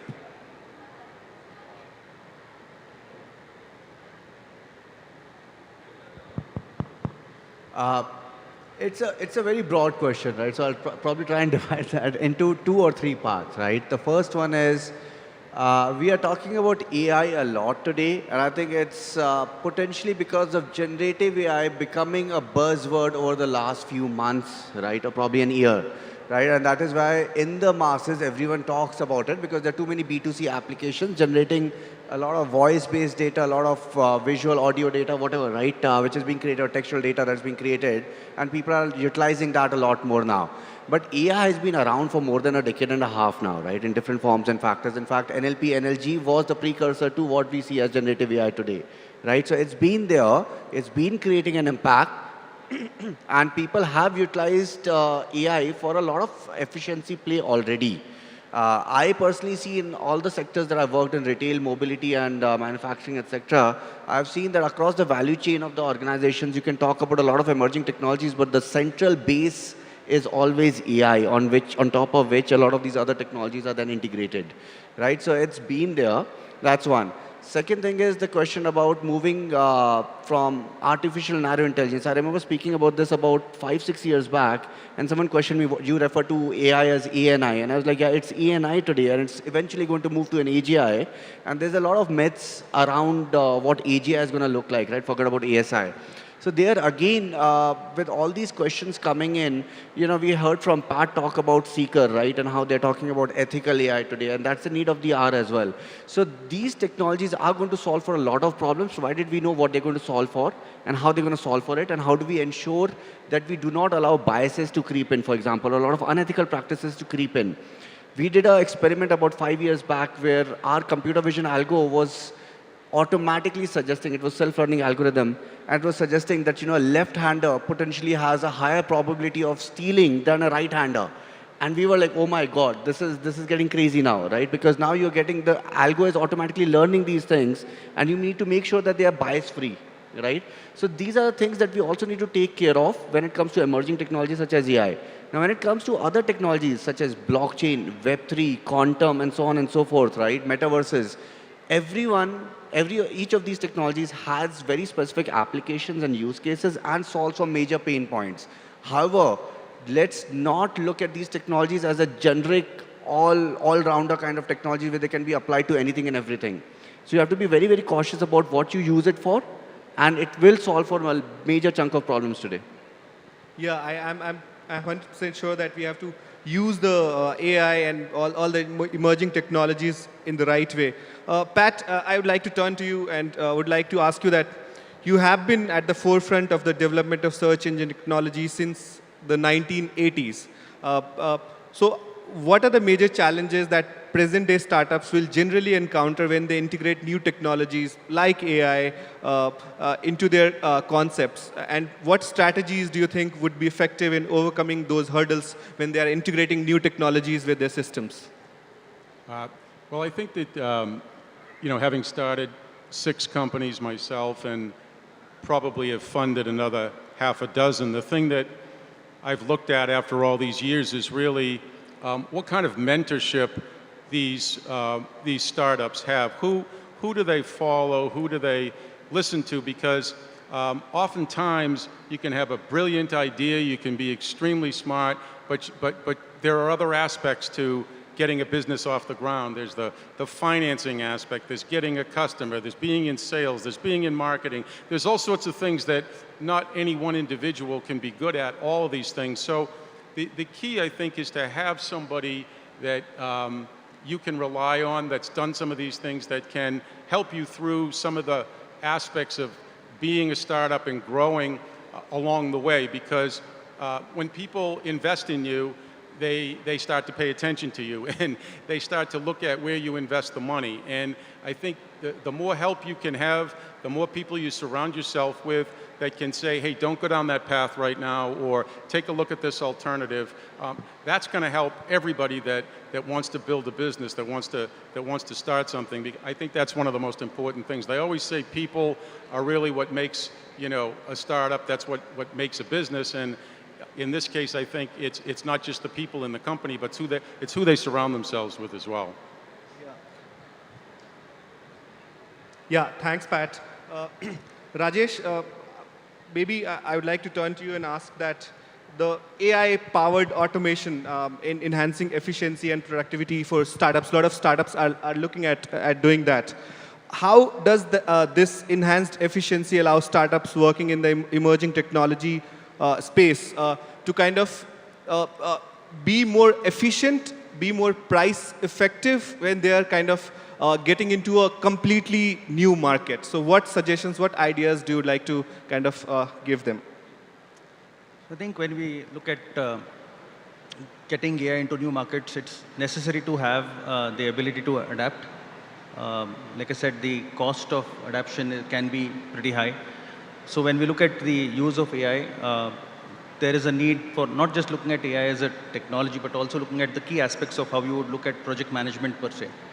Because artificial intelligence in itself doesn't solve all the problems by merely a control system loop of self-improvement. It is what you start with the bare basics to make sure you got it right. And that is where you need to set clear milestones make sure that you've captured all the burst of requirements properly, like an agile model to be used is ideal, and ensure that you've really worked out what you want to achieve out of the first MVP that you want to roll out. The core aspect there in terms of reaching out to other markets is in terms of regulatory adoption, and those need to be looked at from a perspective of the base design itself. And which is where you look at making sure that the system that you develop is modular in nature, that you're able to add modules as and when required. Importantly, when you look at adapting to change, there are certain surprises that you get in markets, and like the one I mentioned earlier, like data privacy, similarly, you have certain countries that may be having laws against the use of AI. Like, for example, the furor that we've seen with generative AI and how countries suddenly came up very soon, quick to react, probably one of the fastest reactions to any regulatory change to say, no, we've got to stop that. We've got to really wonder why would this happen? And those motivations of saying those changes can really affect a startup who has gone in with that product, assuming that they are the early birds and they would then drive huge change. So when you look at that aspect, it is necessary to change the model to make sure that you put across the value proposition. Like I said earlier, literacy is very important. Put that forward to say, this is what would be the difference. Make sure you're not ruffling any feathers, and then look at an iterative development. Because capital is the most expensive aspect for a startup. And I think it is the rarest commodity as well when you bootstrap your own funds and raise, and move on. So it's necessary to make sure that you have an iterative development, to make sure that incremental successes are what drive your plan to either raise funds or to then put in more money of your own to look at achieving better results. So global expansion is a great aspect to have, but the right sort of plan behind it is very crucial to drive success. Thank you. And these are really, really interesting insights about capital and then how do you go about expanding in the global market and how to be more price and capital efficient. Ryan, I would like to ask you from your vantage point as a VC investor with Raha Beach Ventures, what measures can government and private sector entities take to create a favorable environment for startup financing? Maybe that allows for AI and other new technologies, companies to thrive not only in UAE but overall in the Gulf region. Sure, absolutely. I happen to be a part of a collaboration committee in Abu Dhabi where our main focus is enabling SMEs. It's identifying the pain points and working with the government to overcome them. An example pain point that exists there, but I think many other places, is first and foremost the registration of businesses. In order to foster innovation, in order to foster a thriving ecosystem of startups, they need to be established first and foremost. That process needs to be straightforward. Once you've established the company, the next thing is building up a bank account. Establishing a bank account in the States is an entirely different process than establishing a bank account in the UAE, and I'm sure India is just the same way. When you begin to invite foreign companies to join the UAE or any other company, you have to make sure that your regulations locally are well advertised and easy to navigate. Otherwise, before you can even talk about funding, you're going to face bottlenecks or hurdles that to some may be too challenging to overcome. And I think once you've established not only the company, you have banking, creating a regulative framework that enables angel investors to contribute, that inspires venture capital firms to not only engage, but to invest into pre-seed or seed-level startups. This is critical. And I think when you involve the government, I think there needs to be support in terms of government-backed grants. If you're building companies, if you're innovating on their territory, there should be some level of incentive or some sort of involvement in fostering this growth. And I think in the UAE and in Saudi especially, you're seeing a lot of this type of thought actually take action. It's a really exciting time to be in this space. And like as we are looking at the global environment and how startups could thrive in the global environment, these suggestions would be really, really valuable.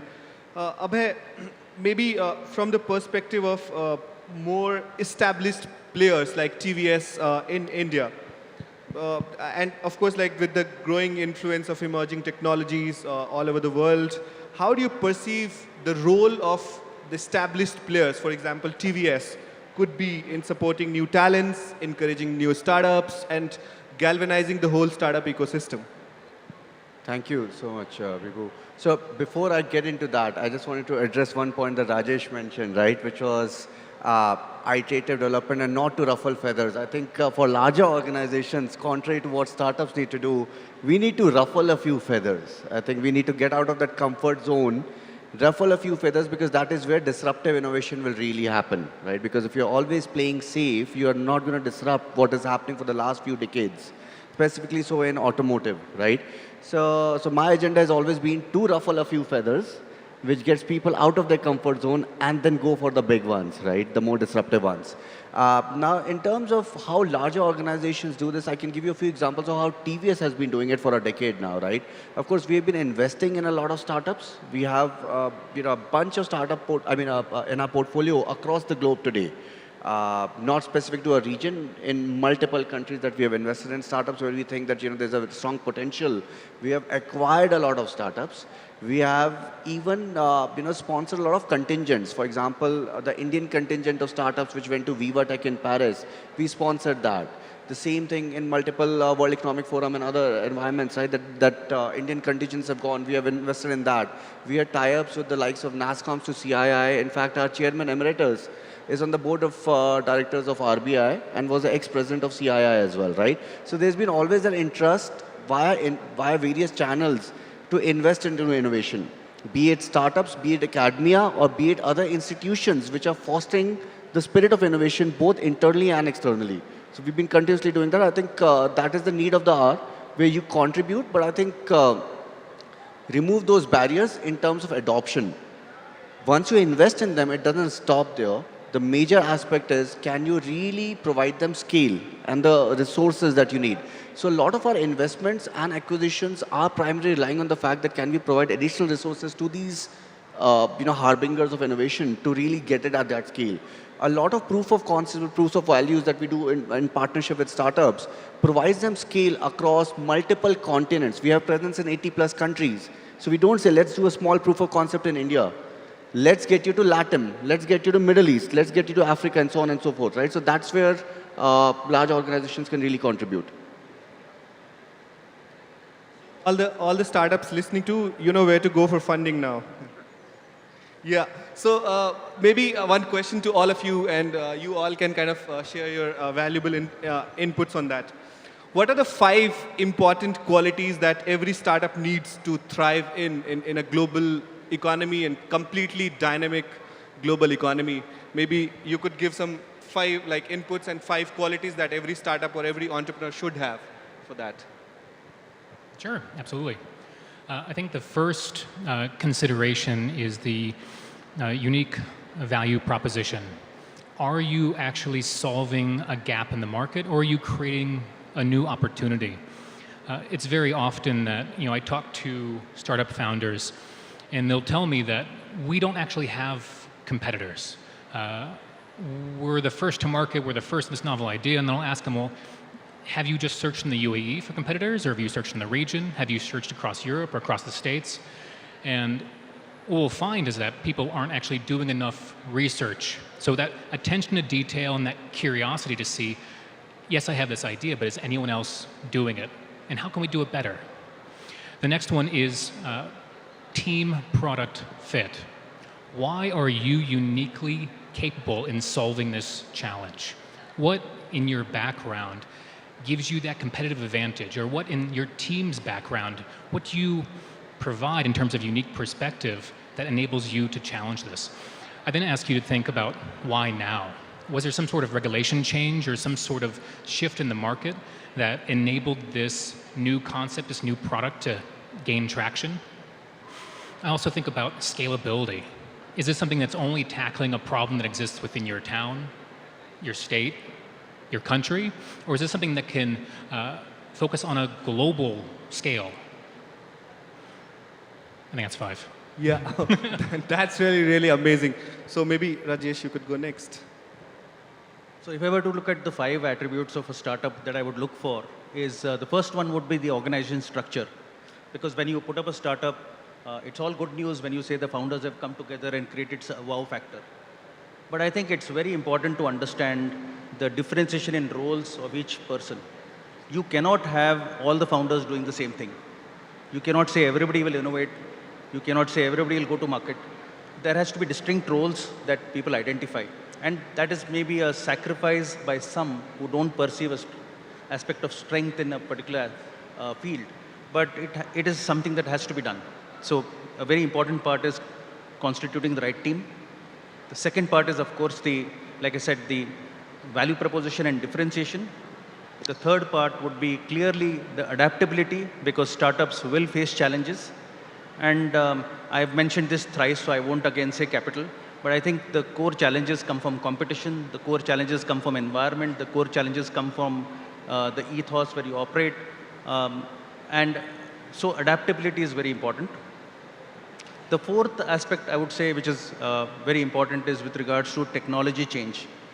Sometimes startups can have an ego saying that, I have invented something that is unique, so I won't change this technology.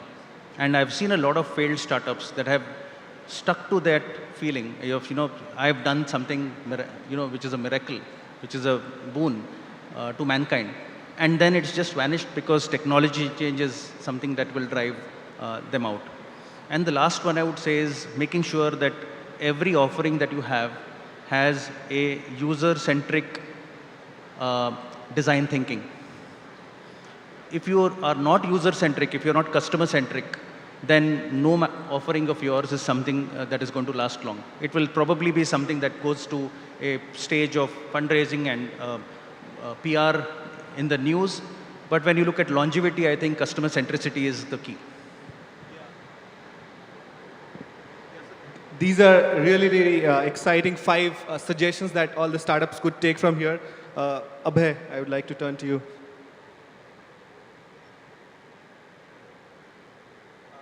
I think a lot of them have already been covered, right? So I probably add maybe a few more. One I think is that every entrepreneur should be focused on first principles and second order thinking. First principles would allow you to really look at the basics, right? Because if you really want to disrupt something, you can't just talk about incremental innovation, right? You really need to think about the basics and solve for a real value problem. I mean, a problem which can really, really solve, and create a major value proposition, right? So that's that. Second is second order thinking. Second order thinking allows you to really think ahead of what is your immediate step and basically how that really impacts, what are the other macroeconomic factors and how that you are catering or looking at those factors and then responding to that much better than your competitors are, or solving for problems much ahead of its time, right? And that is important. Third, I would say, is perseverance. The journey is not easy. There could be so many different challenges and you have to be perseverant, right? Specifically when it comes to startups working with corporates, it's not easy sometimes to work with corporates or enterprises, right? And when you have to go through that journey, it's important that you stick on for a period of time, be perseverant about it and continue to solve that problem. I think those are certain additional points that I thought that, Rajesh and Ryan had already covered most of them. So those I wanted to add in. Yeah, these are not only the lessons for the entrepreneurs, but these are also life lessons. We also have to kind of have those qualities to kind of survive and thrive in the completely dynamic global environment. Pat, the same question for you. Yes. So one of the things that they don't ever teach you is how do you deal with a large competitor that suddenly looms in your space when you start to build your product and you take a look around and you say, how am I going to really enter that market and deal with somebody that's already there?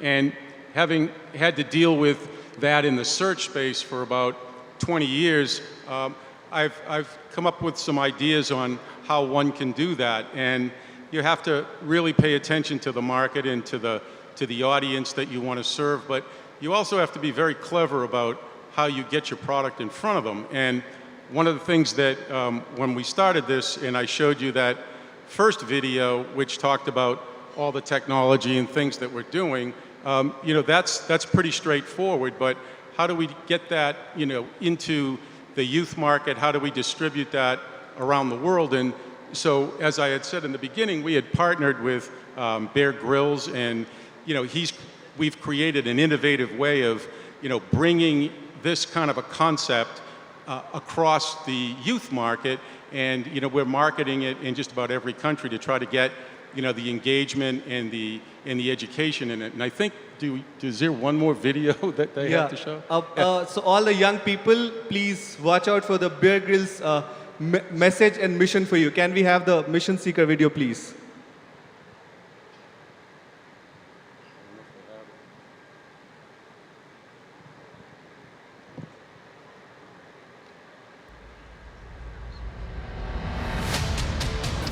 Adventure. It's the most natural thing in the world. This is about helping young people to find their own adventure.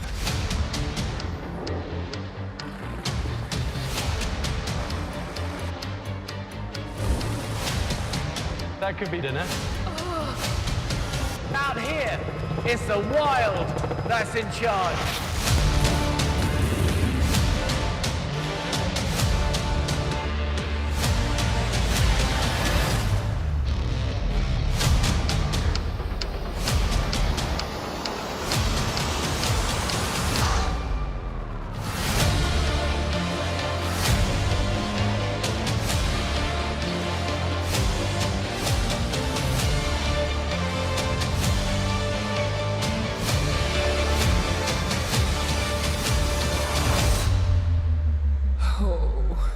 Meet 14-year-old me. I knew I wasn't cut out for this.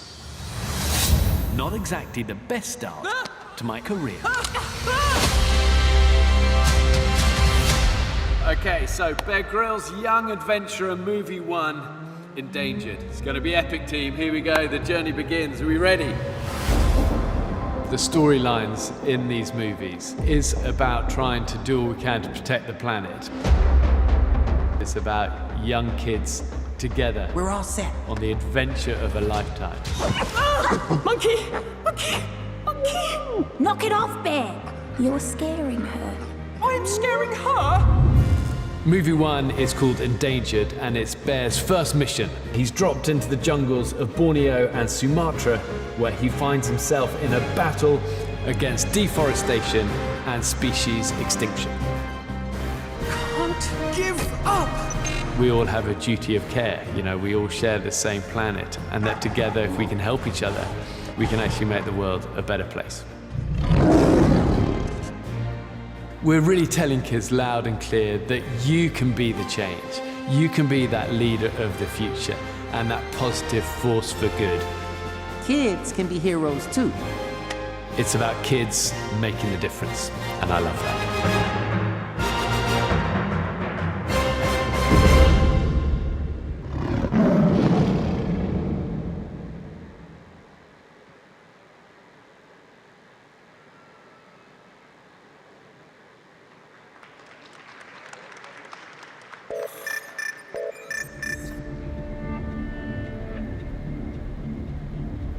I'm Bear Grylls, and this is Mission Seeker. Mission Seeker is all about the small acts that inspire big change, and we want you to be part of it. Every month, I'll be issuing a new challenge. What you do to meet it is up to you. But Mission Seeker and my ambassadors are here to give you some ideas. Search, discover, then get out there and do it. But show us. Share your journey online. Get ready for the adventure of a lifetime. So what are you waiting for? Your mission starts here. Thank you, and that's so exciting for all the young people. All of us would like to take up this challenge from Bear Grylls. Thank you, Pat. And with this, I would like to thank Rajesh. Thank you so much for your valuable insights. Thank you, Abhay. Thank you so much. Pat and Ryan, thank you so much for your time. Thank you so much. I would hand it over to you now. Sure. Thank you so much, Mr. Bibhu Mishra. And the film, of course, with that, it ended on a rather exciting, adventurous note. May we hear it for the panel? And I would like to invite Shri Bibhu Mishra himself to give tokens of gratitude to all our panelists. Mementos. First to Patrick C. Kondo, CEO, Seeker Technologies, USA.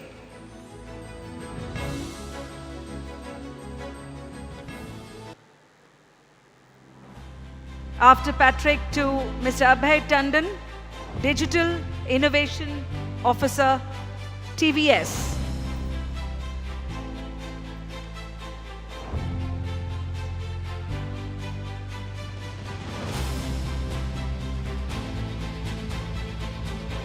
Next to Mr. Rajesh Mirjankar, MD, Kia.ai.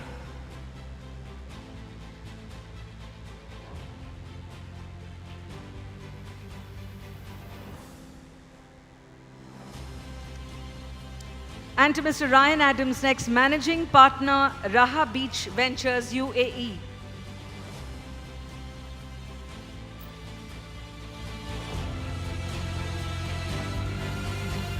Thank you indeed for giving many takeaways to startups in the audience. It's now time for us to invite onto the stage panelists of the next session, which is about digital innovation for One India. Thank you, gentlemen. Thank you once again. And on the fifth panel, Shri Harkesh Mittal, Chairman, Startup India Seed Fund, from a program. May I invite Shri Harkesh Mittal on to the stage. Dr. Rajkumar Upadhyay, CEO, CDOT. Shri Sanjeev Kumar Gupta, CEO, Karnataka Digital Economy Mission. And Shri Sanjeev Malhotra, CEO, IoT Center of Excellence, NASSCOM. Changing of boards, etc., will take a couple of minutes. And I would thank the audience as well as the speakers of the next session for their patience. Gives me great pleasure to invite the moderator who will take this discussion forward, Dr. Mrityunjay Suwar, CEO, KIIT TBI, entrepreneurial professor and the CEO of KIIT Technology Business Incubator, Bhubaneswar in Odisha. Under Dr. Mrityunjay's leadership, the institution has promoted 400 plus startups, ladies and gentlemen, and created 6,000 plus technical jobs in the last 13 years. He's also the chairman of Bhubaneswar City Knowledge Innovation Cluster, which is an initiative of the Office of the Principal Scientific Advisor to the Government of India and promoting STI ecosystem development in East as well as the Northeast of India. Once the panel settles, so I hand it over to Dr. Mrityunjay. Hello. Thank you, ma'am. So good afternoon to all. Still the fifth panel, the energy is still on. I request the audience to settle down, please, because you're going to have a very interesting panel today. The theme is Digital Innovations for One India. I come from startup community, the promoting startup culture in the country. I have seen a lot of growth in startup, especially in the sector of digital innovations. And I coined the term, digital innovation is infectious in nature.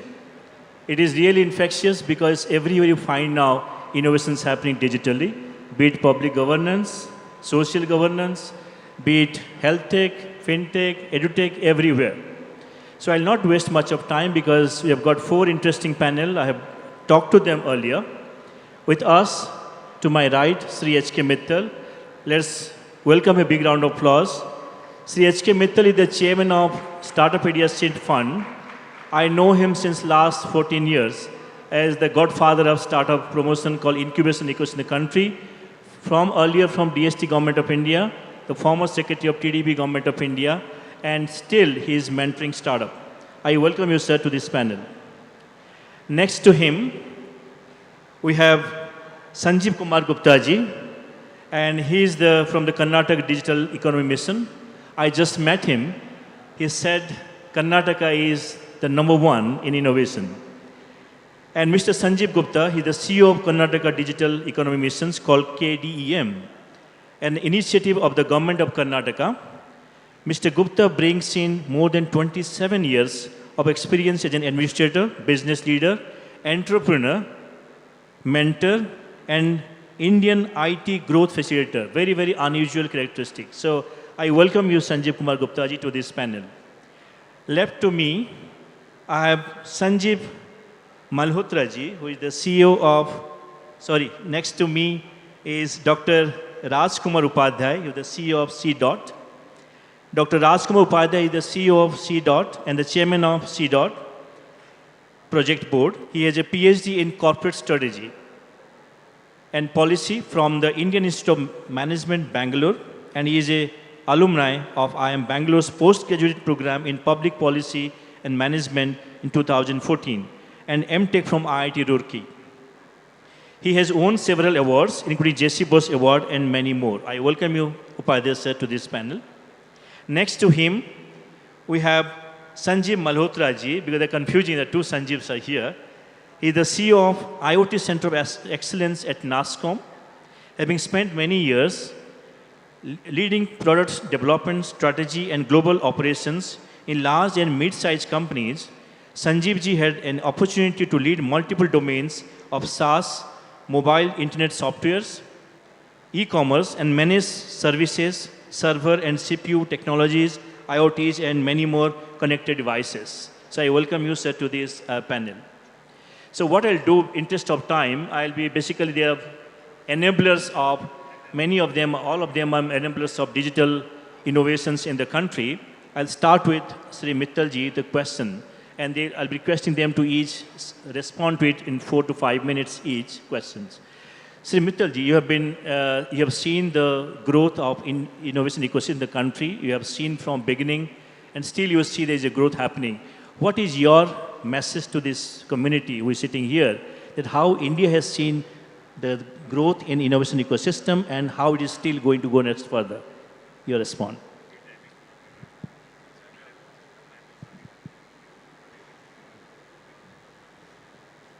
Thank you, Mrityunjay. Thank you, Mighty Startup Hub, the organizers, for inviting me here this afternoon. I don't have to say this, but I'm an old man, so I have a lot of stories to share with you. In fact, let me begin by the story of India's IT progress. Let's do a little bit of time travel.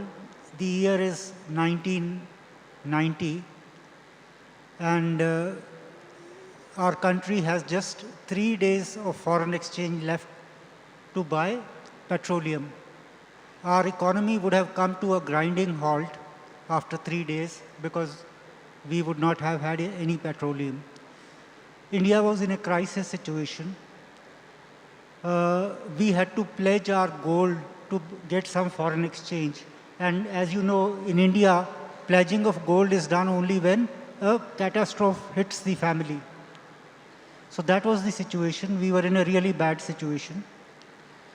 And we had opening of the Indian economy. That was a compulsion which we had.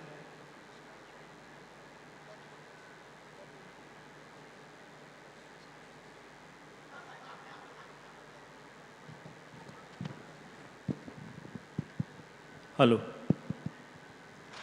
Thank you. We were in a bad situation, and it is around that time when the Y2K problem hit the country. Not the country, the globe. I think those of you who are old enough would know what Y2K problem was. Our computers were programmed only till the year 1999. On the night of 31st of December, as the clock would strike midnight, all the computers would have stopped because they were not programmed for the next century. Now, hordes of Indian IT professionals were engaged to solve this problem because COBOL was the language which was being still used in India and all other countries had stopped using it. Hordes of Indian IT professionals went abroad to solve this problem. And with the result that now most of these IT professionals, they had a bicontinental strategy. They were familiar with how the business is done in 2 countries. Now, that was actually a change which brought about a lot of change in the mindset of the country.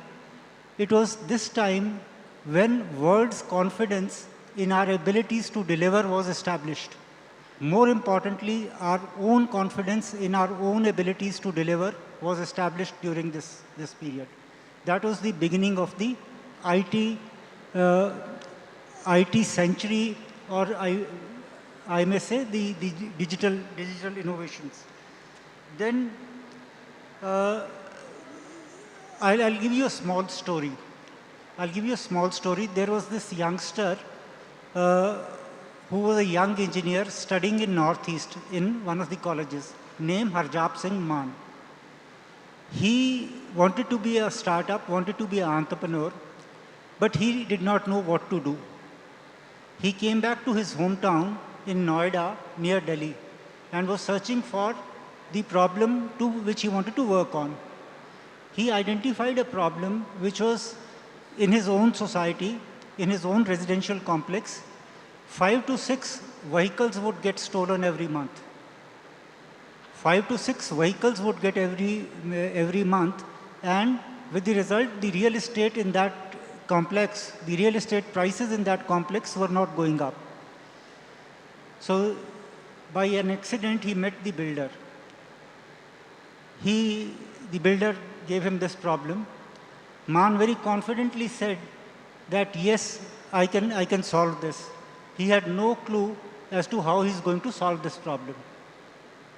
And then the owner was very excited. He said, yes, give me the solution. He said, no, not like this. I'll come with my team after 15 days.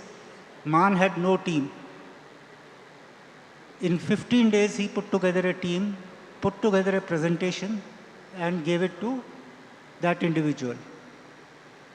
And it was a simple solution based on RFID, which he gave to that builder. And as a result, they did a very simple solution: RFID tag on the vehicle, on the keychain, and a reader at the gate. It was an automatic system which was put in place. The problem stopped. The story is a little long. I'll have to cut it short in the interest of time. And he did several innovations, including employing deaf and dumb people as gatekeepers at the society. Maan became the largest employer of deaf and dumb people across the world. And he's done a remarkable business. It's both a social business and a commercial business. The initial offer he got was about 1 crore of rupees per month. That was his turnover to begin with. He's now moved into many other areas. There are many innovations, both digital and non-digital, which India is very proud to have.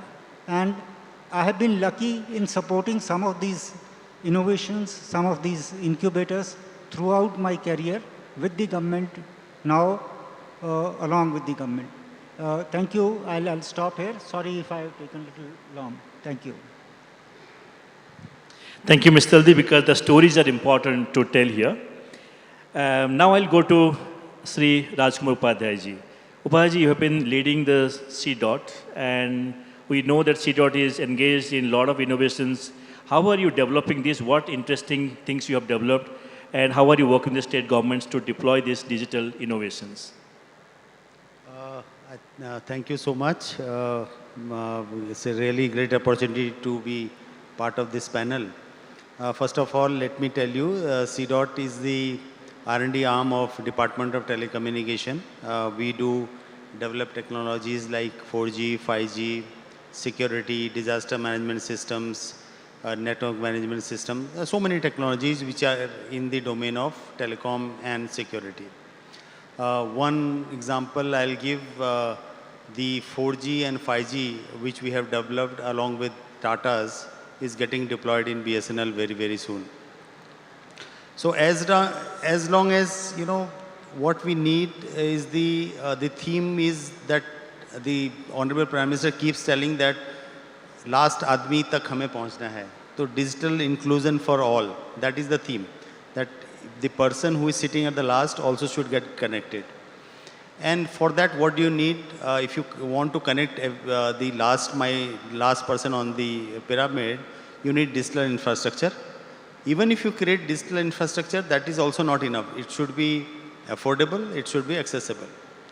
So therefore, there are a lot of schemes which government is working. I can just quote 2 schemes.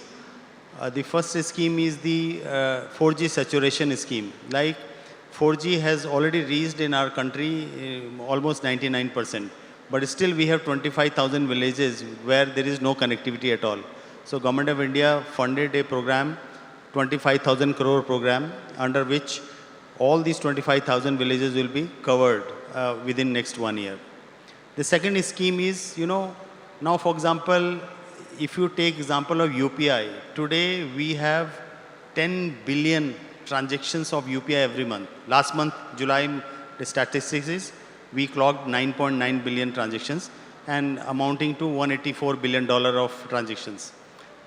Now, internet in our country, with the population of 1.4, the internet penetration is only 860 million. So still there are 500 million people who are not getting these services, hence they cannot come to the mainstream. And therefore, these schemes, like I said, 4G saturation scheme, the BharatNet scheme. Under BharatNet scheme, just 2 days back, Cabinet approved a scheme of 1.3 lakh crore, under which the BharatNet will move to every village. Now, once it moves to the village, fiber goes to the village, but the village cannot afford, since it is commercially not viable, the many entrepreneurs will not go there and put it to the households. Therefore, government came with a scheme called Bharat Udyami scheme. Under Bharat Udyami scheme, we are giving a subsidy of 4,480 rupees. If you take one connection from that fiber to the particular house, you get 4,484. So that the capex is reimbursed. Then the revenue generated from that house, 50% of the revenue goes to Udyami. So government is coming up with many schemes so that, one is we take care of the capex infrastructure and we also take care of the final services. And whatever final service, anyway, the customers are ready to pay, but they are not ready to, nobody is ready to fund that capex part. The capex part is being funded by, we also work, as you said, working with the state governments. Yeah, we definitely work with most of the state governments in rolling out certain solutions. One of the solutions we recently, rolled out in Akola in Maharashtra, where we are saying even if you don't have fiber today, from air using a Wi-Fi unlicensed band, how I can drop a bandwidth up to 1 gigabyte. 1 gigabit per second bandwidth can be dropped. So we are working with Niti Aayog in promoting these health facilities, education facilities, these kind of facilities in these villages. And we have lined up approximately 70 to 100 startups with us working in different areas. Some are working in health tech, some are working in education, some are working in agriculture. So, and we have also many schemes where we fund the startups. We have 2 schemes, 3 schemes primarily. The first scheme is DCIS. That is up to 5 crore we fund there in the DCIS scheme. We have second scheme, CCRP. This is CDOT Collaboration Research Program, under which we have funded very recently 2 consortiums. We funded 75 crore each. Then we have a scheme called TTDF, Telecom Technology Development Fund. That is a scheme of 600 crore per annum. We have last call for proposal, we received around 400 proposals. Around 134 we have cleared. Again, the second round has been launched. If you look at the USOF website, the second call for proposal also is there. This time we have given certain areas where we want our country to go forward. Like for example, development of chips for Wi-Fi, development of chips for 5G, development of chips for mobile phones. So this is another call for proposal. We work with all the state government, and in fact, I have been meeting the state government principal secretaries, ITs, those who are handling the startups, so that this effort can be coherent and together we can solve the problem of this country. So thank you so much, and I'll come back for the next questions. Thank you, Rajkumarji. It's an interesting thing because he told everything about all the schemes what CDOT is offering and enabling digital innovations in the country and reaching the last mile.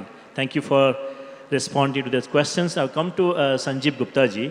Sanjeev ji, I think Karnataka is known for innovations, be it digital, be it deep tech. So what is the secret sauce of this? I know how would you put yourself number one, and what are your offerings to the other states to work to collaborative way? Hello. Thank you so much for asking this question. How many are from Bangalore in the audience? Look here. This is called the power of the innovation which is happening around here. 95% is from Bangaloreans or Karnatakas here in the room. It's not because the event is in Bangalore. It's because the innovation happens in Karnataka. That's the people are here today. I would like to give you some statistics. Karnataka has been ranked #1 innovation by the DPIIT, by the Planning Commission, Niti Aayog, and all the indexes for the last many years. All of you know this, correct? Yes. All of you know that out of 100 unicorns which has born in India, 45 unicorns has born from Karnataka. Yes or no? The one strategy which I'm going to share with you, which you will not be aware about, out of $165 billion the startup has raised so far in India, $65 to $70 billion is raised by only Karnataka-based startups. This is the power. The first unicorn, the 50th unicorn, the 100th unicorn was born here. The one unicorn who converted into multiple own unicorns is also born from here. Why? Why it is happening? Why the Karnataka is the leader in innovation? And that goes 200 years back history. Around 1920s and 1930s, the Maharaja of Mysore, where we are sitting in this palace today, they invested on the talent and set up the world-class institutions. They called up the global industries to showcase their product. And what happens to that? You have Indian Institute of Sciences came up here. You have multiple institutions came up. When all the other states were setting up their own institutions of government-funded engineering colleges, degree colleges, Karnataka was the only state where only one engineering college was from the government, the rest all were from private. Private means at the mark of proficiency, at the mark of excellence. Because of that, you found the innovation coming in place from DRDOs, ISROs, from all the HALs, the BL, the BHELs. At that point of time, all these R&D centers came here because of that talent. And after this, ladies and gentlemen, we got the multinational companies waves coming in place. Now the another statistics. आप पूरे विश्व के 500 top companies को ले लो, the 500 Fortune companies. The 400 Fortune companies, of those companies have their R&D center here in Karnataka and Bangalore. This is the power which has been done. So genetically, we Kannadigas, or the people who has moved from other places and become Kannadigas, like me, has actually considered this place as genetically founded of innovation, entrepreneurship, and etc. And when no one was talking about of the startups, Karnataka government came out with the first startup policy in India. First startup policy. When nobody was talking about of the VC funding, government of Karnataka came up with set up a Kitwin fund of 100 crores. Nobody. And the successful fund raised by them. Out of 90,000 plus startups in the country, 20,000 or 22,000 startups come from Karnataka. This is the power of this happens. Now friends, the secret sauce is, can you experiment 100 years in the respective states? What we can do is we can expedite the process with the states. All the states are looking forward to how we can revolutionize the startup ecosystem. What you require is 3 important things that we are functioning upon. One is purely looking at industry which can give them a business opportunity. And here Karnataka offers that. I would request every other state to look at that level. The second one is the access to the capital and access to the mentorship. How do you create access to the capital? I'm so happy that Mr. Raji is here saying CDOT will happily fund. And he was talking to me and sharing me that 2 of the big investors from 75 crores above, which has been funded by the CDOT, is basically coming from Bangalore. So again, the story is replicating, but I would love to know that other states are also getting into it, more of the stuff, right? And for that to make it happen, you need to have an access to capital, you need to have an access to industry, which is market, you have an access to mentorship. We industry people in Karnataka especially feel that they are part of the government. They are not outsiders. They work with the government to design the initiatives. So they took ownership in giving the mentorship. Now this model is what is the unique, so-called the secret sauce of Karnataka's leading state. And Maharashtra, Andhra Pradesh, Tamil Nadu, every other state is doing great job, fantastic job. But maybe some of the lessons that we both can learn with each other and can help them to grow as well. I can keep on talking about Karnataka. I'll just pause here for a minute. Thank you, Sanjeev ji. I think well said. Invest in platforms and build collaborative approach. Industry, policymakers, government all working together. Well said, Sanjeev ji. Now come to the next Sanjeev ji, Sanjeev Malhotra ji is from NASSCOM. I think all of you know NASSCOM is building a lot of center of excellence and also working heavily in the digital innovations. So the question to you, Sanjeev ji, how NASSCOM is enabling this whole innovation ecosystem digital format and also providing some solution to the industries. Any interesting examples you want to share with the audience? Sure. Thank you. My job has been made easier. Sanjeev ji has already woken up everybody, I think, with it. So, we are an organization which has been set up as a collaboration between MIT, which is the Central Ministry of Electronic and IT, along with the state government. And we have set up 4 centers of excellences across the country, and our hub is Bangalore, for the obvious reasons that Sanjeev ji just mentioned. Bangalore is a natural tech capital of the country, and probably we can say for the world also. And our mandate has been to bring more innovation in the emerging technologies. When we say emerging technologies, we hear all these words like IoT, AI, AR, VR, robotics, blockchain, and so on. Now, the products that you see actually are not made of one technology. It's amalgamation of all the technologies. Very rarely you say this product is only this tech or that tech. Typically, a product will have many technologies into it, and that's what a job of a product is, to actually solve a problem, provide a solution to a particular use case or to some organization, be it in healthcare or be it in manufacturing or in logistics or any other domain. Our effort has been, first of all, we opened first of its kind of lab in the country in 2016, which was providing facilities to the startups to work in the lab equipment at a pretty easy access and without any cost. So that was the starting point for us. But over a period of time, our effort has been, how to take these products to the market, how to do lab to market type of an effort, how to make enterprises and startups work together. So our platform has been the largest platform for startups and the industries to work together as a win-win. Industry is looking for solutions which benefit them, and startups are coming up with solutions which are not available anywhere else, and they're looking for customers also. So we have been working tirelessly into making these organizations work together. Now, let me give you an example. While large companies are able to bring a lot of solutions on board, they have resources. But it is important that the SMEs of the country actually get equipped with the latest technology. And they cannot afford the latest technology that is available around the world, buying it from different parts of the world, either in Germany or USA or any other country outside. That's where, our startup ecosystem has, I would say, done a wonderful job, have grown significantly from last 5 to 7 years to where it is now. And I would say it's a viable alternative for all the solutions that industry needs.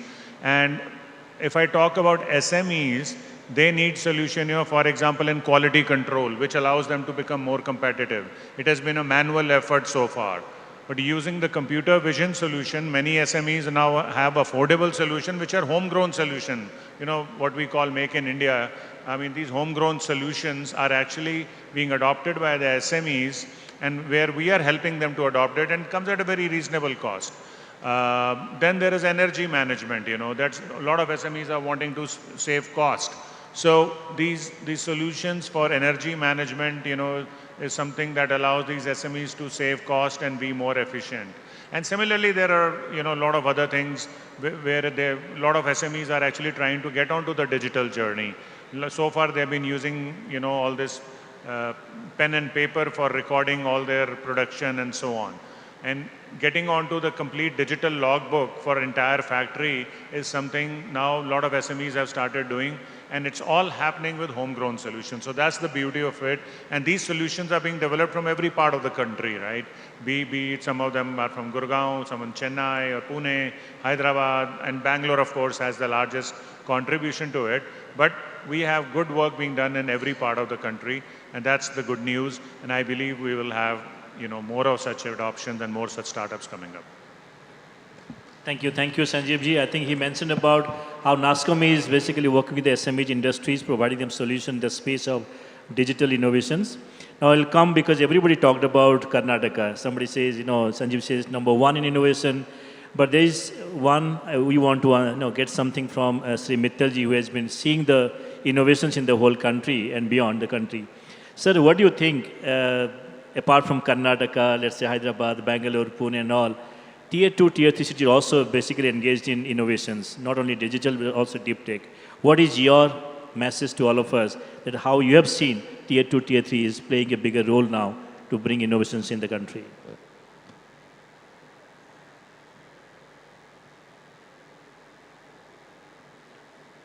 I think the organizers are being partial with me. My mic gets switched on and off regularly, but doesn't matter, I'll not give up. So you asked me a question, what is happening in the Tier 2 and Tier 3 towns? I think there's a conscious effort of the government, both the central government and the state governments, to focus on cities which are less developed, which have missed the attention or were not the center of attention.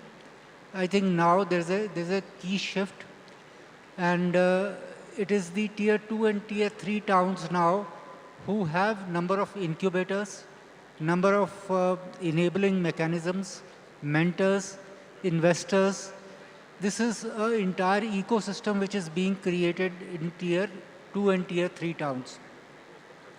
And innovation is not only limited to the metros, the major cities. It is also now available in the Tier 2 and Tier 3 towns. I intentionally gave you a story from Northeast, Silchar, about Harjap Singh Man, because that is where he had his entire education, that's where he had his entire career. But he finally settled in Noida, near Delhi, where he's taken up his startup. Similarly, today I see that a lot of women, a lot of young girls who have come up, and they are taking this route of innovation and entrepreneurship very seriously. In fact, to add to the Bangalore story, let me also join the gang of Bangalore.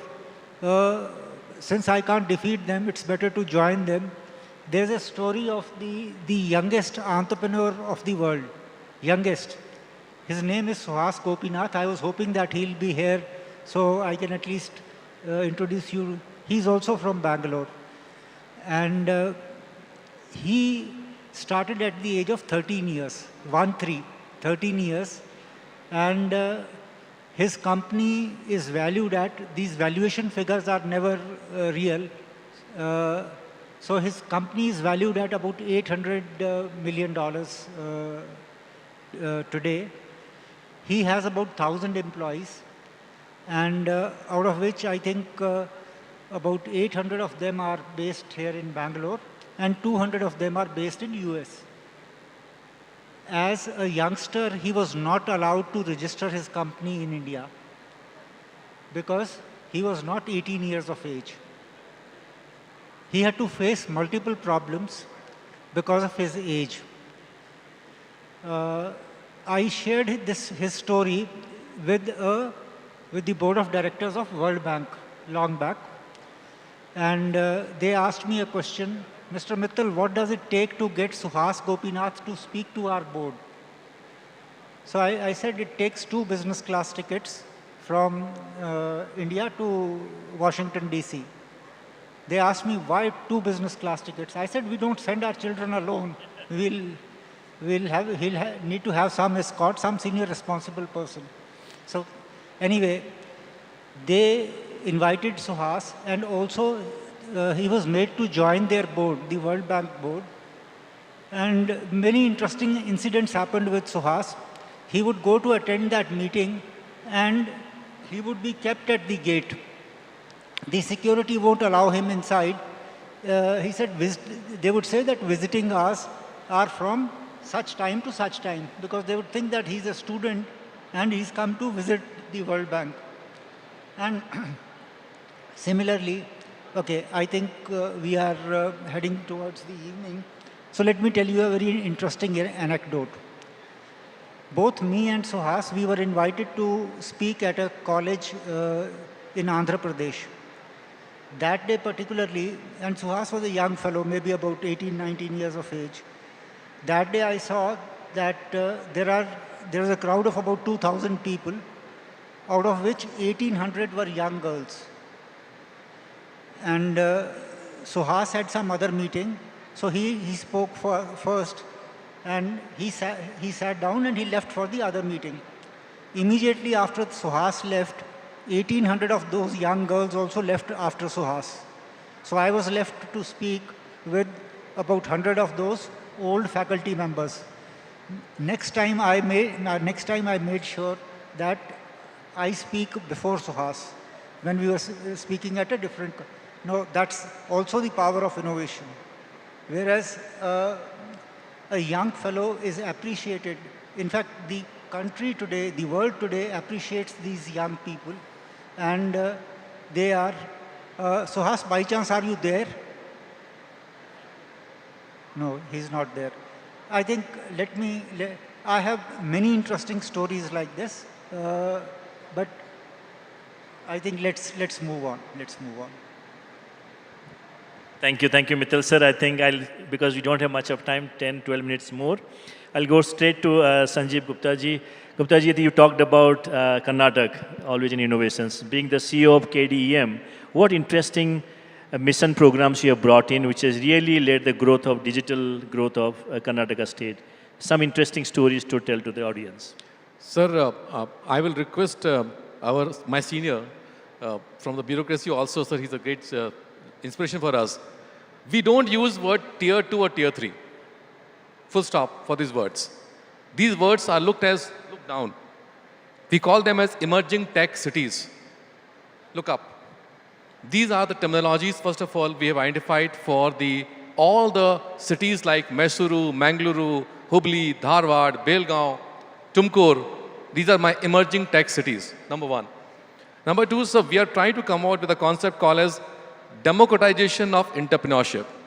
That means the entrepreneurship should reach to the grassroots level, and from there it should go bottom up. How do we create that? If we create hubs in Bangalore or in Chennai or in Hyderabad or in Gurgaon, that's not going to change the color of the emerging tech cities. We need to go back to the doorstep and knock it and give them the service that they need. What service they need? And how do we create an ecosystem? So under the academic institutions, our NAINS program is trying to come out from an idea into a student funnel. And at this level, we have hundreds of institutions which are just coming out with ideas in a student.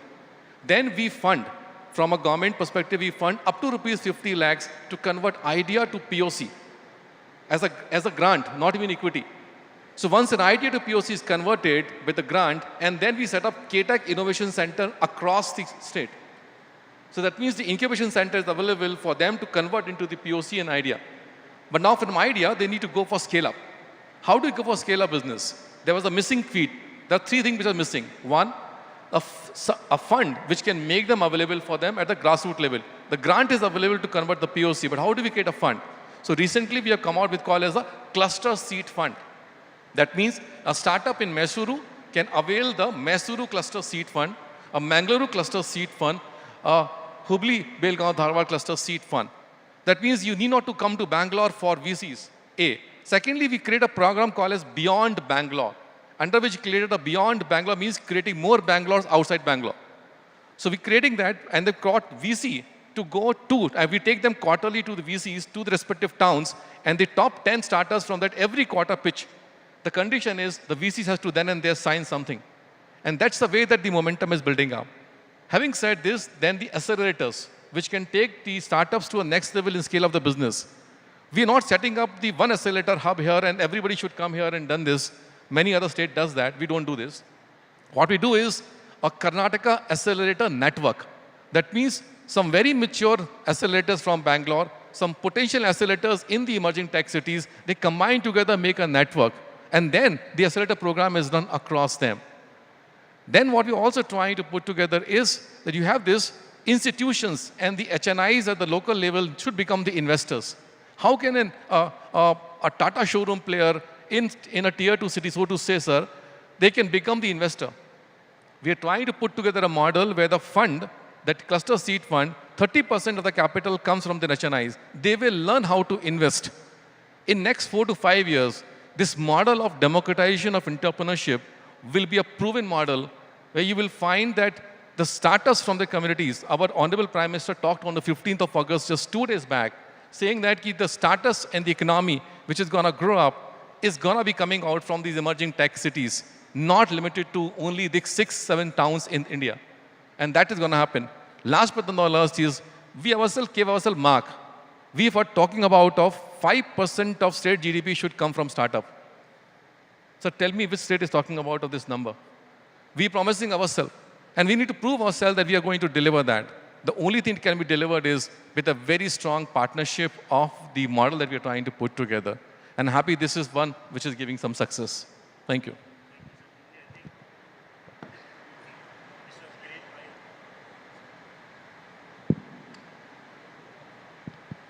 Hello, hello.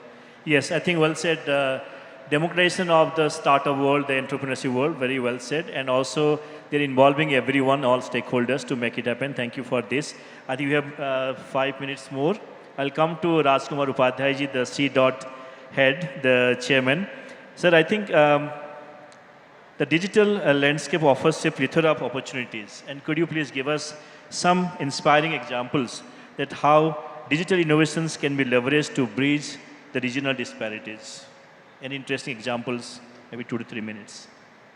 Thank you so much. I think the first, we developed many technologies which are used for, bridging this digital divide and also, making some gains in terms of, I'll give you first technology what we developed. I think that you can try right now. I encourage all the participants to try themselves. Please log into sancharsathi.gov.in, sancharsathi.gov.in, or you Google Sanchar Sathi, you will get it. What does the portal do? It solves many problems, but I'll mention 2 problems. Problem number 1 is stolen mobile phone. Many snatching of mobile phones cases were happening. And therefore, we developed a portal under Sanchar Sathi. In that, there is a citizen-centric service. You click lost mobile phone. You just put your IMI number. If you can't put your IMI number, police can put your IMI number. And we will tell you where your phone is. And Karnataka is the leading state. I think I must compliment it. We launched this service in May, and Karnataka already recovered 10,000 phones. 7,500 phones were recovered in Bangalore. 2,500 phones were recovered in Hubli. This is the lost mobile phone application which helps. Second, in your Aadhaar number, how many connections are there, you can see in this portal. You put your mobile number, it will tell you for your Aadhaar number how many connections are there. So, and you can block it there itself. Even when we launched this service, I tried my number. I also had an extra number on my Aadhaar which was not belonging to me. I disconnected it. Just to give you an example of the lost stolen mobile phone, we have already recovered 3 lakh phone after launching, just a month back. Aadhaar, almost 9 lakh connections we have disconnected, which were not actually, which were used by anybody else's Aadhaar. The third thing is we have, using AI, we looked at all 114 crore database, and we found there are fraud connections because of cyber fraud problems. Because what the cyber fraud guys do, they will take SIM, make 100 call, bury it. Make SIM, make 100 call and bury it. We used AI and we have disconnected 66 lakh phones after the launch. 66 lakh phones we have disconnected. We got their WhatsApp disconnected. We got their Facebook disconnected, Instagram connected, and we have frozen their bank accounts also. because the cyber fraud was going in a big way. So these 3 applications, you can try it yourself. The other thing which from the rural side, the top application which I will think is this. We install a small box. I will not talk to what is this box. A box is installed in the block. And from the block, using our BharatNet fiber, it goes to the villages. So one block serves around maybe 500 villages, 400 villages. It will go to all the villages and in that village to the population. They can get all education classes, audio lectures, video lectures, books without internet. They can see 100 TV channels without internet. They can listen to 20 audio channels without internet. So this is another innovation. Because why it was done, when we started during COVID time education classes, villagers wanted education classes, but the net was not supporting. Backhaul was not strong. And therefore this idea came, why don't you put every content at the block headquarter, which is required. Books don't change, audio lectures don't change, online classes don't change, yoga class, skill class, everything is in the block. And from the block, it goes to the villages and distributed there free of cost. The only thing required is you need a Wi-Fi interface. It could be a phone, it could be a TV, it could be a laptop, it could be a tablet. So this is, I think for the shortage of time, I will not talk about. One more thing I will say, disaster management system which we developed is operational already in 36 UTs and states. Earlier you used to hear when the cyclone used to come, thousands of lives used to go. Now the life, for example, Odisha is one state which is using it perfectly. The lives lost in Odisha is now 0 because of this disaster management system. It is a targeted geo system. It will send messages only to those people who are affected. It is geo-targeted, geo-fenced application. Automatically using AI, it finds out where the cyclone is coming and who are the people. It picks up the number present there. You may be coming from Karnataka, you may be coming from Israel. If you are present there, you will get that message. So I think there are many applications. In the paucity of time, I won't take many. Thank you. Thank you, Rajkumar sir, for pointing out everything from the magic box to disaster management. Thank you for that, for bringing CDOT to all of us. So the last question is to Sanjeev Malhotra ji. The last question that NASSCOM is only in Bangalore, or basically you are in other states, reaching to the states where I think you are contributing, working with the state government and bringing NASSCOM in the forefront to digital innovations area. Right. No, we do work with states. It's important to take these innovations that are happening in Bangalore, happening in Gurgaon and Pune to places where it can make an impact. So there are many programs that we run, especially in the healthcare space. We have, not many people know what good work is happening, but through in these startups. There is a device which has been made in Bangalore, which can do an eye test for glaucoma, and it has got an AI built into it. It is made in Peenya here in Bangalore, and it is one of its kind of device in the world, which is a portable device, and it is very useful for people in villages. Glaucoma is a disease which can actually render people blind and take away the livelihood of people. But it is curable if it is found early on, right? And this device, which is made in Bangalore, we have deployed in a couple of places around the country, in AIIMS, in Punjab, in Andhra Pradesh, and so on. So there are similar devices like that which have early detection of cervical cancer. Right, this is a device which actually uses AI for detection of cervical cancer, because by the time people come to doctor, it is too late. And this device actually enables somebody who's a paramedic to use this device in a village through AI can actually detect cervical cancer at the early stage. So there are devices like this where we are working with the state governments in deploying these things in what we call low resource settings. And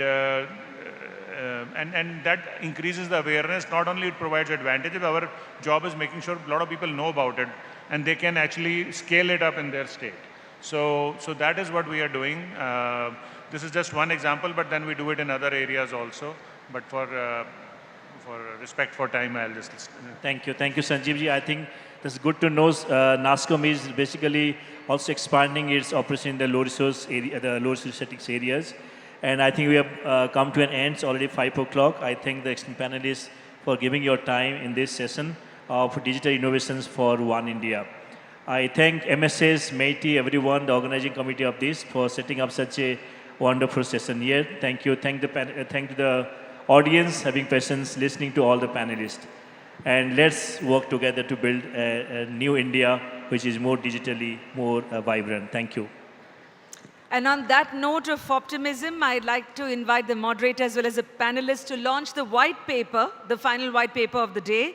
This is on the circular economy. If all our dignitaries on the dais could help launch this. This is the one which will be launched right now.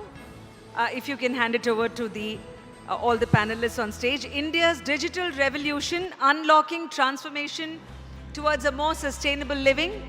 You will find this QR code in your conference kit. In case you want details, you can download right from there.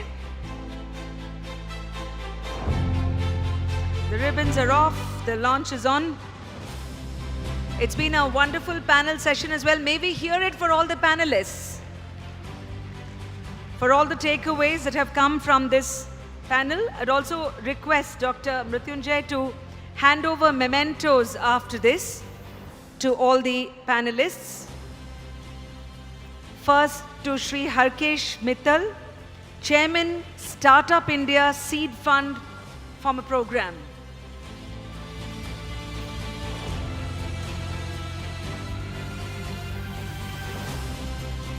To Dr. Rajkumar Upadhyay, CEO of CDOT.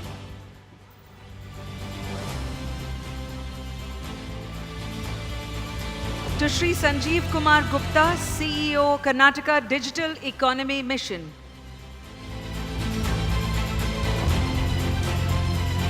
To another gentleman with the same first name, to Shri Sanjeev Malhotra, CEO, IoT Center of Excellence, NASCOM.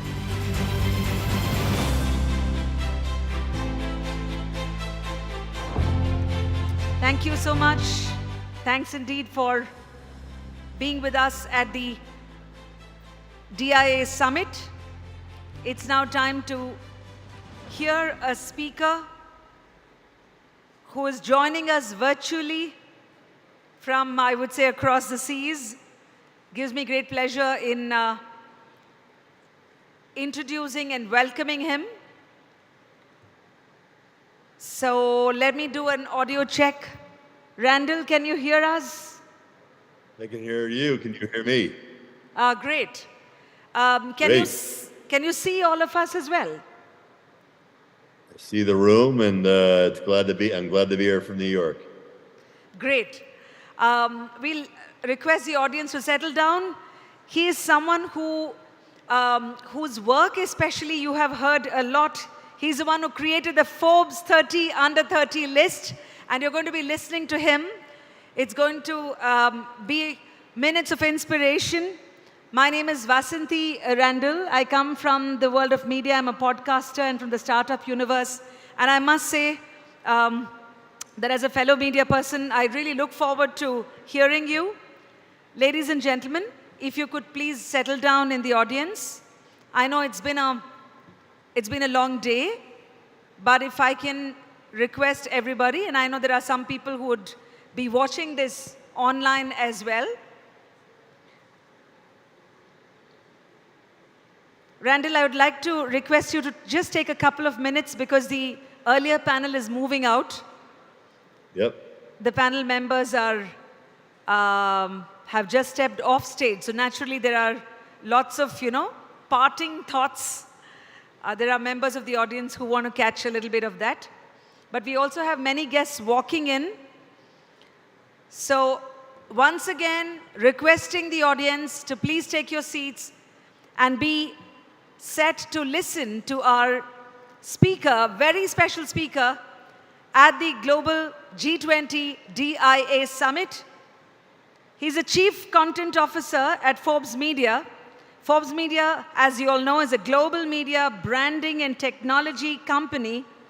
And Mr. Randall Lane, or Randall as we call him, is a renowned author and journalist who created the Forbes 30 under 30 list, a very powerful list of individuals.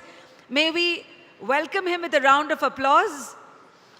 I know it's you know, when you're not exactly there in the room, it's hard to feel the energy, Randall. But I hand over the floor to you now. I appreciate that. And I am excited to be addressing you all. I'm sad that it's virtually. I would have loved to have been there, but I broke my hip a couple weeks ago. So I'm stuck here in New York virtually. But I've been to India several times. I got engaged in India 20 years ago at the Taj Mahal, actually. And a few less than 10 years ago, I worked with T. Gelf with the Kemka family in my role on the board of Global Citizen. I was part of the team that helped bring Coldplay and Jay-Z to Mumbai, and what was, probably a lot of you were there for probably the biggest free concert in the history of the world. We raised billions of dollars for water sanitation and other great issues. So bottom line is I've been to India several times. I've seen the romance of the country. I've seen the passion in India. And I've also seen the economic might, and it's really unavoidable. And in my job at Forbes, I get to look around the globe and see where the action is. And, you guys are sitting there in a country that's approaching $500 billion digital economy.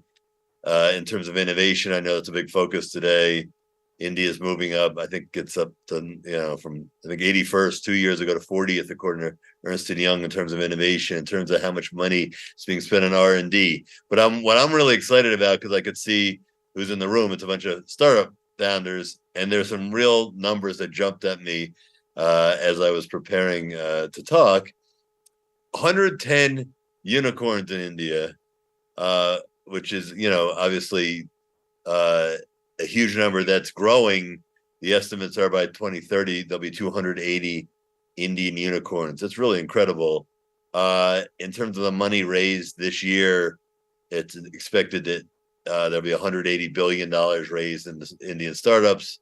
And those startups collectively will create and have created about 500,000 jobs. So that's really amazing. But again, looking in the room, and I did get to look at the room as I came on stage virtually, I was obviously very moved as the 30 Under 30 founder by all the young faces. And so I'd like to actually kind of veer from the script a little and talk a little bit about,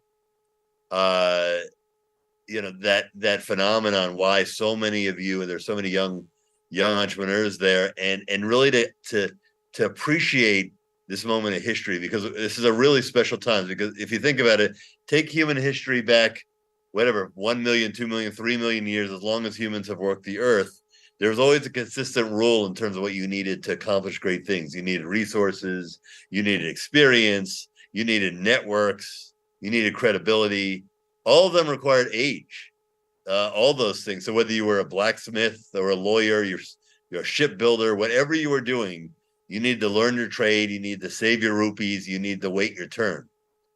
But over the last 10 years, really, so that this audience would have looked different 10 years ago, as the world's gone fully digital. That's all flipped. So right now, as everybody here knows, if you need your computer fixed and you had a choice of a 25-year-old walking in to help you or a 55-year-old, you'd pick the 25-year-old. If you needed to hire an app designer and you had to choose between a 25-year-old and a 55-year-old and you didn't know anything else, you take the 25-year-old every time. And this is revolutionary. This is really revolutionary because it flies in the face of the human experience. It's revolutionary because it's not just the tech industry. Every field now is a tech field, whether you're in education, whether you're in hotels, whether you're in dentistry, it doesn't matter. It's revolutionary also because we're not just talking about a level playing field where a 25-year-old, somebody in their 20s can compete, but where being young is now actually, for the first time in all of human history, and we're at it right now, but being young is an actual advantage. And that advantage becomes because of the ways most of your brains are wired. Because again, I'm seeing in the room, I'm seeing people in their 20s. Your brains are wired differently because you all grew up with the internet from the time you were born. You can't remember the time there wasn't an internet, when there wasn't a smartphone nearby. So it's that natural comfort with technology that gives you an advantage over people like me who may be only a little older, but we didn't get the internet till we were out of college. So, in my day when you were tech savvy, it means you could fix the TV. If you're in your 20s, you have an advantage in virtually every area of your life because you're looking at problems and you're seeing solutions that I can't see. It has nothing to do with intelligence. It has to do with the way your brains are wired and the digital generation. It gets better than that, though, because yes, the digitization of everything gives young entrepreneurs an inherent advantage, but it's also blown up the economics that previously would have prevented you from leveraging it. Because, if you think about the root word of the capitalism, it's capital. And until 20 years ago, you needed a lot of money to start a company. Almost any kind of company needed capital. You were born rich or you waited and accumulated. Money came again with with context and experience. But now you don't need money to build a factory. You don't need to hire 100 people to design some code. You don't need to hire McKinsey to find an opening in a market. It could just be one person with one computer, and you could be in Boston, or you could be in Berlin, or you could be in Bangalore. If you have an idea and you know how to turn it, you could turn it into a business. You could then popularize it, and you don't need help from anyone. And if you do need the money, by the way, venture capitalists will line up to give it to you. That wasn't true even 15 years ago. Age, education level, it doesn't matter. They want to see the original scalable idea. And even 30 years ago, even if you had that idea and you invented something and it was cutting edge tech, there was no way to get it to market. You'd wind up selling it to a big company. Maybe you get a little royalty out of that. 20 years ago, yeah, you could raise a little money, but the investors would insist that they'd have an adult run the company the way Steve Jobs at Apple had to have John Scully kind of manage him until they figured out that he really knew what he was doing. 10 years ago, even, it was the same idea. You needed supervision. You needed gray hair around you. You need to keep an eye on kind of those young entrepreneurs. But now there are no pretenses. There are no adults. In terms of outcomes, there are no limits. And that's what's very exciting. That's why I was very excited to speak to this young entrepreneurial group, because think about all these trends. Think about this moment in history with everything going on. And now I'm speaking in a room, in a country, when there are literally hundreds of millions of people who are under 30 with a great education system that promotes the best and the brightest, and no limit in terms of the market, in terms of the global market, in terms of what can come up. And also, we're now with AI and robotics, two areas where India can be a capital of the world. It's an incredible moment. So I just want to thank you all for what you're doing. I'm excited to see what comes out of these next 3 days from afar. I wish I was there. But what's really exciting is that everybody here is at a moment in history that has never existed before, which is you guys all have the chance to do unlimited things with nobody stopping you. And I think these 3 days will hopefully help accelerate. Hopefully the competition will help accelerate that. Hopefully all the networking and the speakers will accelerate that. But again, I'm sorry I couldn't be there, but trust me, the spirit of the Forbes 30 under 30 is with you all. And again, I look forward to hearing what comes out of this great, great event. Thank you.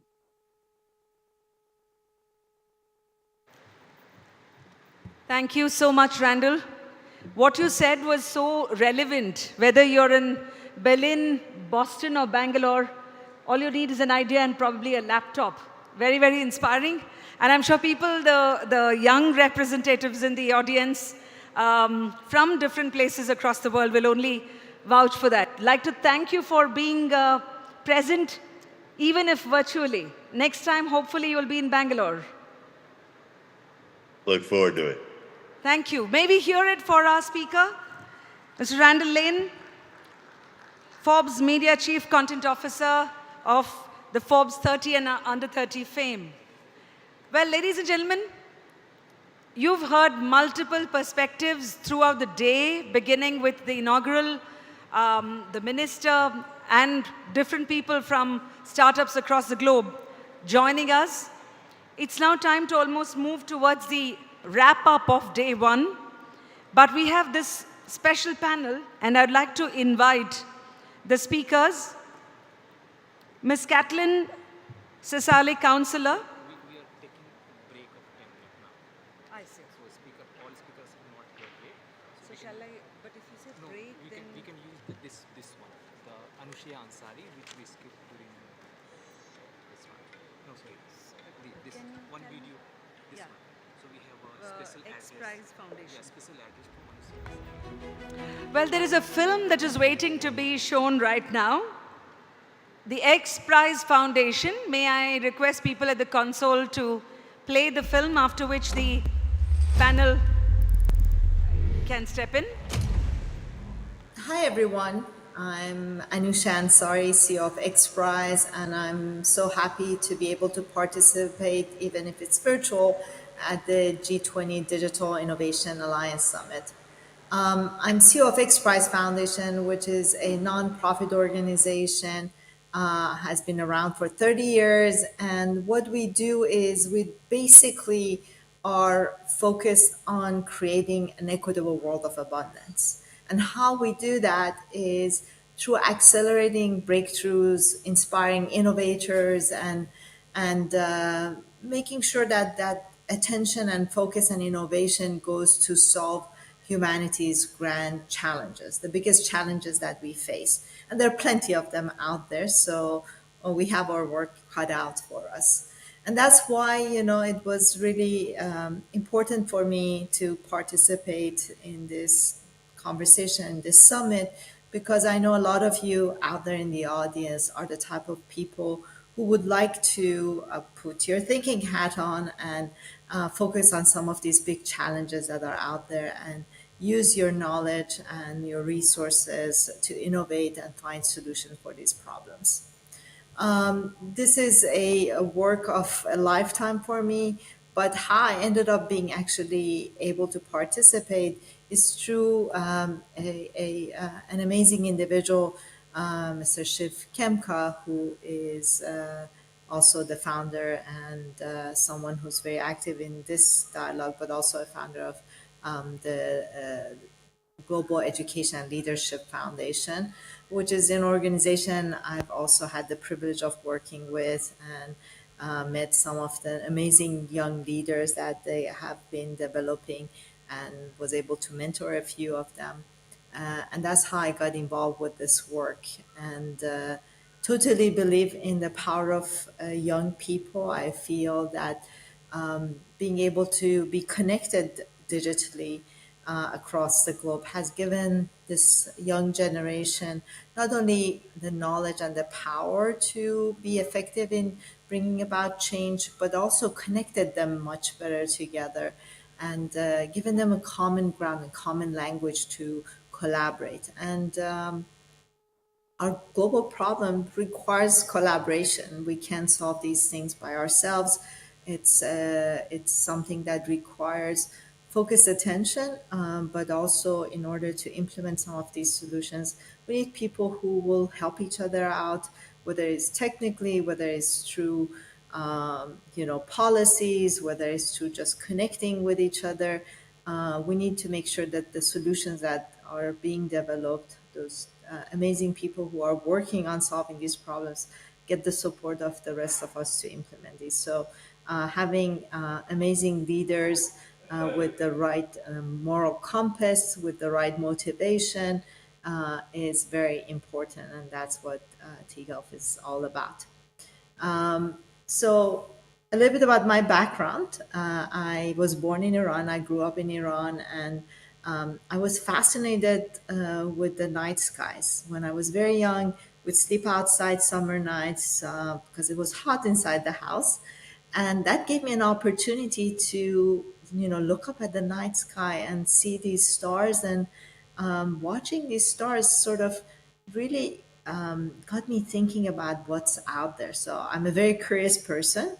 And I was really curious to understand what's out there. And this curiosity is what really drew me to want to study math, sciences, especially physics, astrophysics later on, and eventually led to me being an engineer, which it's a technical definition for a professional problem solver. Imagination has been a big part of my life. I love sci-fi, and I believe imagination is a very unique gift we have as human beings. And this gift is what gives us the ability to think of things that do not exist, to help us imagine things that we have never seen. We go places where we've never been before. And this gift of imagination helps us really be innovative and create new things. So this is a gift that we use when we're young quite often. Unfortunately, as we get older, sometimes we forget we have this gift or we don't use it as often. And I hope that more and more people continue using this unique gift we have as human beings throughout their lives. And I hope you all use it all the time. And we rely on that at XPRIZE. I became involved with the XPRIZE Foundation some 20 odd years ago when it was just launched by Peter Diamandis, the founder. And he shared this passion for space with me. I grew up wanting to become an astronaut because of my fascination for space. And, as a young girl growing up in Iran, I probably didn't think there is a way, but that didn't stop me. It became my obsession, my dream, something I wanted to focus my life on. I read every book I could. I watched every sci-fi movie. I imagined that someday maybe there will be a true Star Trek world where there will be a Starfleet Academy, and I would go apply and become a Starfleet officer, a science officer. I was hoping, and really travel the galaxies. And of course, when I became an adult, I had the opportunity to come to the United States and continue my studies. I realized none of that exists, but that also didn't stop me. And it just made me want to, always look for those pathways, the opportunities, the doors that will get me one step closer to my dream of going to space. And that's how I ended up meeting Peter Diamandis. I became an engineer, a successful entrepreneur, built several successful tech companies, but that success was not enough for me. What I wanted to do was actually fulfill my dream, my childhood dream. And meeting Peter gave me that opportunity because my family and I ended up sponsoring a competition back in early 2000 where basically it changed the way we all look at access to space.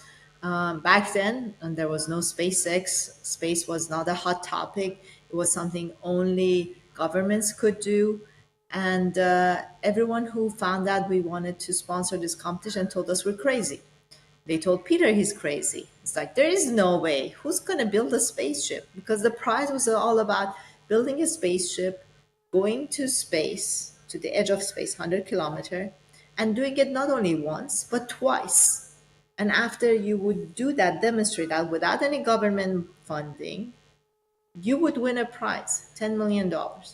So to me, as an entrepreneur, I'm like, this is amazing. You're asking someone to do something hard instead of going and hiring just one team to work on it. You basically put out this call to action to the world. You ask anyone who wants to participate, anyone who thinks they can build a spaceship to go build it. And here's $10 million you can win. So of course, we had a great success. We had 26 teams who competed from 7 countries.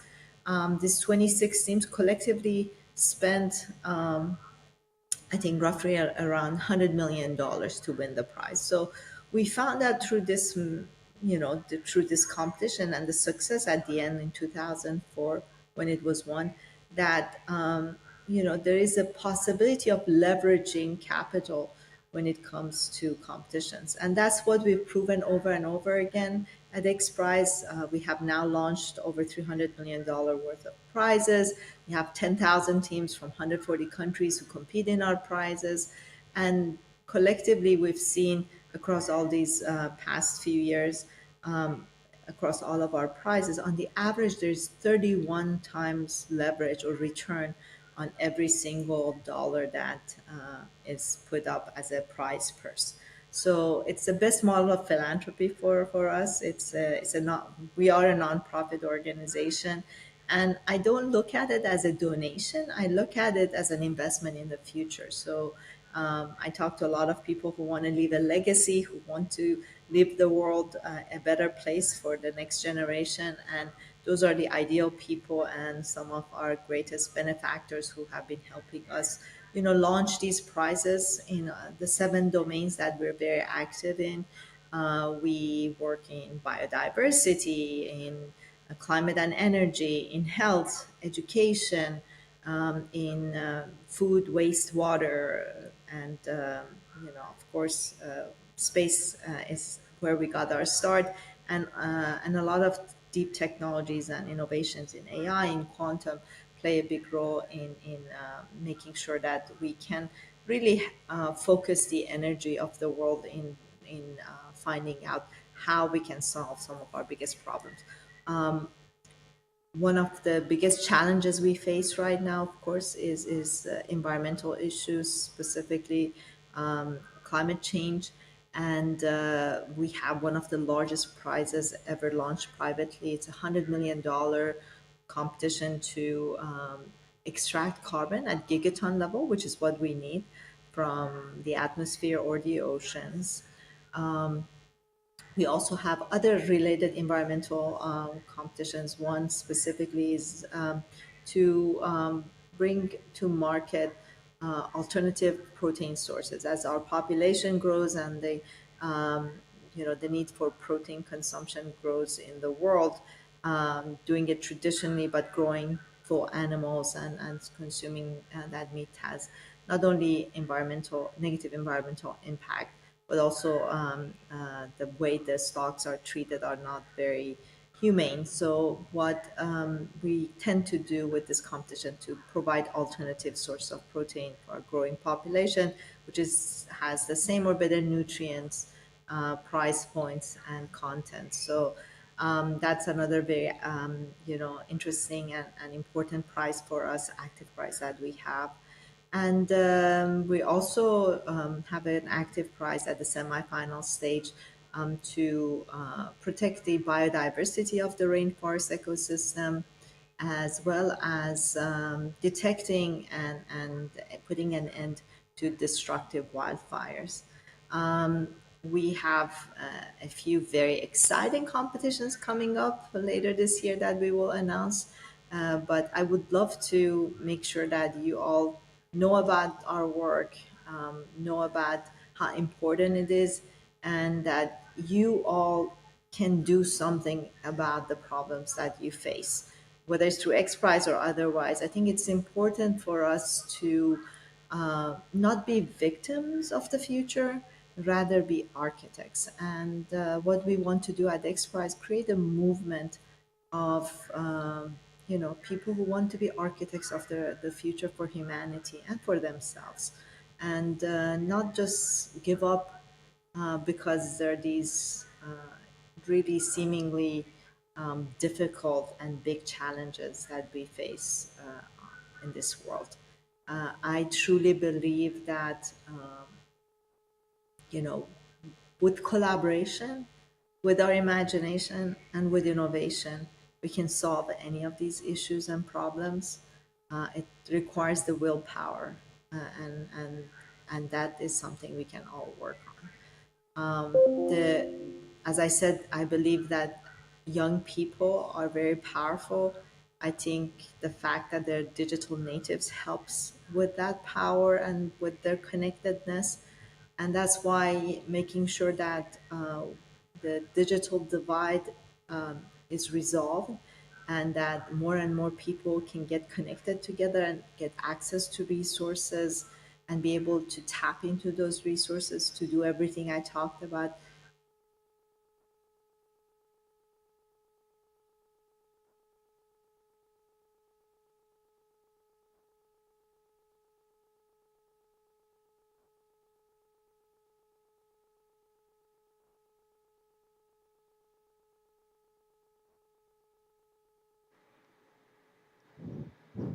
Yes, the mics are on and back. I was wondering if I had been silenced.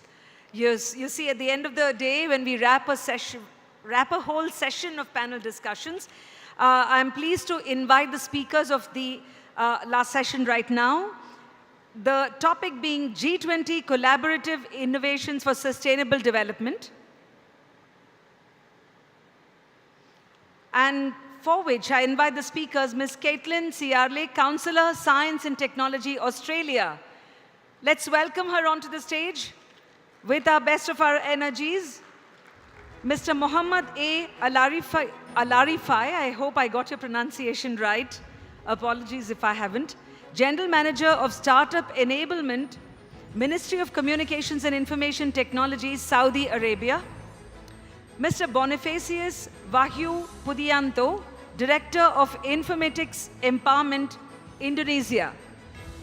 And the panel is going to be moderated by Mr. Parvez Alam. We welcome you, Mr. Alam, Executive Director of CIIC and AIC. Mr. Alam is a well-recognized professional in entrepreneurship ecosystem and is instrumental in setting up the most progressive startup incubation center in Tamil Nadu, which happens to be, of course, our neighbor. It's over to the moderator.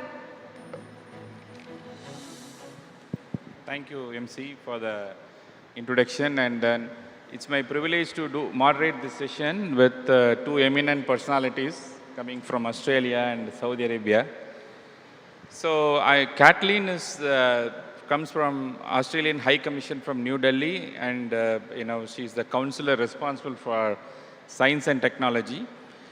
And Mr. Mohammad Al Arifi, head of digital empowerment in entrepreneurial enterprises from Saudi Arabia.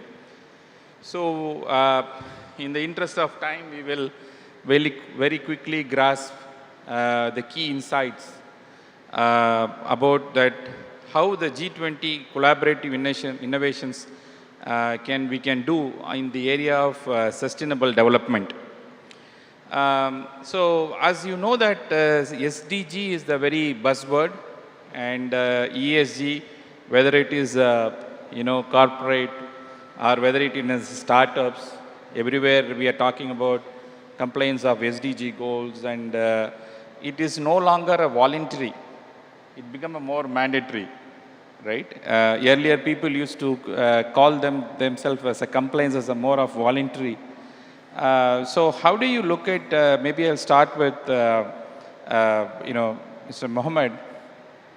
So how do you see that Saudi now, we could keep hearing a lot of news coming up with the NEOM city, sustainable development, and I'm sure, you are wanted to go ahead than UAE in terms of the startups, and you're doing a lot of events like LEAP and so on. So can you just a bit explain that how, you are considering these innovations will lead to a sustainable development, and how a country like India can collaborate and then take things forward along with Saudi? Thank you very much. I'm very happy to be here.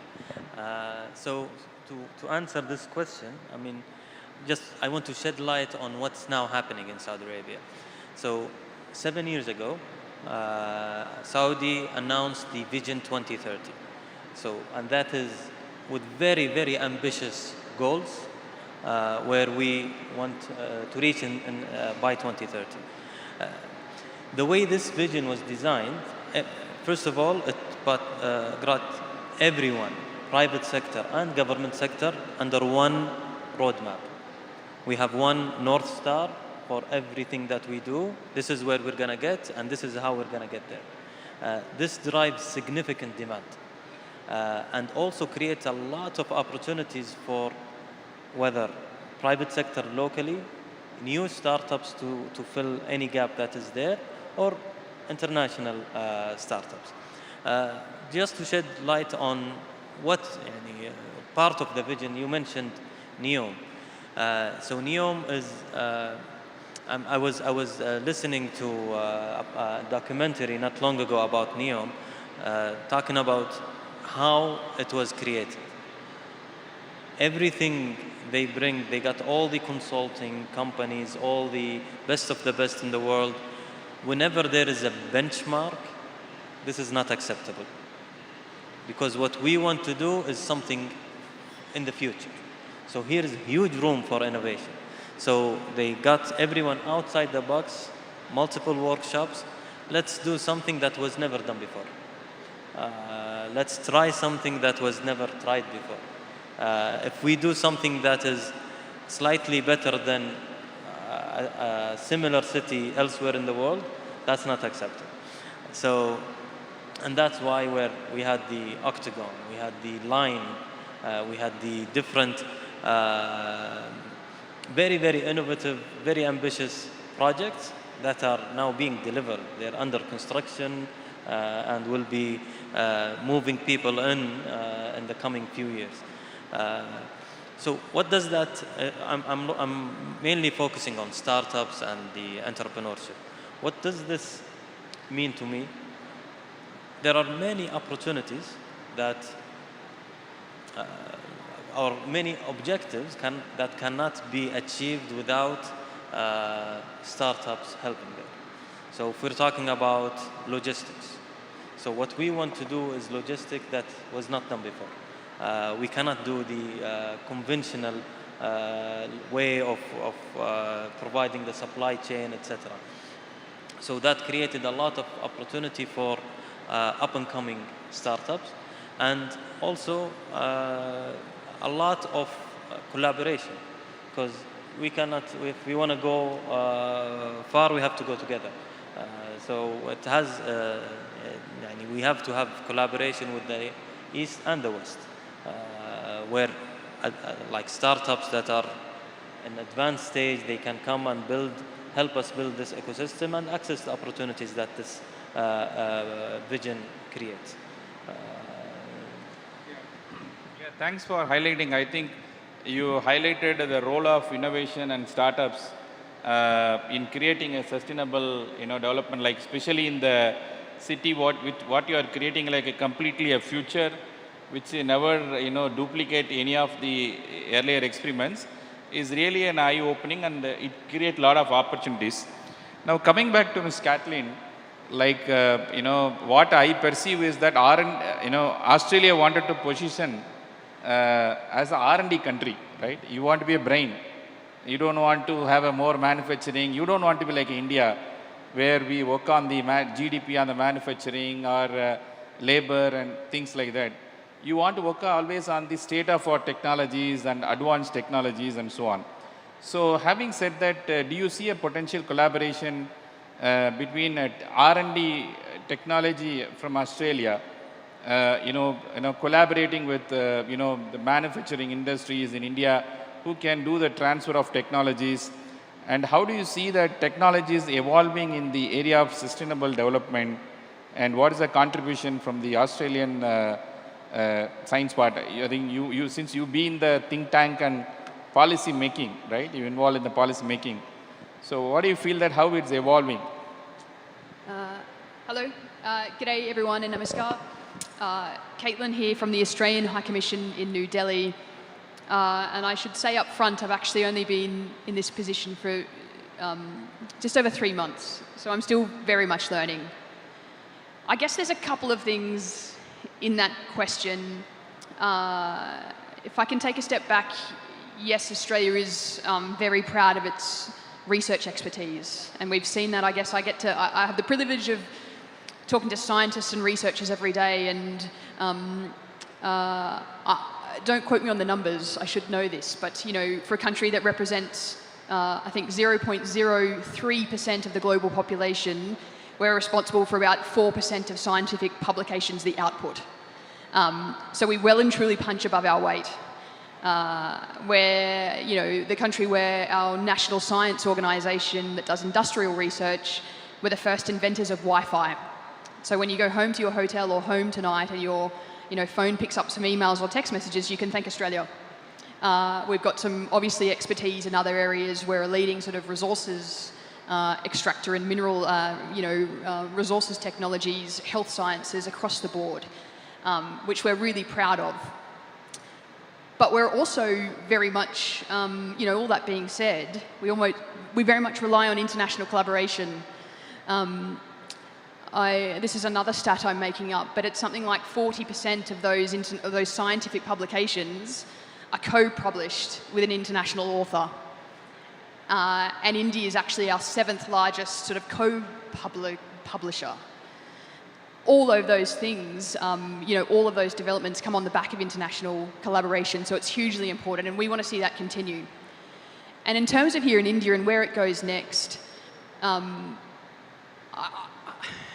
I think sometimes, to a certain extent, yes. The easy answer is yes. We would love to develop the know-how and the technology in Australia and leverage India's manufacturing output. That's a very simple one. Of course, we'd love to do that. But it's a little simplistic too. We want to do more. India is super smart. And as I said, we do these amazing co-publications. From the Australian government's perspective, our bilateral programs are about leveraging the strengths of both countries. So I happen to have, for example, space collaboration in my remit as well.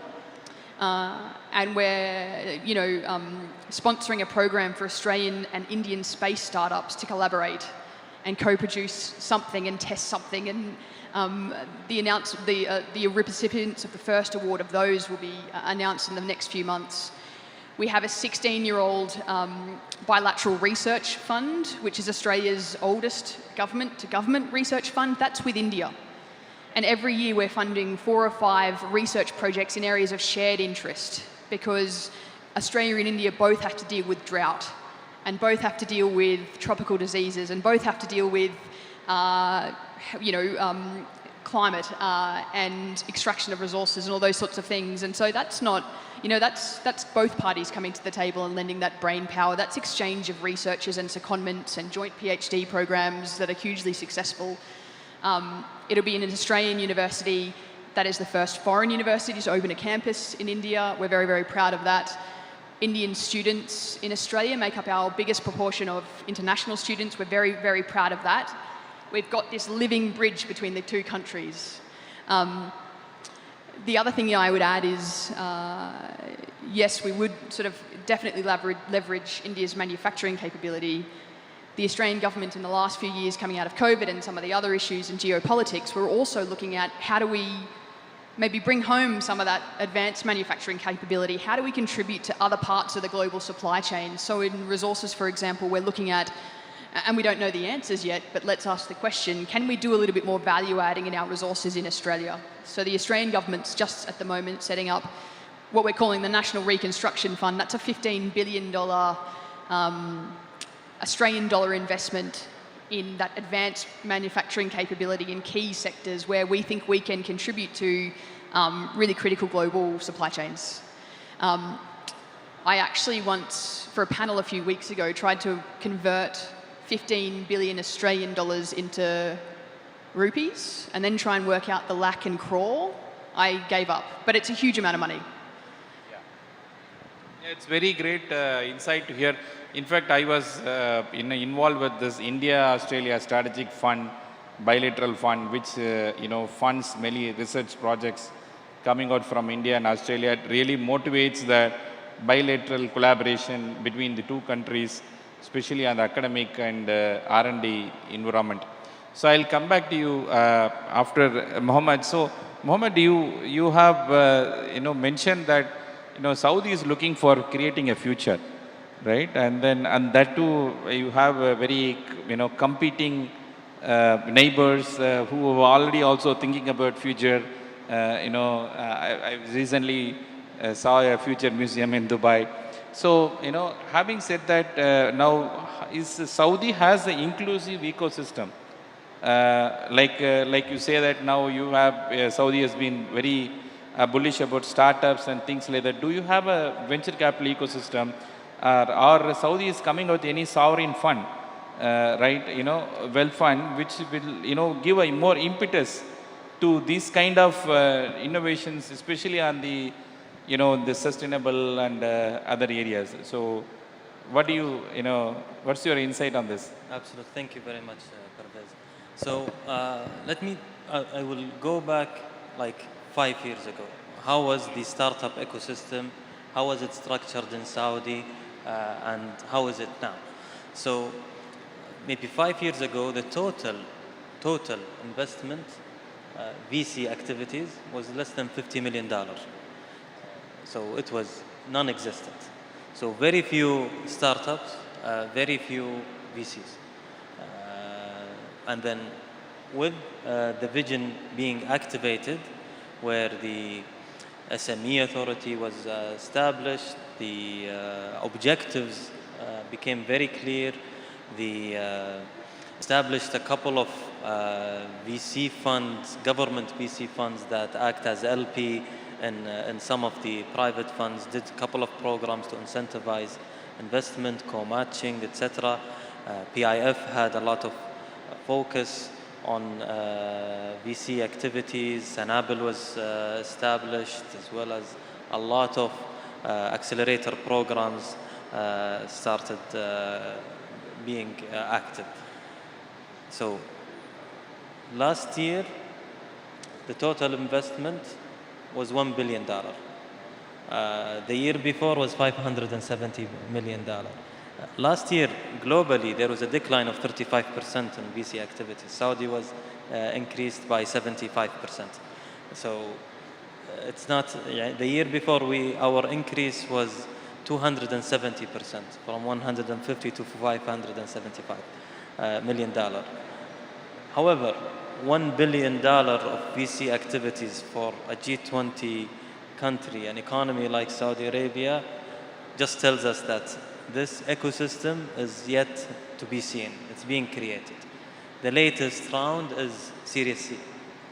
And some of the Series C that was raised this year, startups that were created a year and a half ago. So because there is a lot of demand, and startups are trying to fill this demand. We had a couple of VCs. Aramco became Saudi Aramco, which is the largest oil company, became extremely active in the startup ecosystem. They established, I think, 3 programs. Prosperity 7, which is $1 billion fund that invests in US and China, or in the East and the West, but they're headquartered in US and China. They have Wa'id, which is the entrepreneurship fund that started actively investing outside Saudi. They have, we have, Hon'ble has invested, they have released the funds that they've invested in. The top funds globally, they act as LP in them, whether in Silicon Valley, in India, in China, in Europe. And this is all like development money. It's investment with return on investment, but however, it eases the connection between the different countries. Currently, you cannot say the borders are being fading. So NEOM actually sits in Saudi, and it's interconnecting with Egypt and with Jordan. The world is becoming global. Whatever, a lot of the startups in Egypt or in our neighbors in UAE, in Kuwait, in Qatar, cannot base their startup on one market. They all work in Saudi, they all work in Dubai, they all work in Abu Dhabi. I think if we look at it, if we zoom out, actually the Saudi market is not the Saudi market, it's the MENA market. 400 million population, have very similar culture, very similar customer way of thinking. So whatever works, and not only MENA and extend to East Asia and Mid Asia, where the buying, the customer ingredients is the same, whether it's B2B or B2C. So I think, whatever is happening in Saudi with the NEOM, with the city of the future, etc., is a regional thing. It's a global thing, but it starts with the region. Yeah, I think as you rightly said, Saudi is a hub for opening avenue for MENA market as such, and then you have the large geographical advantage, largest region in the MENA, right, in the geography wise. So you have that advantage, and as well as this competitive edge. So coming to Kathleen, you mentioned about that, as you know, there's very smallest population but largest number of scientific publications, and India, Australia has very good academic collaboration. As you know, a large number of students from India goes to Australia for higher education and so on. So how do you see that this, that academic collaboration leads to a more of R&D joint collaboration? You mentioned about this India-Australia, strategic fund, bilateral fund to boost the innovation and creativity. But how do you see that this will also help among the G20 nations, especially India, Australia, to collaborate on sharing this technology? Do you see that any value proposition for startups in this to get involved and acquire technologies? You mentioned that Australia wanted to focus more on the advanced manufacturing.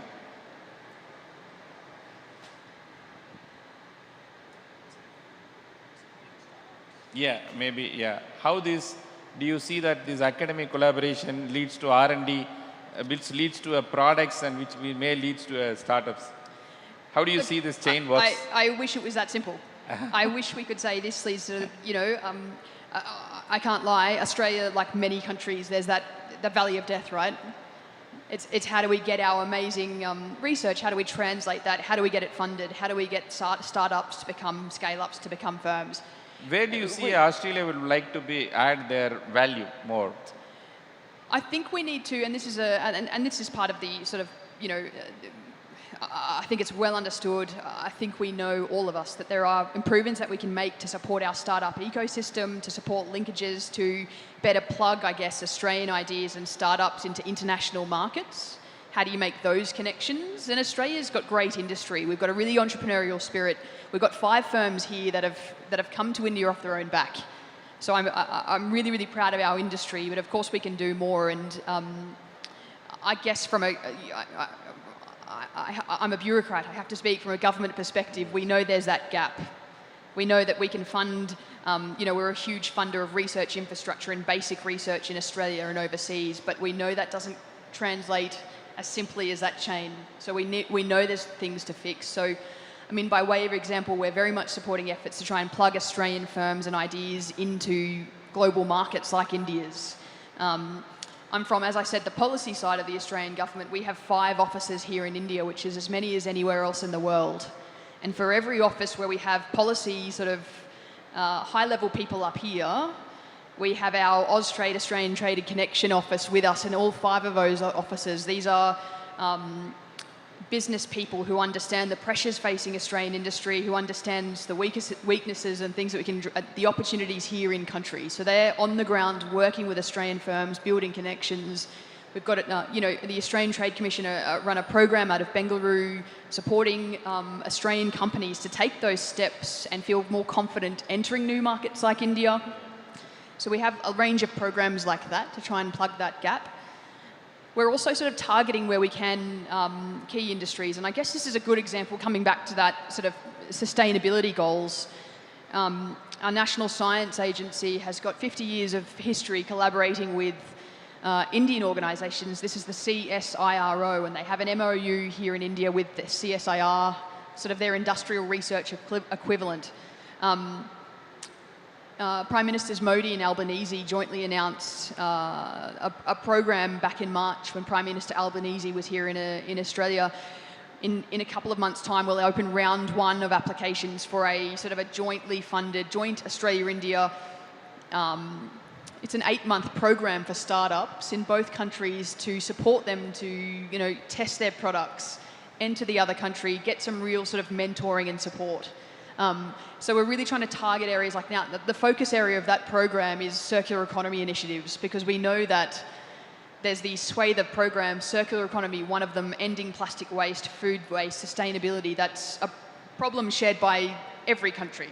And it doesn't have a border and it doesn't have passports. And they're things that we can, as I said, leverage each other's strengths, come to combined solutions, tap into each other's access to capital and markets and demand and testing and expertise, and try and get some products out there that can support global sustainability objectives. And I can't talk too much about the G20 in particular, but only to say that it's a great sort of forum to have all of these nations in the one room talking about the issues we all have. the shared problems, and I absolutely think there's value in that. And for every discussion in a G20 discussion where it's public servants like me, there's been a side event where it's industry from every country, and that's been really useful as well.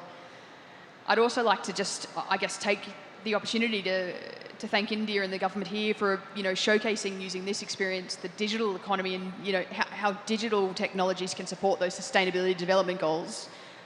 I also had the privilege of attending one day of the Startup 20 Shikar in Delhi in early July. And for those that don't know that under India's G20 presidency, the Indian government established a brand new G20 engagement group called Startup 20.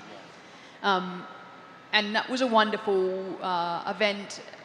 The same thing, getting startups from every country in the room, but also in addition to sort of talking about how do we streamline, access to capital and things, there was a really wonderful discussion or a side working group around inclusiveness and how do our countries approach supporting female founders or founders from diverse backgrounds. And I think that was a really important conversation that I really just wanted to acknowledge as well.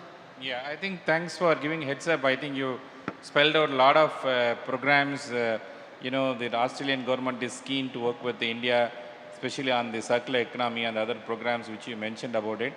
And maybe as a concluding remarks, what I felt is that I like the word what you said. You like both the East and the West. The collaboration. I think that's the theme of the G20. All the G20 countries should come together. And as you see from the MeitY has coined one of the theme today as a circular economy also. Like some startups from, I was just sitting in the jury session, I could see that many startups coming from the circular economy side and pitching, their things. I think we should thank MeitY for choosing this as one of the important highlighted thematic area. So having said that, on the circular economy and the sustainability, like for example, now there are ESGs policies have come up, these environmental, social and governance, and especially on the West, they are very keen, big corporates are following ESG, standards.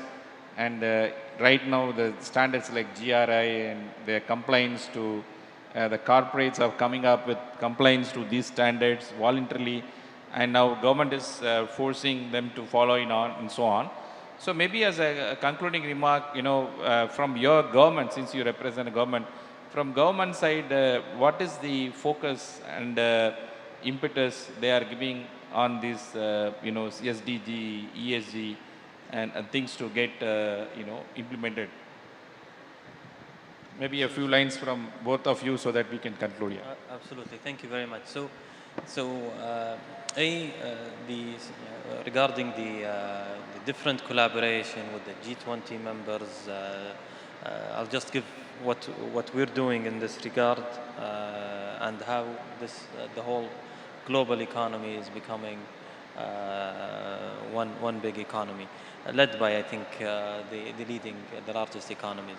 So we recently created this year where we grouped the high potential, the high scalers, startups and launched the Saudi Unicorn program where we're identifying the potential unicorns and put targets on ourselves and how we can get there. And through this program, we already started working with MeitY, with Next Icon in Indonesia, with the French Tech, with the different G20 counterparts where they're supporting startup ecosystems, where it's a mutual collaboration, where we help them access the MENA market, they help us learn and access talent and access startups in their regions.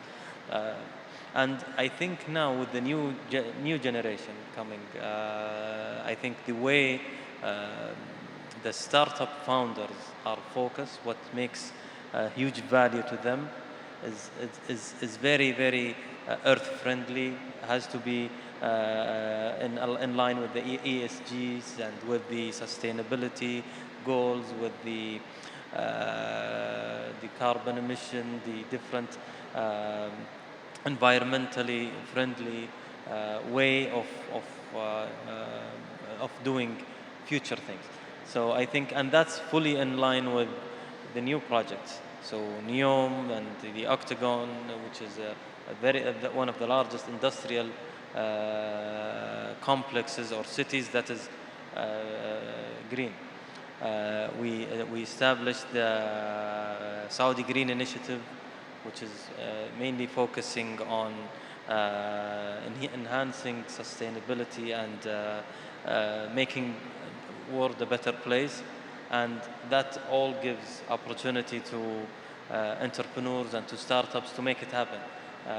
Because we cannot rely on the conventional way of doing things that will take very long to achieve our goals.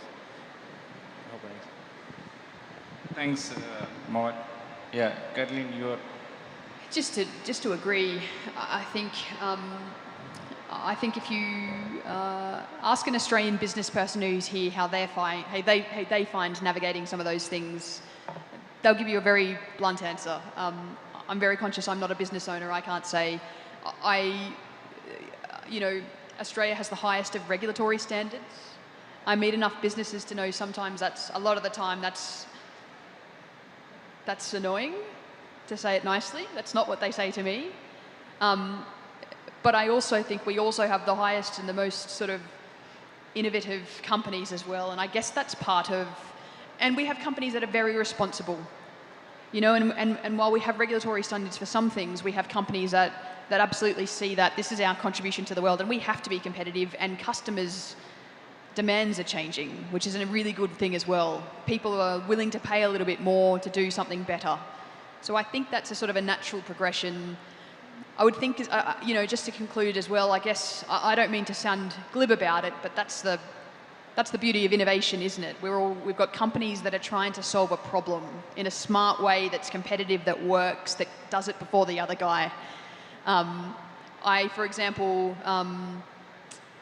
was at a space thing the other day, and there's a firm in Australia that's looking at how to use scrap steel to make space objects and to input into satellites as part of that sort of circle of life, circular economy of the space economy, noting that the number of satellites in space are going up exponentially.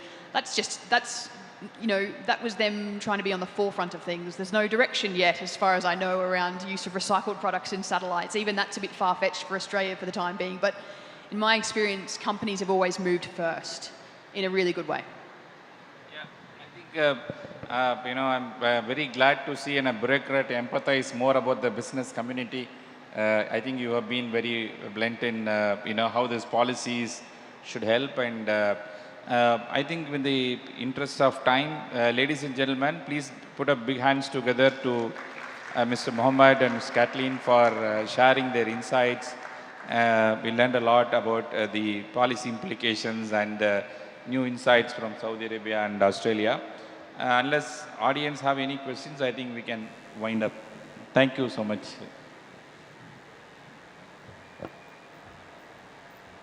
Thank you. Thank you, in fact, to the speakers, to the moderator. I request you to stay back for a moment. May I request Mr. Suryakant, if you're here in the audience, to please step up and give tokens of appreciation to the speakers. I could request the moderator. Okay. Also, Mr. Parvez Alam, thank you so much for moderating this discussion and making sure that the audience derives value from all the takeaways, all the insights that you shared. Thank you once again. May we hear a round of applause for all our special guests. Ms. Caitlin Siale, Councillor, Science and Technology, Australia. May we have a memento for her. Ladies and gentlemen, this panel on the G20 Collaborative Innovations for Sustainable Development. In case this memento has come, then I would like to invite for Mr. Mohammad A. Alarifai. Thank you for your patience, Caitlin, and of course the understanding.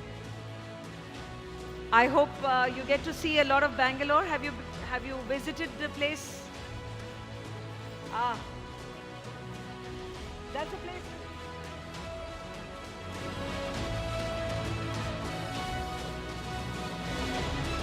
I know there were a lot of people in the startup pitch sections. I myself sneaked away a little bit to hear some of those exciting innovations. That also explains why some of them had to be there. So to Ms. Caitlin Ciale, Councillor. She's from the Australia Council. Also, if I can request Mr. Surikant to give to Mr. Muhammad A. Alarifai, General Manager of Startup Enablement, Ministry of Communications and Information Technology, MCIT, Saudi Arabia.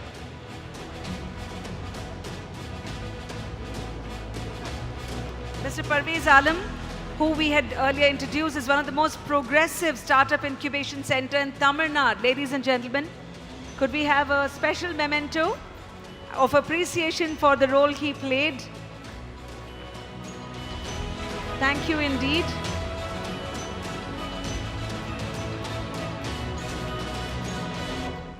So that is a wrap. Maybe there can be a picture with all the panelists as well as Mr. Surikant.